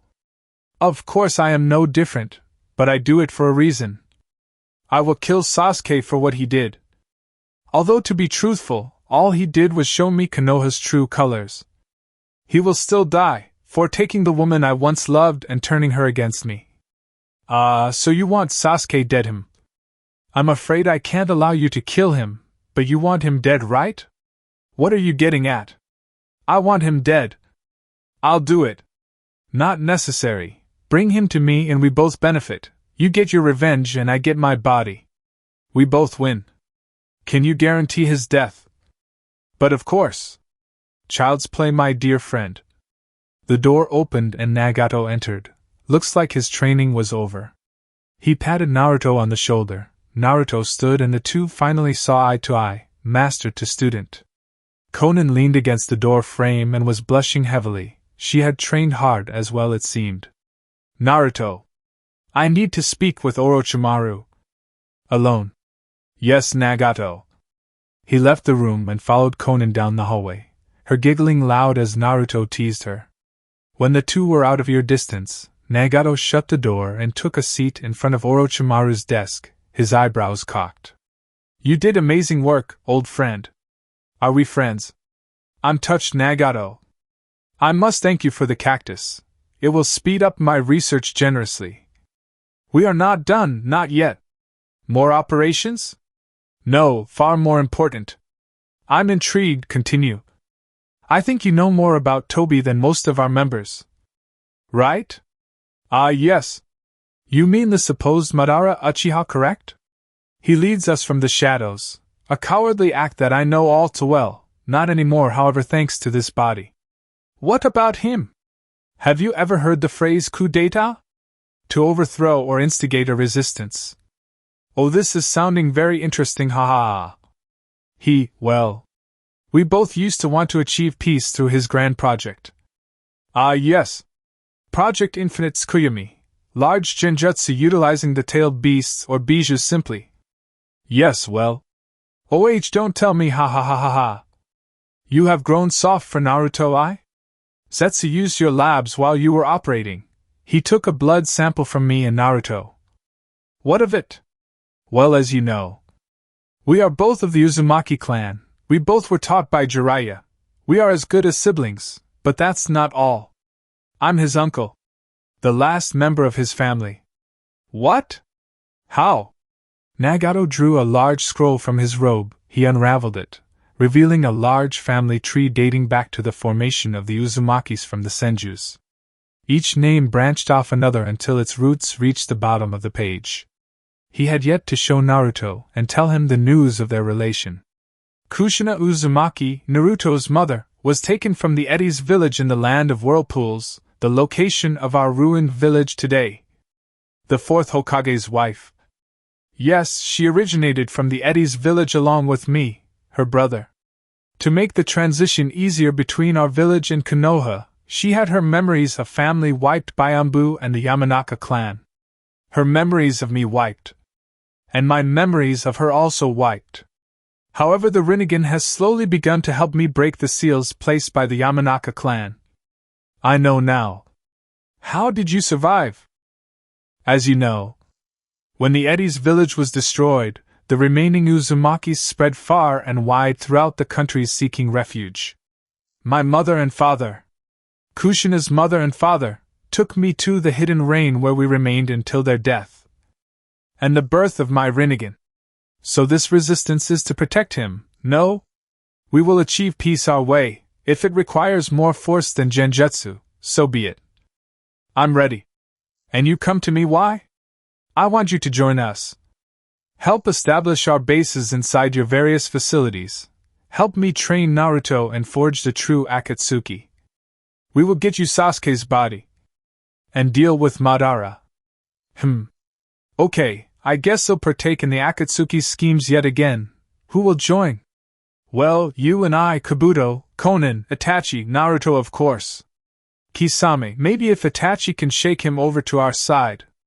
Kakuza and Haiden will join where there is bloodshed and money, so it's hard to predict where they will join. Deidara and Sasori are a maybe, and Zetsu, no, Zetsu is loyal to Madara. I see, quite the game of politics we are going to have.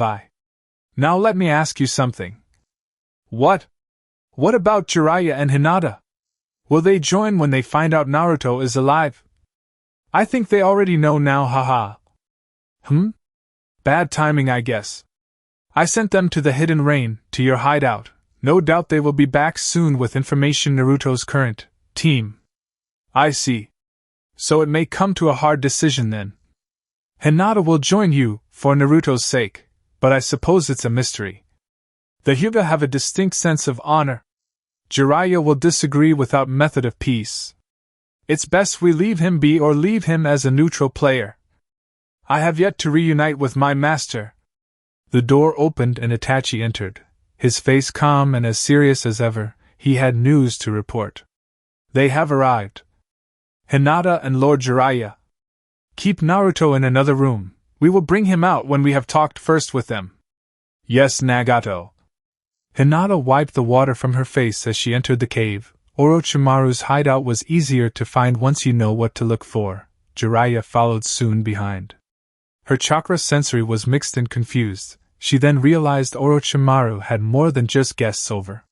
She could sense different types of chakra emitting from the main hall, she was unaware if it was Naruto's or not.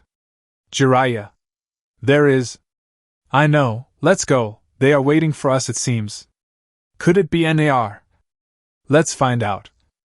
They pulled open the doors of the man hall and entered. The tables and furniture had been arranged in a ring to provide more floor space, be it for a party or for a final death match of bloody combat. At each table sat a member of the Akatsuki. Hinata recognized Itachi at once and tightened her grin on her pack. It would be useless to pull a kunai against these foes. At the center stood Nagato and Orochimaru, side by side and waiting. Welcome back, Jiraiya. We seem to have company. Did you sell us out, you bastard Orochimaru? We had a deal. I sold out no one. They came and visited and well, one thing led to another. Long time since Eve heard your voice. Sensei. Jiraiya turned to the man next to Orochimaru, realizing his presence more obviously, then realizing his true identity. A reunion between students and teachers was taking place. And Nagato. It's you. I'm also stuck for words, Jiraiya. It was so long ago you helped both me, Yahiko, and Konan become the fighters we are today. You formed the Akatsuki then. In a way, yes. Yahiko was our leader up until his death. He fought well, sensei. This is what you have become, traitors and mercenaries. Can you say the same, sensei? We know about your conflict with Konoha, both of you, even Ms. Hyuga here. Hinata was shocked. Jiraiya was the master of the Akatsuki's infamous leader. It was a hard piece of truth to swallow. A Sannin had taught this man how to kill. If only he had known years before that he would create such an organization with his training. You know him, Jiraiya? He was one of the orphans I was telling you about. Nagato was one of them.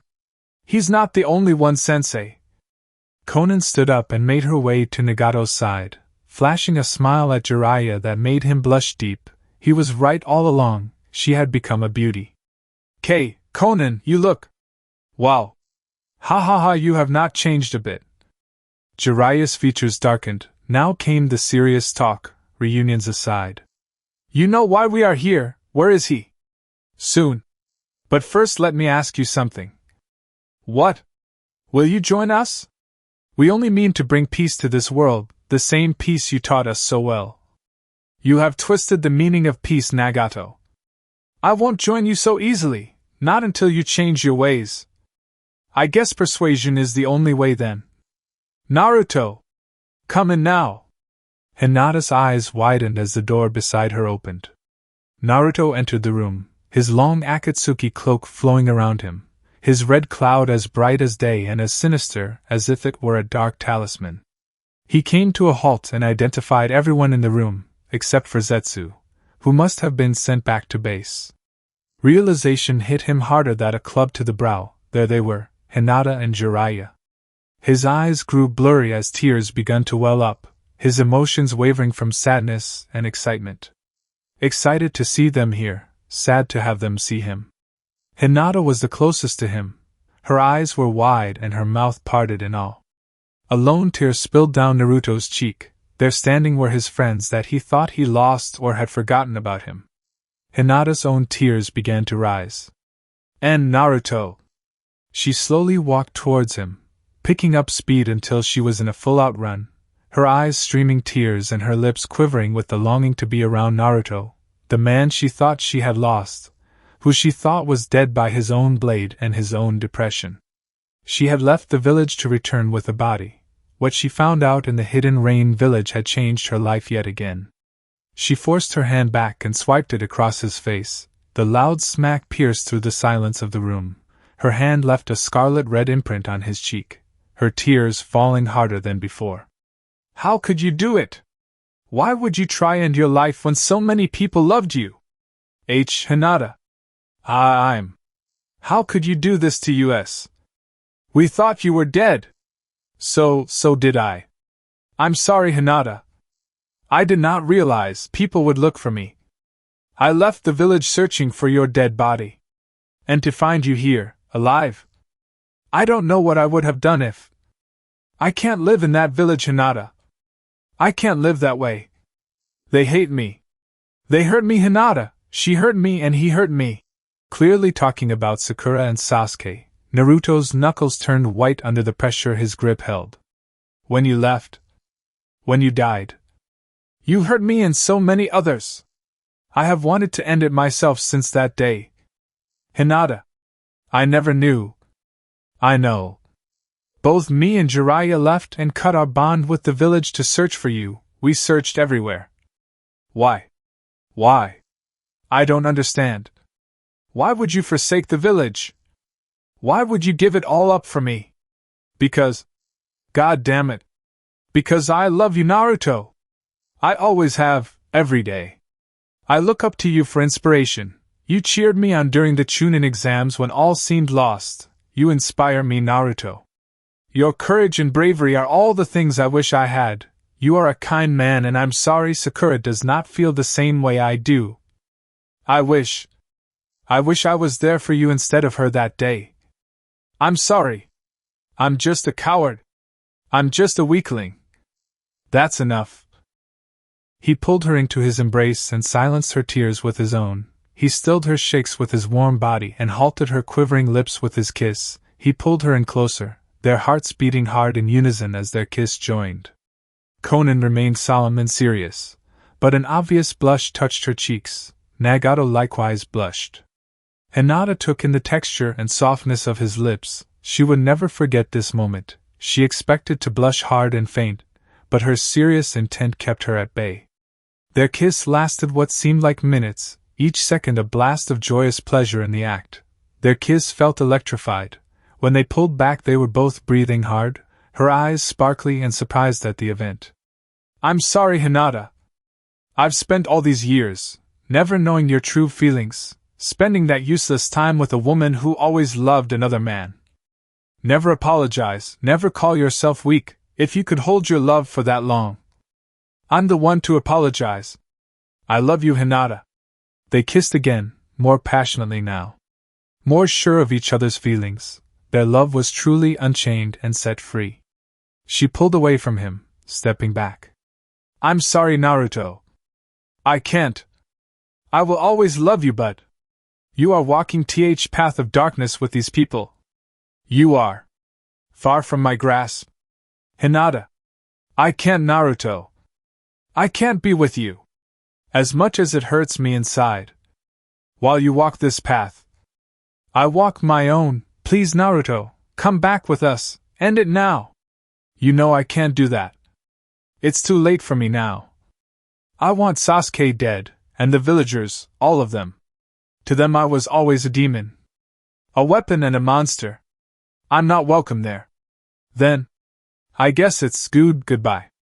Her tears falling hard, she covered her mouth, muffling the sounds of her cries. Jiraiya moved to support her. She shook off his arm and composed herself. Jiraiya turned to Naruto and began to walk over. Well, here we are, kid. I thought you were gone. Naruto leaped at Jiraiya, who in turn opened his arms and embraced him. Naruto's face buried into his chest, he began to weep. She's right, Naruto. You can still get out of this. Drop your hatred and revenge. We both love you. Pervy sage. Ha! Been a while since I've heard that. I'm not doing this for my own benefit. Konoha is poisoned. Pride or greed has soiled its society, all those villagers. They can't see me as an ally, so what does it matter if I become their enemy? Konoha needs peace brought upon it. Peace is not achieved through the killing of innocents, Naruto. His shout had shocked Naruto. This was the first time he had been furious at Naruto. I can't believe in any other method. I have a family here. Friends who respect me for who I am. So what if I'm a mercenary? They care for me, more than Konoha ever did. I'm going to restore my clan. The Uzumaki clan. Yes. I want you to help me, Jiraiya. Guide me. Be my godfather, love me for who I am. I will always love you, Naruto. But what you are doing is wrong. Your real family is your friends and loved ones. Exactly, and I have found them here. I love all my friends in the Hidden Leaf, but I don't remember seeing any of them looking for me. Naruto. I don't remember seeing anybody looking for me while I lay in my own blood and shit. The Akatsuki found me, and cared for me. Your real family is me and Tsunade. She is the closest thing you have to a relative. Her Senju bloodline and yours cross far back in the past. We are all you have, and we love you, Naruto. Nagato stepped forward and walked closer to Naruto. Pulling the same scroll from his robe that he showed Orochimaru, he unraveled it, and showed it for all to see. The Uzumaki family tree crosses with the Senju family in various points in history. He gestured Jiraiya to come closer. What he says is true, Naruto. Tsunade is distantly related to you. But you are not alone. Jiraiya-sensei, you missed a crucial piece of evidence. I am Kushina Uzumaki's long-lost brother. Our memory of each other were erased at a young age when she was sent to the Hidden Leaf Village to become the Nine Tails Jinchuriki. Naruto and I share more than just clan name. No. That cannot be. You are Kushina's brother.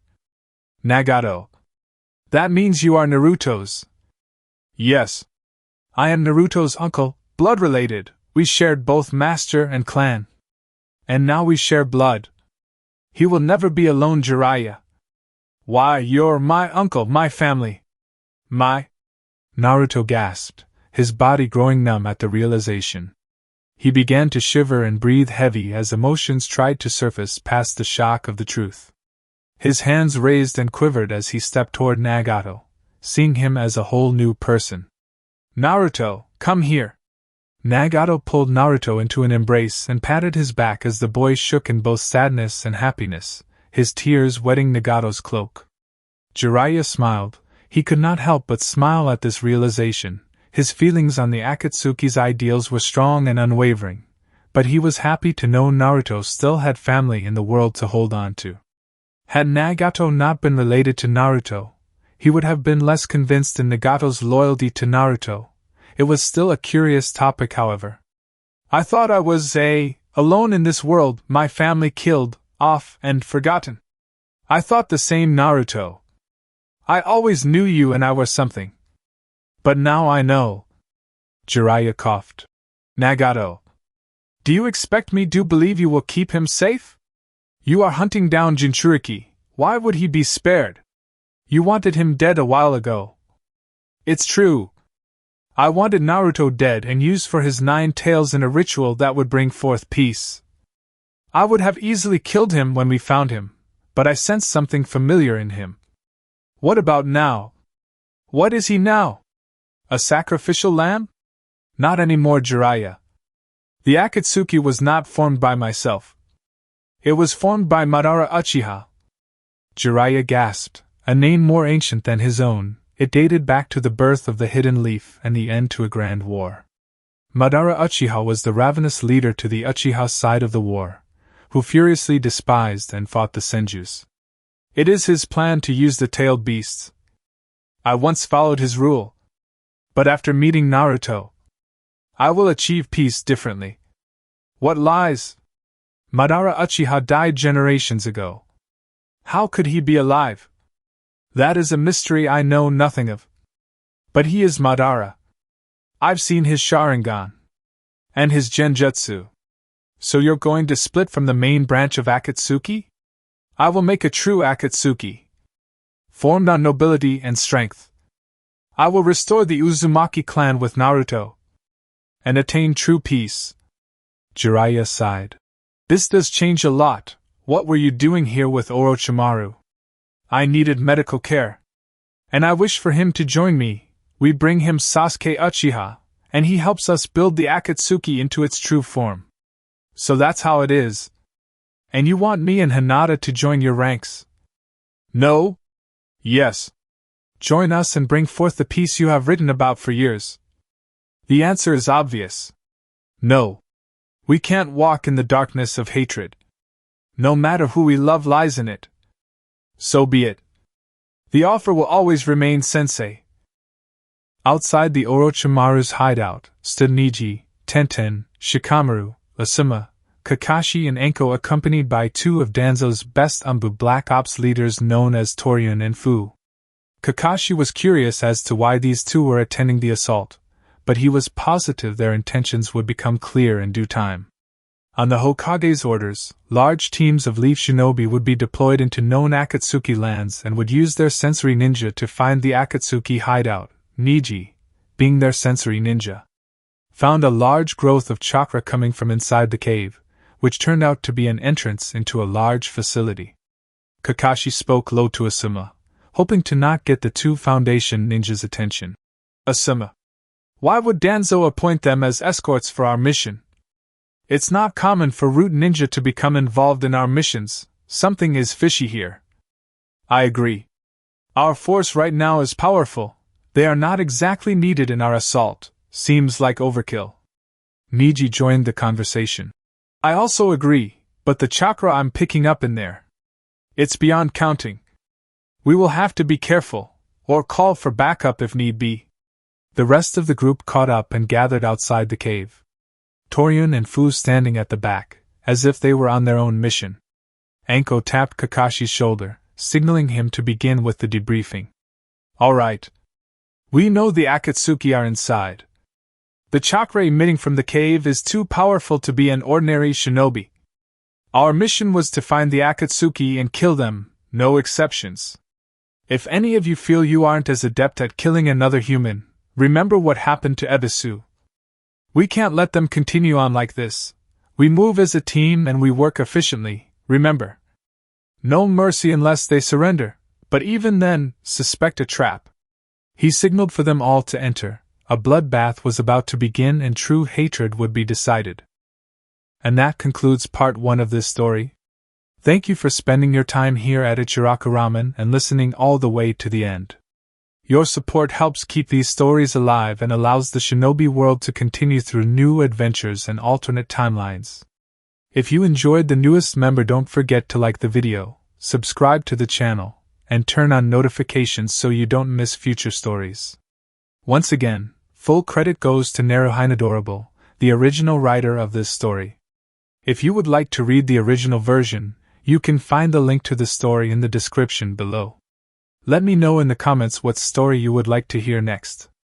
Until the next time, stay safe, and I'll see you again at Ichiraku Ramen.